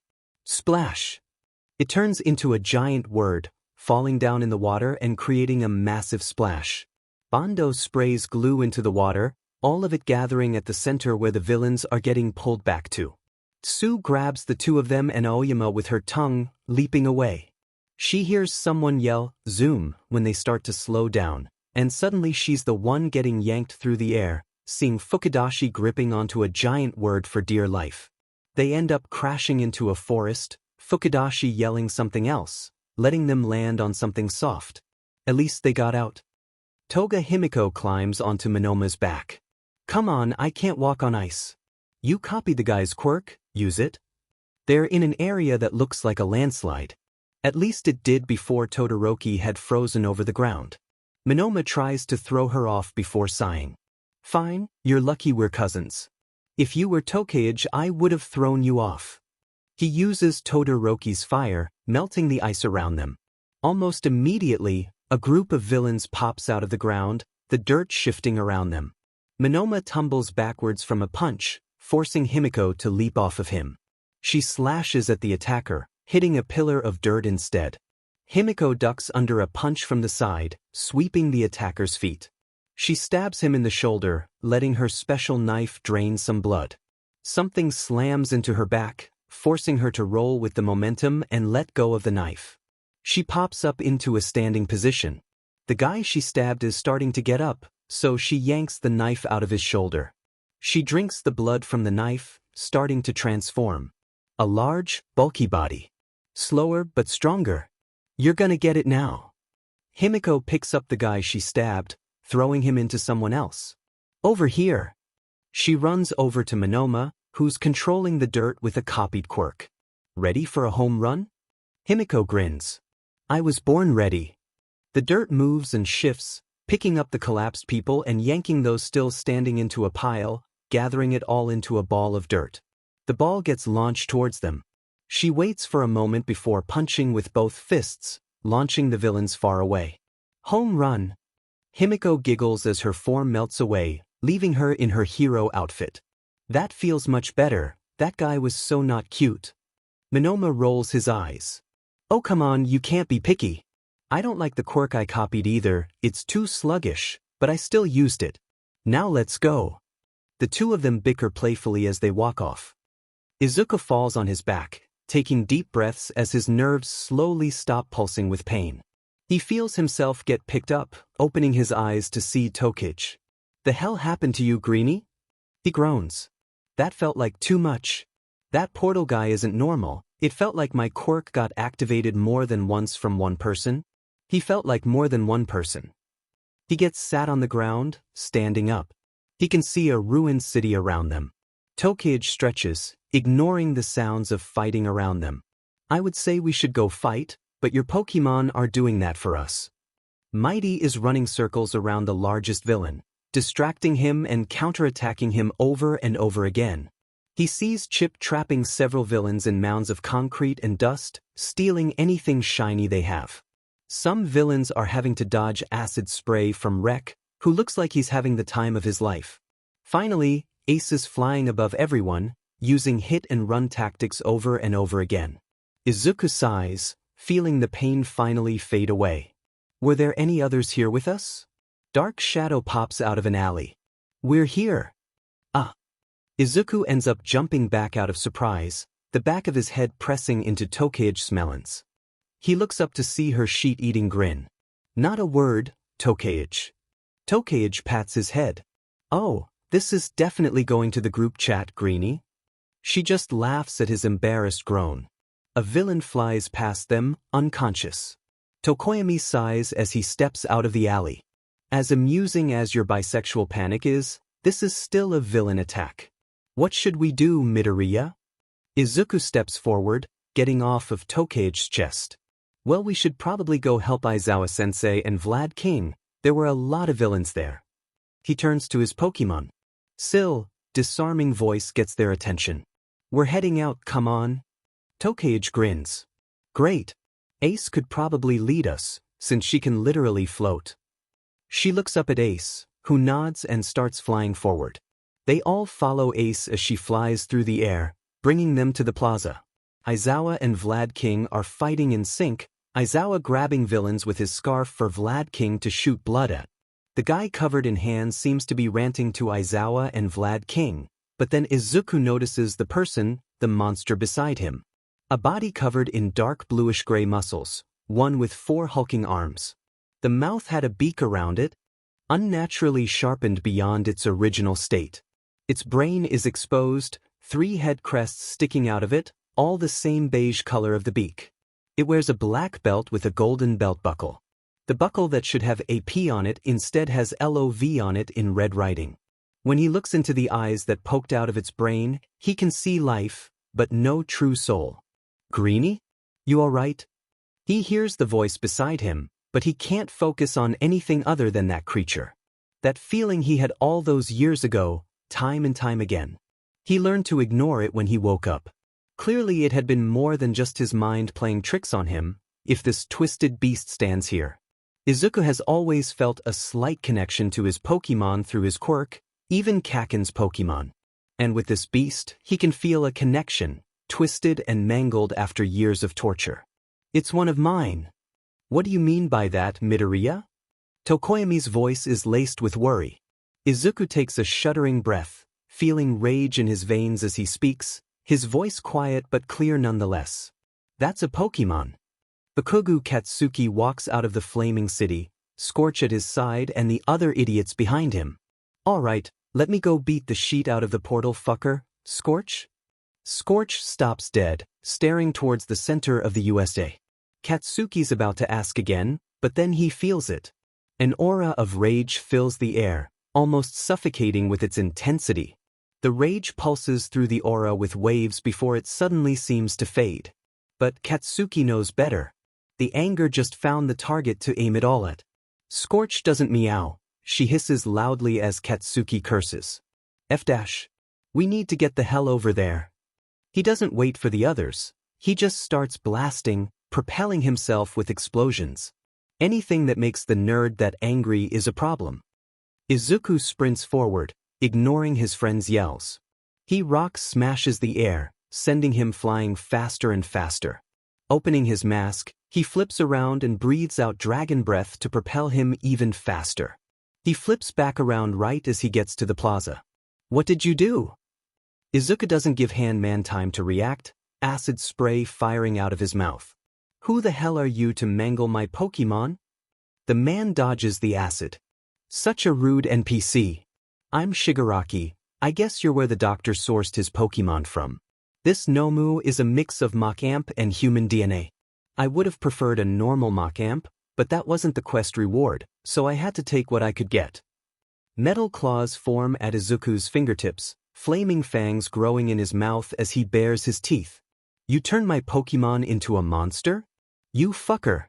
He slashes forward while also preparing to chomp down on his neck, only to meet the chest of Machamp, taking the hit instead. The same feeling of too much pulses into him, but the pain fades away much faster now that he's used to it. Nomu has shock absorption and regeneration, perfect for taking hits. Shigaraki chuckles. You know, it isn't very hero-like to go for the neck. Izuku pulls his fangs out of Machamp. I know. He slides under Machamp, glaring up at Shigaraki. Good thing I'm not a hero yet. He slashes at Shigaraki again, only for a hand to press on his chest. The clothing disintegrates first, but he screams as his skin cracks and turns to dust, the disintegration even eating away at his muscles. A ball of aura knocks Shigaraki away, leaving Izuku gasping for breath. Izuku hears Aizawa yell his name, but he ignores it. He tries to steady his breathing, taking a few steps back. Rek chomps down on Shigaraki's leg with poison fang, getting toxins into his blood. Shigaraki tries to disintegrate him, but a rock smash from Ace breaks his hand. You little sheets! He reaches out with his other hand. Mighty picks up Rek and takes the hit, howling in pain as his back gets disintegrated. He still manages to dive out of the way, right as Chip stomps the ground, bulldoze shaking the earth to knock Shigaraki over before cracking the ground, the rubble piercing his skin. Izuku wants to help, but the pain is keeping him from moving. A portal comes out of nowhere, placing Shigaraki a bit away next to the Misty guy from earlier. His Pokemon are all trying to tend to Mighty, a large chunk of his fur and skin on his back missing. Shigaraki is talking to the Misty portal guy. You let one get away, damn it. Fine then. Be useful and get rid of those Pokemon for me. Spread them out. Before Izuku can say a word, his Pokemon are teleported away. He stumbles forward, pouring blood out of the wound as he tries to push past the searing pain. Nomu, go play with the heroes, they're getting annoying. Shigaraki sends the Nomu towards Aizawa and Vlad King. You're pretty weak for an aspiring hero. Do you rely on your Pokemon for everything? This isn't Pokemon, you can't just use your team. Izuku can feel the adrenaline pulsing through him, starting to numb the pain. I'm not just a trainer. I can do so much more, and I'll show you. Shigaraki is about to respond, but Kakin pounces on Kurogiri. Shigaraki growls with anger, scratching his neck. I needed my DMN fast travel, stupid FANG NPCs, disabling it. Izuku shoots forwards, grabbing Shigaraki by the wrists. Oh, you lost your fast travel? Why not try out Fly? Izuku apologizes to Recovery Girl in advance. Aizawa Shoyuta feels the giant hands of the Nomu shoving him down into the concrete. Vlad King is unconscious next to him, and Shoyuta himself is barely staying awake. He watches Bakugo trap Kurogiri, which was admittedly a smart decision, even if a student shouldn't have to do it. A moment later, Midoriya grabs onto Shigaraki and shoots into the sky, the wind force throwing everyone away. Shoyuta flies through the air, slamming into a patch of grass and hearing his bones crack on impact, nearly puking from the pain. His wounds flare with pain, but he still pushes himself up so he can see the plaza. Shoyuta watches. A blur of wind and speed soar through the sky before suddenly flipping down and flying towards the ground. Shoyuta grips onto a nearby tree, barely staying grounded after the next blast of wind. When he looks up again, he can see the Nomu has a massive hole in its chest from the hit. Midoriya, though, he's missing lots of his skin, probably torn off by the force of the wind. Shigaraki looks just as worse for wear, though they both still manage to stand. Shoyuta tries to yell out to his student to leave it to the pros, but he can feel his eyelids getting heavy as he drifts off into unconsciousness. Izuku glances at the Machamp. The hole in its chest slowly starts to patch itself up, the muscles regrowing and interlacing, the skin growing over it. As for him, even the adrenaline flowing through his veins can't mask the pain. The disintegrated crater in his chest pours blood, burning with pain each time he moves. But he pushes past it, his anger keeping him conscious. He turns to Shigaraki. You're no better than Team Rocket. Experimenting on humans and Pokemon like this? Despicable. Izuku focuses on the sand and dust on the ground. Shigaraki glares at him, hissing in pain just from standing up. I'm not the one who did the experimentation, I just took the result, ACK. Izuku uses Sand Tomb, watching the dirt get into Shigaraki's wounds. He takes the chance to rock smash Shigaraki in the stomach. I'm not just a Pokemon trainer, Shigaraki. I can use all their moves. I'm like another Pokemon. And I'll show you. He grabs Shigaraki, looking into his eyes as flying-type energy spins around them. To fear me. Everyone stops as they see the blur of light shoot into the air. Wind swirls through the air currents all leading to the center of the building, becoming visible as flying-type energy pulses through it. Every bit of electricity gets filled with electric-type energy. It arcs across every surface, climbing up and up. A storm cloud forms at the very top of the USJ, gathering all the electricity within it. When that isn't enough, the lights flicker and fizzle out as their electricity is stolen, leaving only the arcs of lighting on the storm cloud as a source of light. Bright lighting cleaves through the center of the USJ, illuminating the building in its pure white glow. A moment later, thunder rumbles through the air, loud and all-consuming as the sound crashes into their eardrums. The excess electricity arcing along the air currents. Then they can hear the screaming. Two people at the center, screaming in agony as the lighting flows through their body on its path to the earth. And then, the storm cloud fades, and the two of them fall down, the glow of the lighting shining from their bodies. Katsuki looks down. Sheet, Portal Beach. That purple portal prick teleported away while he was distracted by the lighting. He looks up at the nerd, seeing his body glowing with electricity as he falls. A massive creature comes out of the darkness, catching Izuku with one massive hand. The light makes it shrink before sitting Izuku down. He sees Bird Brain walk over, so it was probably his DMN Quirk. They both run over to Izuku, seeing electricity still pulsing from his body. Oi nerd, don't die on me. Izuku grins, even as he spits up blood. This hurts like hell, but I did a number on Shigaraki. My heartbeat feels weird. Two gloved arms, floating arms, not attached to a body, come out of nowhere and pick him up. I got him. These are insulated, thanks to one, as rep. Where do I take him? Katsuki sighs. Alright, Potato Head dash. Before he can speak, another glowing body comes charging out of the darkness. The nerd sits up in Potato Head's arms, spraying acid at the crusty BSRD. Seeing electricity arc through the acid is kinda badass, he won't lie. Krusty F stumbles backwards, tripping over his own feet and landing on his butt. This isn't over. A portal of shadow swallows him up. The door to the Uti finally slams open, revealing All Might, arriving far too late. Netsu sighs, leaning forward. Extracting the children required them to have their support students recharge the backup generators with electric quirks, as even they got drained of power. Almost all the villains were left there and were knocked out, but the ringleaders escaped. A shame, truly, but at least they left the beast. The creature called Nomu was put in the basement. Normally he would have sent it to the police, but he sees how much Pokemon DNA is in it. He'd be a fool not to be curious about what Midoriya would do to it, later, of course. Only a few students required medical attention. Most of them were physically fine other than a few scrapes and cuts, just shaken up by the unprecedented villain attack. Midoriya though, they had to force-feed him one of Chansey's eggs so he could have the energy for Recovery Girl's healing. The arrhythmia was especially severe, having so much electricity flowing through his body messed it up severely.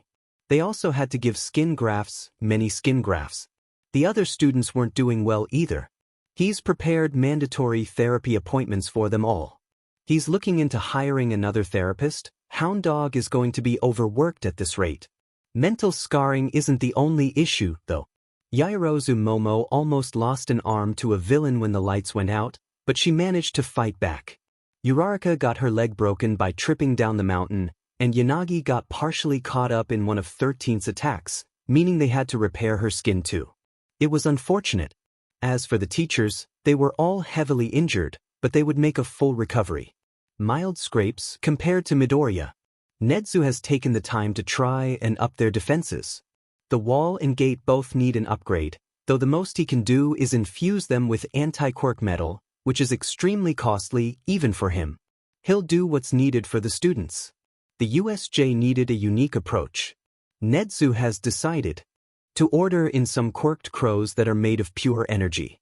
They can easily travel through the walls of the USJ to alert the staff of the disturbance. It's the best he can do, as mechanical defenses can be shut down.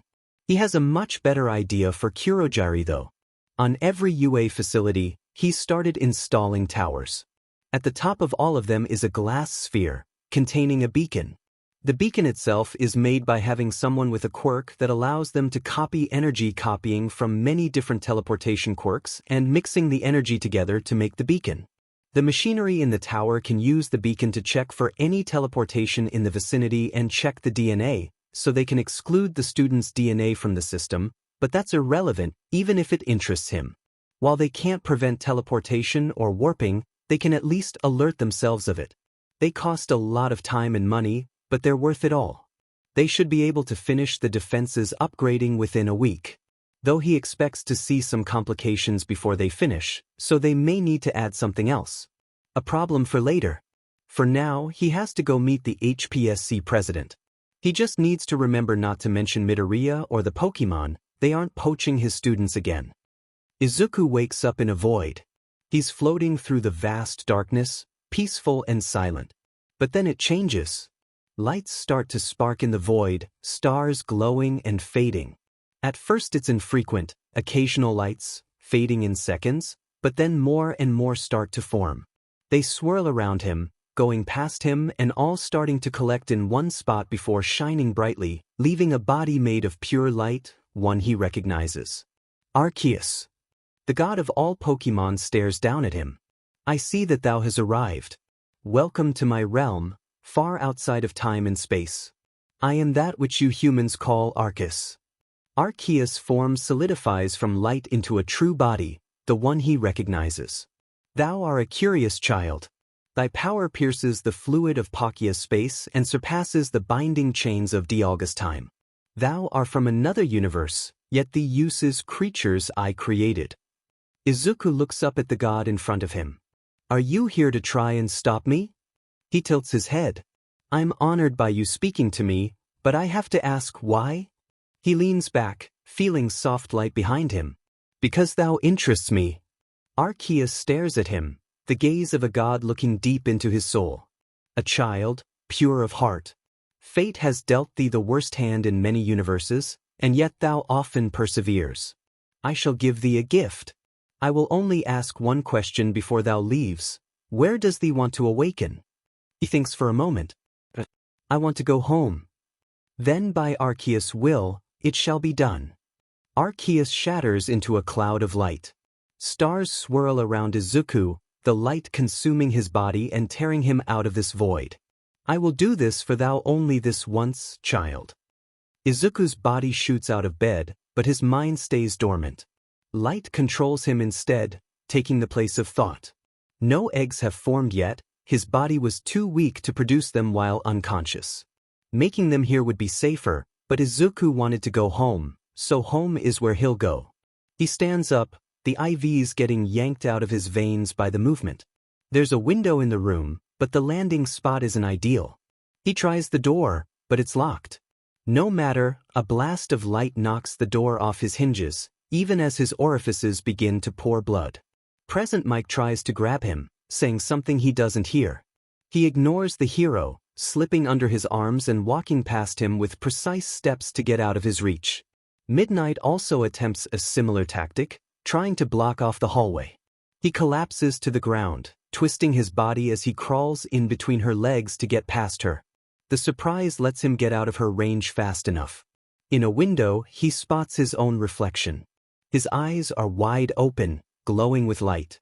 From the right angle, he can see the wheel of Arceus replacing his usual pupils, blood leaking from his eyes as the power of a god puppeters him. He pays his appearance no mind, leaping out the window.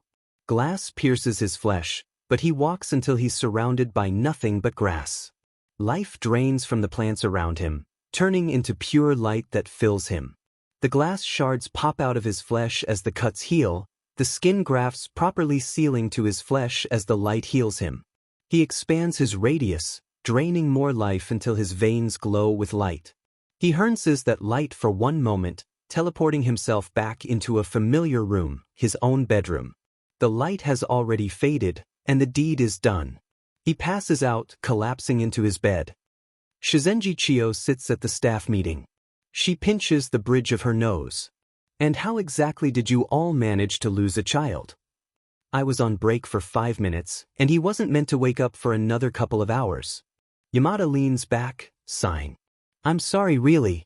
It's kinda hard to stop a kid if his eyes are glowing, he's leaking blood, and he's moving unpredictably, you dig? Kiyama cleans her whip with a wash rag.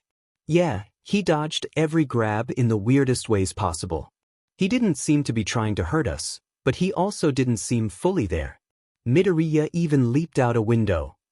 That he leaped out of a window, Chiyo takes a deep breath, trying to calm herself. Did anyone else see something? Snipe nods. Yep, I did.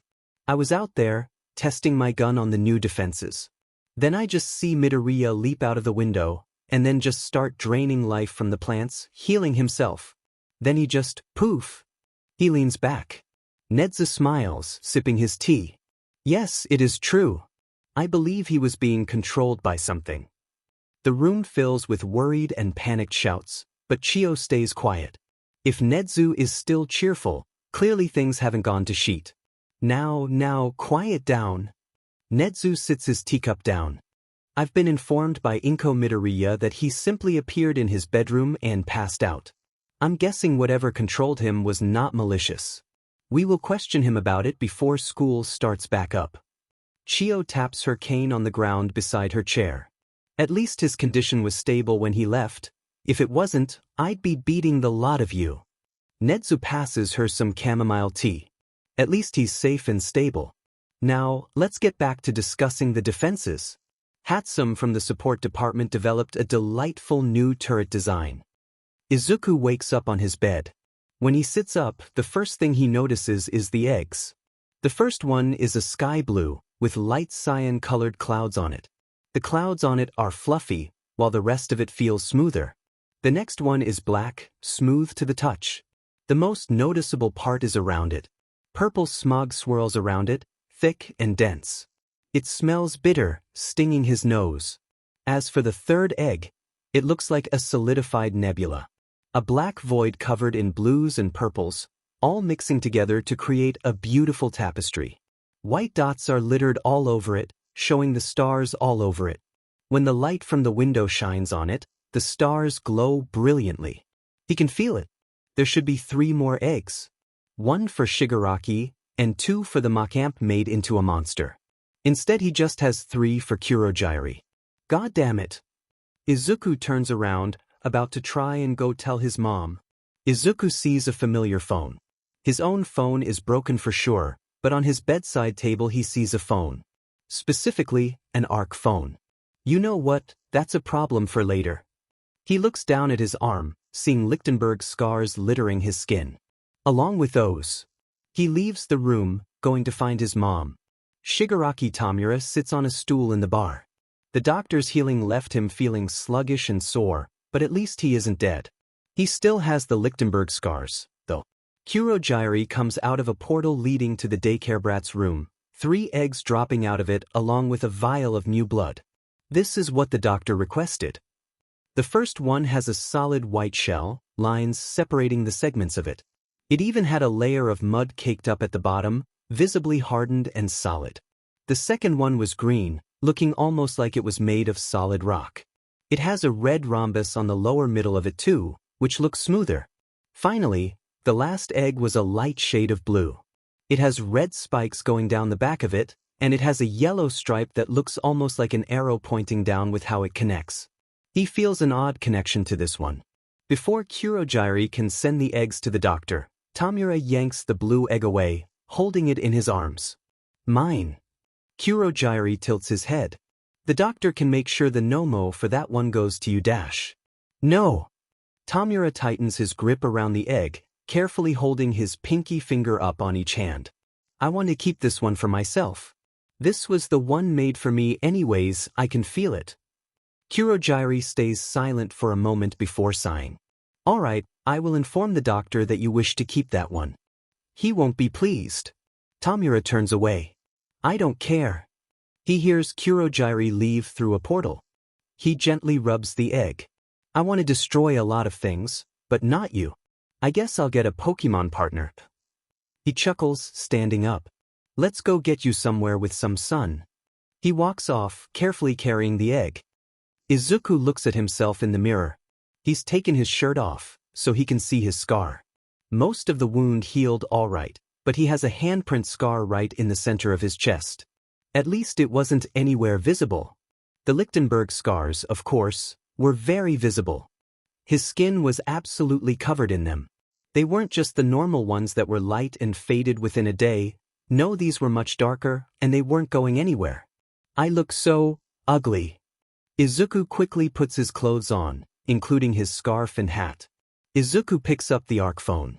Not only does it have normal phone functionality, but it also has a detailed map of everything around him, even his own home. It probably has more he hasn't noticed, too. Rek is sliding back and forth on the ground, whimpering with worry. At least he isn't melting through the floor. Chip sits on the floor, tapping a metal chunk she got from Mighty with her claw. Her usual happy energy is gone, leaving her hunched over with tired eyes. Ace is asleep, curled up on the pillow Mighty always used. It clearly isn't a restful sleep, she keeps whimpering and shivering. Izuku sighs. You all are worried too, huh? At least Recovery Girl should be able to fix him up. He wants to go out and practice with his quirk, but he can't. He overused it, so any strenuous quirk usage would probably not go well. It also wouldn't feel the same without Mighty. The sound of his mom calling his name makes him step out of his room, stepping into the living room. Principal Nedzu enters the living room, sitting on the shoulder of a detective. Hello, Midoriya. I have lots to talk to you about. But first, someone is back from Recovery Girl's office. Mighty steps out from behind the detective. Hopefully the scar doesn't look too bad. When he turns around, there's a handprint scar on his back, but it's much harder to see than Izuku's. It isn't too bad, don't worry. Now go, the others are still worried. Izuku sends him to the bedroom, where he can already hear the sound of Mighty getting tackled to the ground by the others. His mom turns to the detective, handing him some coffee. You can sit on the couch, you too. Though I have to ask, what's the UA principal and a detective doing here? The detective shakes his head. I'm fine to stand. We're just here to ask some simple questions on behalf of UA, if that's all right. Izuku nods. Yeah, I can answer some questions. You probably did this to the others anyways. Izuku sits down on the couch. The detective starts a recorder, speaking into it. I am Tsukachi Naomasa from the Mizudafu police force. My quirk is called Human Lie Detector. Please state your name and age. He sits the recorder in the middle of the table. I'm Midoriya Izuku, 15 years old. He leans back on the couch. Tsukachi sips his coffee before setting it down on the table. Could you please recount to us what happened during the USJ? He nods, starting to speak. Most of it is simple, getting on the bus, listening to 13 talk once they arrived, etc. Most of this stuff they probably heard from the others, but he still said it. Then he gets to Macamp. I saw it and I just got so angry. He feels his teeth start to heat up and his nails starting to sharpen, so he takes a deep breath, deactivating his quirk. Tsukachi writes something down on a notepad. And why did you get so angry? Izuku sighs. That creature, they call it a Nomu, but it isn't, it's a demon Macamp, is a Pokemon. My quirk lets me produce Pokemon eggs. They took one of my DMN eggs, evolved it, and mutilated it into a monster, even shoving quirks and human DNA in there. He practically growls in anger, purple draconic smoke coming out of his mouth. His mom turns to him, surprise and horror on her face. They did what?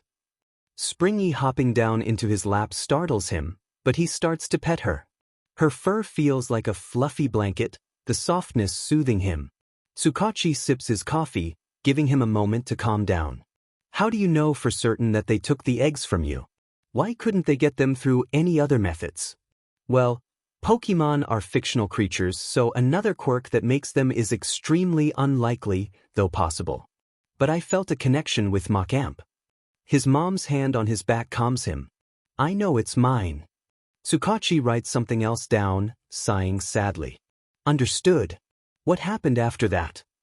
He goes on to explain his fight against Shigaraki, how he went overboard to make sure he sufficiently defeated him. Izuku pets Springy's head. Also, from what he said, it seemed like Shigaraki didn't really want the Machamp in this monstrous form, but it was all he could get from some doctor. Tsukachi nods. I see. When you were hospitalized, you suddenly left to go home. Would you like to explain that? Nedzu even leans forward on his shoulder. Well, Izuku sighs, hearing Springy purring in his lap. Arceus met with me while I was unconscious. For clarification, Arceus is the god of the Pokemon world.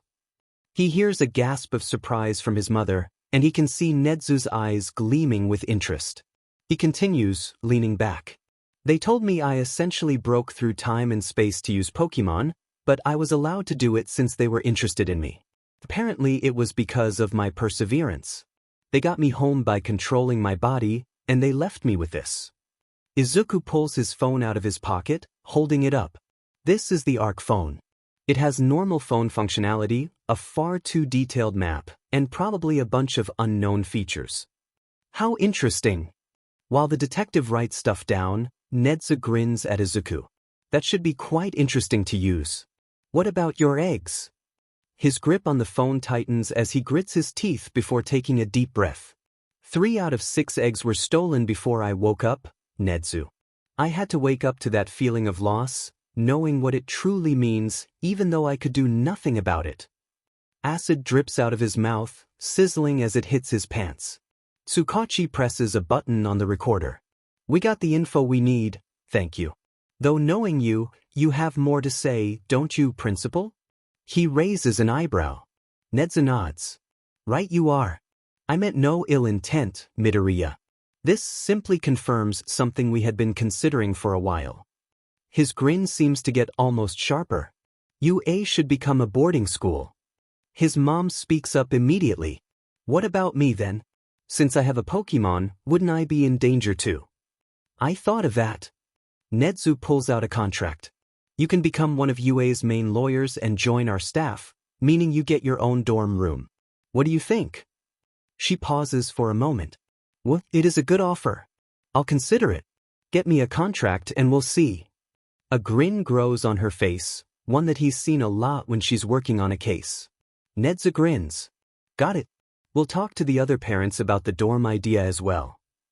He reaches out, shaking her hand. Contagious laughter. You all got into another villain attack? This is Pokemite's 3rd and Alien Queen's 2nd. Alien Queen, hey, at least I fought back this time. Baby Eraser, by fight back, you mean get pecked at by stone birds. Alien Queen, you're the one who let them go after me. Peekaboo at anxiety manifested and I were so worried for all of you. He's currently asleep in my lap because he exhausted himself crying. Crimson Cat, might be the inappropriate timing but... Peekaboo, I can tease you on one of your many crushes, don't play a game you can't win. Smiley face. Crimson Cat, I regret my decision immediately. Contagious laughter, how are you all feeling? This was your first villain attack, and your only first years. Do I need to send a list of therapists? Mirror image, for a hero who focuses on jokes and laughter, you're such a worrywart. You're like a mom. Together and apart, you say that like you weren't crying out of worry as that Pokemite got taken out on a stretcher. Mirror image, all I hear are lies and slander. Contagious laughter, shush, I am not a mom. Also, what happened to him this time? Is he okay? Pokemite, I'm alright. Just had a few small issues, the teachers were probably hurt worse. Eigengraukorvis, you can't be serious, right? You were practically dead by the time I caught you. Pokemite, well that's an exaggeration. Together and apart, Greenie shut it. I saw you fight that man before literally taking him into the sky, crashing down, going back up again and then having Lightning strike both of you, and draining the entire USJ's power for the lighting. Revelry Corvus. I saw chunks of skin peeling him off from the powerful winds, and his veins were alight with pure electricity. Soft Apex. What? UA is meant to be a safe space to train. First years shouldn't almost die. Alien Queen at Revelry Corvus also told me that the monster the villains brought was a mock amp, so that makes things worse. Contagious laughter. How'd they get one of those? Pokemite. They stole some eggs of mine, but I don't want to talk about that again, it pisses me off. In other news, I may have met Arceus. Izuku can't help but chuckle as the tons of confused and surprised responses pour in from them. His phone dings like crazy with notifications, the notification noise being some kind of holy bell noise. Pokemite. While passed out, I got to talk to Arceus. Long story short, I got an ARC phone when I got home, a genuine ARC phone. Baby Eraser. I mean, hey, at least you didn't get sent back into the past to get brutalized by Pokemon. You got the same phone without having to go through the same hellish environment. Contagious laughter. The urge to wrap you all in bubble wrap and throw you in a vault after this is strong, I'll tell you that. Mirror image. Like I said, worrywart. Contagious laughter. Oh shush, kiddo. Izuku sits in his room, at his computer. Rek is currently asleep in his lap, snoring softly. Yes, gotten better again handling contact with his Pokemon, at least. He leans forward as Pokemon Legends Arceus loads on the screen. Getting the ARC phone obviously made him think of this game, so why not go back to it? He starts to play through the intro, getting to where he gets some Pokeballs. Laventon. Now, I've mentioned already that Pokemon are strange, marvelous creatures. What's so strange about them, you ask? Well, each and every Pokemon can shrink itself down to minuscule size. And that's where Pokeballs come in. Izuku goes to click and move on, but then he pauses. Hold on, he stares at the explanation for a moment. Can we make Pokeballs? No, we couldn't, of course not. But... He groans, slamming his head into his desk. I should have thought of this years ago. Damn it. A shimmering noise makes him sit up, seeing his phone screen glowing. Seeing a recipe for making Pokeballs just had him slamming his head into his desk again, Mighty patting his back as he groaned. A few days later, Izuku heads to the beach again, turning to Mighty. Okay, clearly some people want me for my quirk. I need to be stronger so I don't have to resort to using pure type energy again. The quirk overuse symptoms faded, so he can practice again. Rek and Ace carefully mold the sand in one area, walls and pillars forming into a surprisingly large sandcastle. Chip sprints around, grabbing trinkets with his mouth to decorate the castle. Mighty nods, tightening to the side as he starts to stretch. I agree. I can show you my favorite aura sphere, if you want. Izuku follows Mighty's example, stretching. Yeah, that'd be perfect. I don't have any good long-range options yet, and that can help. Currently, I only really have close and mid-range options. Then I'll show you how to wield aura. Mighty holds out his paws. You want to draw from the auras around you and pull them into your hands. The farther apart your hands are, the larger the sphere. Aura is drained from everyone in the area, getting pulled into his paws until the sphere is complete. The sphere goes from an amalgamation of different colors to a pure blue as it solidifies. Izuku nods. Right, guide the emotions, don't let them in, and the hands matter. Not too different from what you said the first time I tried this. He holds out his hands, pulling from all the auras within his range. The auras gather into a ball, slow but steady as he keeps the balance to not let them in. It eventually solidifies once the top and bottom almost touch his hands, colored a viridian green. They both throw theirs, watching them tear through the sand. Mighty's sphere goes further, but Izuku's attack still made it a decent distance. Good, much better than when you last tried it. Mighty smiles, patting him on the back. Izuku chuckles. Oh come on, I had broken my arm just a bit before that, it was understandable. We're lucky for Recovery Girl, that was a painful way to find out I could use moves. Mighty grins before pointing to the others. Yeah, without her you'd still be in a cast. I'll go over there, you can try to learn from the others. Mighty walks over to them, punching his paws into the sand as he starts to dig out a moat for them.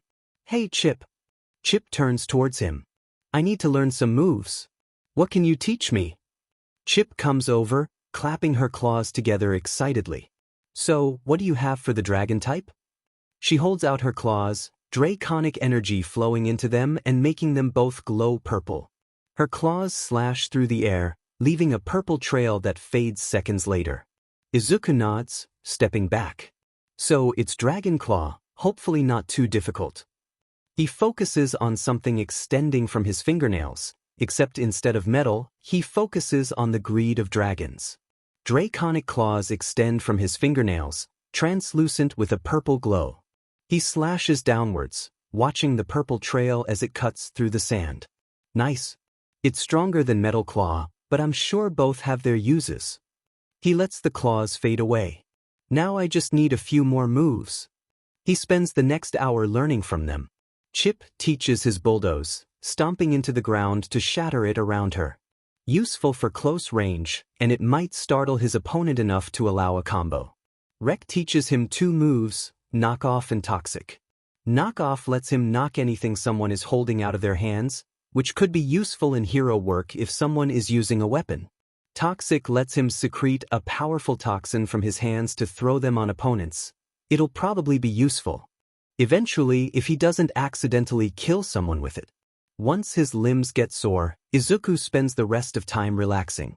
Building a gigantic sandcastle is pretty fun, even if Chip keeps trying to steal his phone to use as a decoration. Izuku carefully sets some of their bowls into a box, his mom currently packing up the pots. Do you plan to keep this apartment once we move into the UA dorms? She pauses for a moment before shaking her head. No, I don't think I will. If I save up, I could get a full house whenever you graduate, maybe before that if we want somewhere to go outside of UA. Izuku tapes up the box he filled, handing it to Mighty. His mom hands a box to Chip as well, though she has a harder time holding it with her claws. Yeah, that's fair. Mighty and Chip both carry the boxes outside to the moving truck, sitting them in carefully. The truck is about halfway full so far. Ace flies around above, using her psychic abilities to pull things from higher shelves down, sitting them in the appropriate boxes. Meanwhile, Rek is sliding around, picking up stuff on the ground they couldn't reach and carrying it over. His mom takes a book from Rek. They're so helpful, it would have taken days to do it with just us two. Izuku nods. Except for Springy, but that was expected. Springy is asleep on top of the moving truck already. Oh my! His mom chuckles before taking a teacup from Ace. The two of them continue packing, the Pokémon helping them. Even with Mighty going to take a nap, they get done on the same day. The two of them head to UA early the next day, meeting Nedzu at the gate. A bunch of robots automatically take their boxes, taking them along a paved path. Nedzu grins. Hello. If you follow the carrier bots, you'll be able to see the dorms. The two of them follow him down the path. There's what looks like a large park in the center, completely circular. Sakura trees are scattered around the area in a natural fashion, pink leaves blowing through the air.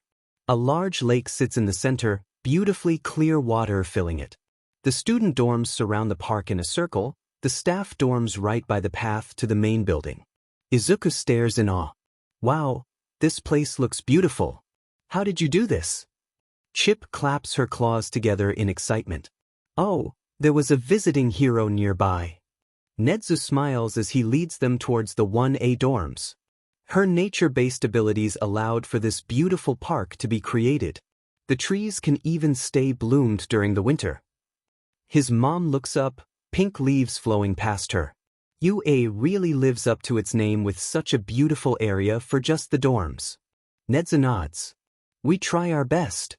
Ace floats behind them, holding up the 3 eggs with psychic energy, moving them slowly to keep them safe. Chip walks alongside them, holding the box with her hoard inside on her head. Rek is sliding along the path, while Mighty is just walking right behind them all. They all get to the dorms, Aizawa already standing there. I'll take it from here with Midoriya. You two can go on to the staff dorms already.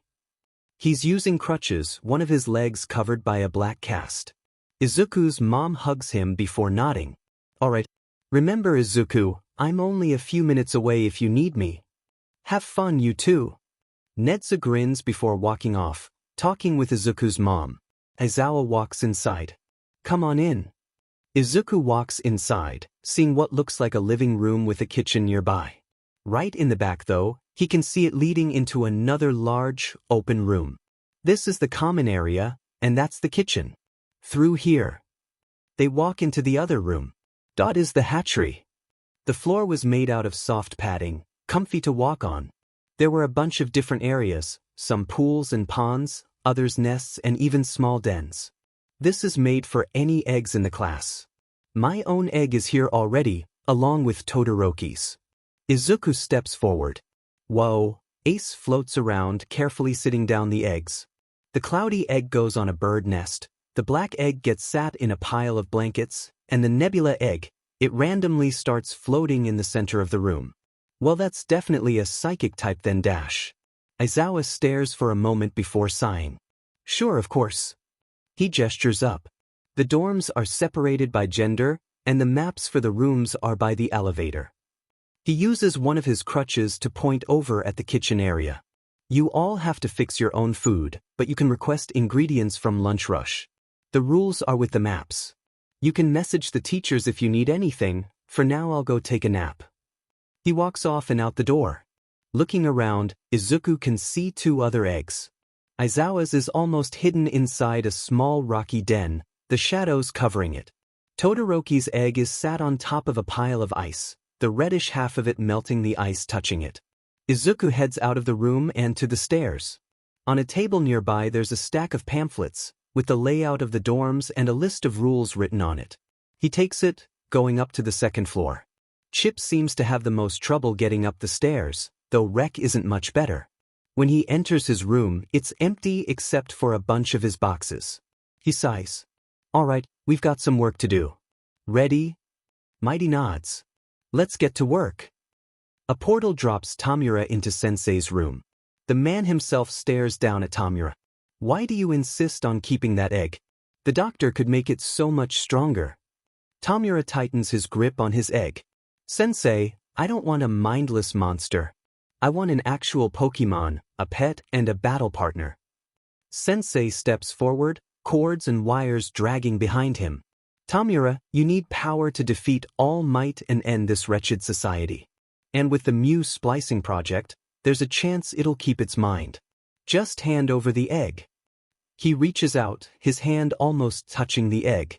No! Tamura jumps back. I'm sorry, Sensei, but I'm not relying on RNG for it. He clutches the egg to his chest.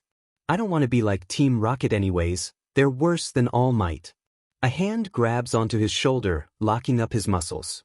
You misunderstand. Team Rocket has the right idea, doing what they must to gain power. I'm simply following in their path and improving it here. Sensei reaches towards the egg. Tamura struggles, but his limbs can't move. Please, just let me keep the egg, Sensei. He begs him, even though part of him is screaming at him to obey Sensei. Sensei sighs, the glow of a quirk engulfing the egg. Fine. I increased the flow of time around it for a moment, so it will hatch sooner. But if you talk back to me again, I will take it away and give it to the doctor. Understood? Yes, Sensei. A portal engulfs him moments later, dropping him down into his room. I talked back to Sensei. He reaches up, starting to scratch at his neck as he paces around the room. Sensei gave me all I have, what right do I have to talk back? But he kept trying to take the egg, I can't let him do that. He can feel blood getting under his fingernails. He's probably so sad. Why did I dash? The egg shakes in his arms slightly, breaking him out of his rant. Right, sorry. You're a needy little one, huh? He sighs. Tamura sits the egg down on his bed. You'll hatch soon, right? Wonder what you'll be. He grabs his phone, opening up an emulator as he sits on the bed, wrapping his legs around the egg. Time for some heart gold today. Izuku looks around his room. Merch covers the walls, showing heroes and Pokemon alike. His bed is halfway covered in a mound of Pokemon plushies, including a giant Spheal. Chip crawls under the bed to her den of blankets underneath, tidying up her remade hoard. As for Rek, Izuku had to put the trinkets from him on a separate bookshelf with how many they are, though it still looks good, especially when light from the window reflects off some of them. Mighty lays on the bed, wrapped up in blankets and surrounded by plushies as he sleeps soundly. Those pain meds really do make him sleepy, huh? Izuku sighs. He heads out of the room, the 3 awake Pokemon following behind him. He takes the elevator, mainly because he knows Chip would absolutely launch herself down the steps if given the chance. Once he gets out, Mina waves at him. Hey, a green bean. How are you doing? She's leaning on the back of the couch. Izuku shrugs. I've been better, but I'll live. I just got done decorating my room. A claw tugs at his pant leg. He looks down to see both Rek and Chip pointing at the door. Oh, you want to go outside? Probably to play in the park area we saw earlier. They both nod. I got it. Kaminari walks over to the door. I was planning to go out there anyways, I can take these 2 out for you. He gives Kaminari a thumbs up. Thanks, Kaminari. I'm feeling hungry, so I don't feel like running outside right now anyways. Chip and Rek both go over to the door. Chip smiles at Kaminari, while Rek holds up a shiny piece of copper for him. Kaminari smiles at him as he opens the door. No problem. He takes the copper piece. Thanks, man. Kaminari heads out with the 2 Pokemon following behind him. Izuku looks at Mina. Is anyone fixing food yet? Ace floats around him before laying on his head. Mina nods, pointing over at the kitchen. Bakugo took over the kitchen after Toga accidentally blew up the toaster. He's fixing dinner. I'm helping him, then. Izuku rolls up his sleeves. He's going to put in enough spice to kill a Snorlax if I let him fix it all himself. Plus he hasn't gotten to fix his own food since the USJ, because of his mom's worrying. He walks into the kitchen area. Kakin is busy fixing enough katsudon for the entire class, having Scorch help him with the cooking by using her fire. What the hell are you doing in my kitchen, nerd? You should be resting your butt right now. Izuku rolls his eyes. Kakin, I'm alive, I'll be fine. I'm here to help you cook. Ace gets off his head, floating beside him. And what are you and your OPFTS going to do? Kakin holds a pan above Scorch's head as she lets small embers burn out of her mouth. Some utensils float over to Izuku thanks to Ace. Kakin, my mother is Midoriya Inko, and I have a Mew. I'm probably the most qualified to cook alongside you in the class. Kakin scoffs before nodding. Fine, make yourself useful. Gladly. Izuku grins under his mask. He's going to enjoy this for sure. Chip leans forward as she sprints through the park.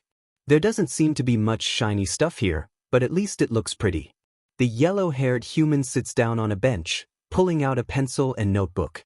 Alright, this is going to look great. Perfect atmosphere to draw in. He leans back, starting to doodle. Human speech has always sounded weird to her. Ace and Mighty seem to be fine with it, so maybe it's because she isn't fully evolved? She isn't sure.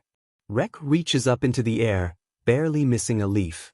He tries to pick up one off the ground, but it's swept away by the breeze. Every leaf he tries to grab slips away too fast. Chip jumps up, catching some of the pink leaves flying through the air. She crouches down, letting him grab the leaves from her mouth. Rek grins. Thanks. He carefully weaves them together, creating a flower crown before putting it on Chip's head. Oh, it's pretty. Thanks, Rek. She grins at him. Rek gives her a thumbs up. He turns his head at a noise, immediately sliding towards a pencil on the ground. Oh, a trinket. Perfect gift for Izuku. The human, who seems to have dropped the pencil, stands up. Hey, I need that. Give it back, dude. You'll never catch me. Rek slides away as the human chases behind them. Chip just looks away, glancing at the biggest tree in the park. The human probably would have stopped her from climbing it. While they're gone, Chip digs her claws into the tree, pulling herself up before preparing it again and again. Eventually she's at the top of the tallest tree. Looking around, she spots something shiny far off, near the entrance gate. She leaps off the tree, gliding from the park towards the gate. Once she lands, she notices the golden item right by the entrance. There's a golden circle on the ground with a small hole in the center. She picks it up, sticking her claws in the hole to get a good grip. Shiny. Perfect for my hoard. The feeling of eyes on her makes her turn around, seeing what looked almost like red eyes in her shadow for just a second. Where are you, Chip? The voice of the human makes her turn, forgetting whatever that was to sprint back over towards him.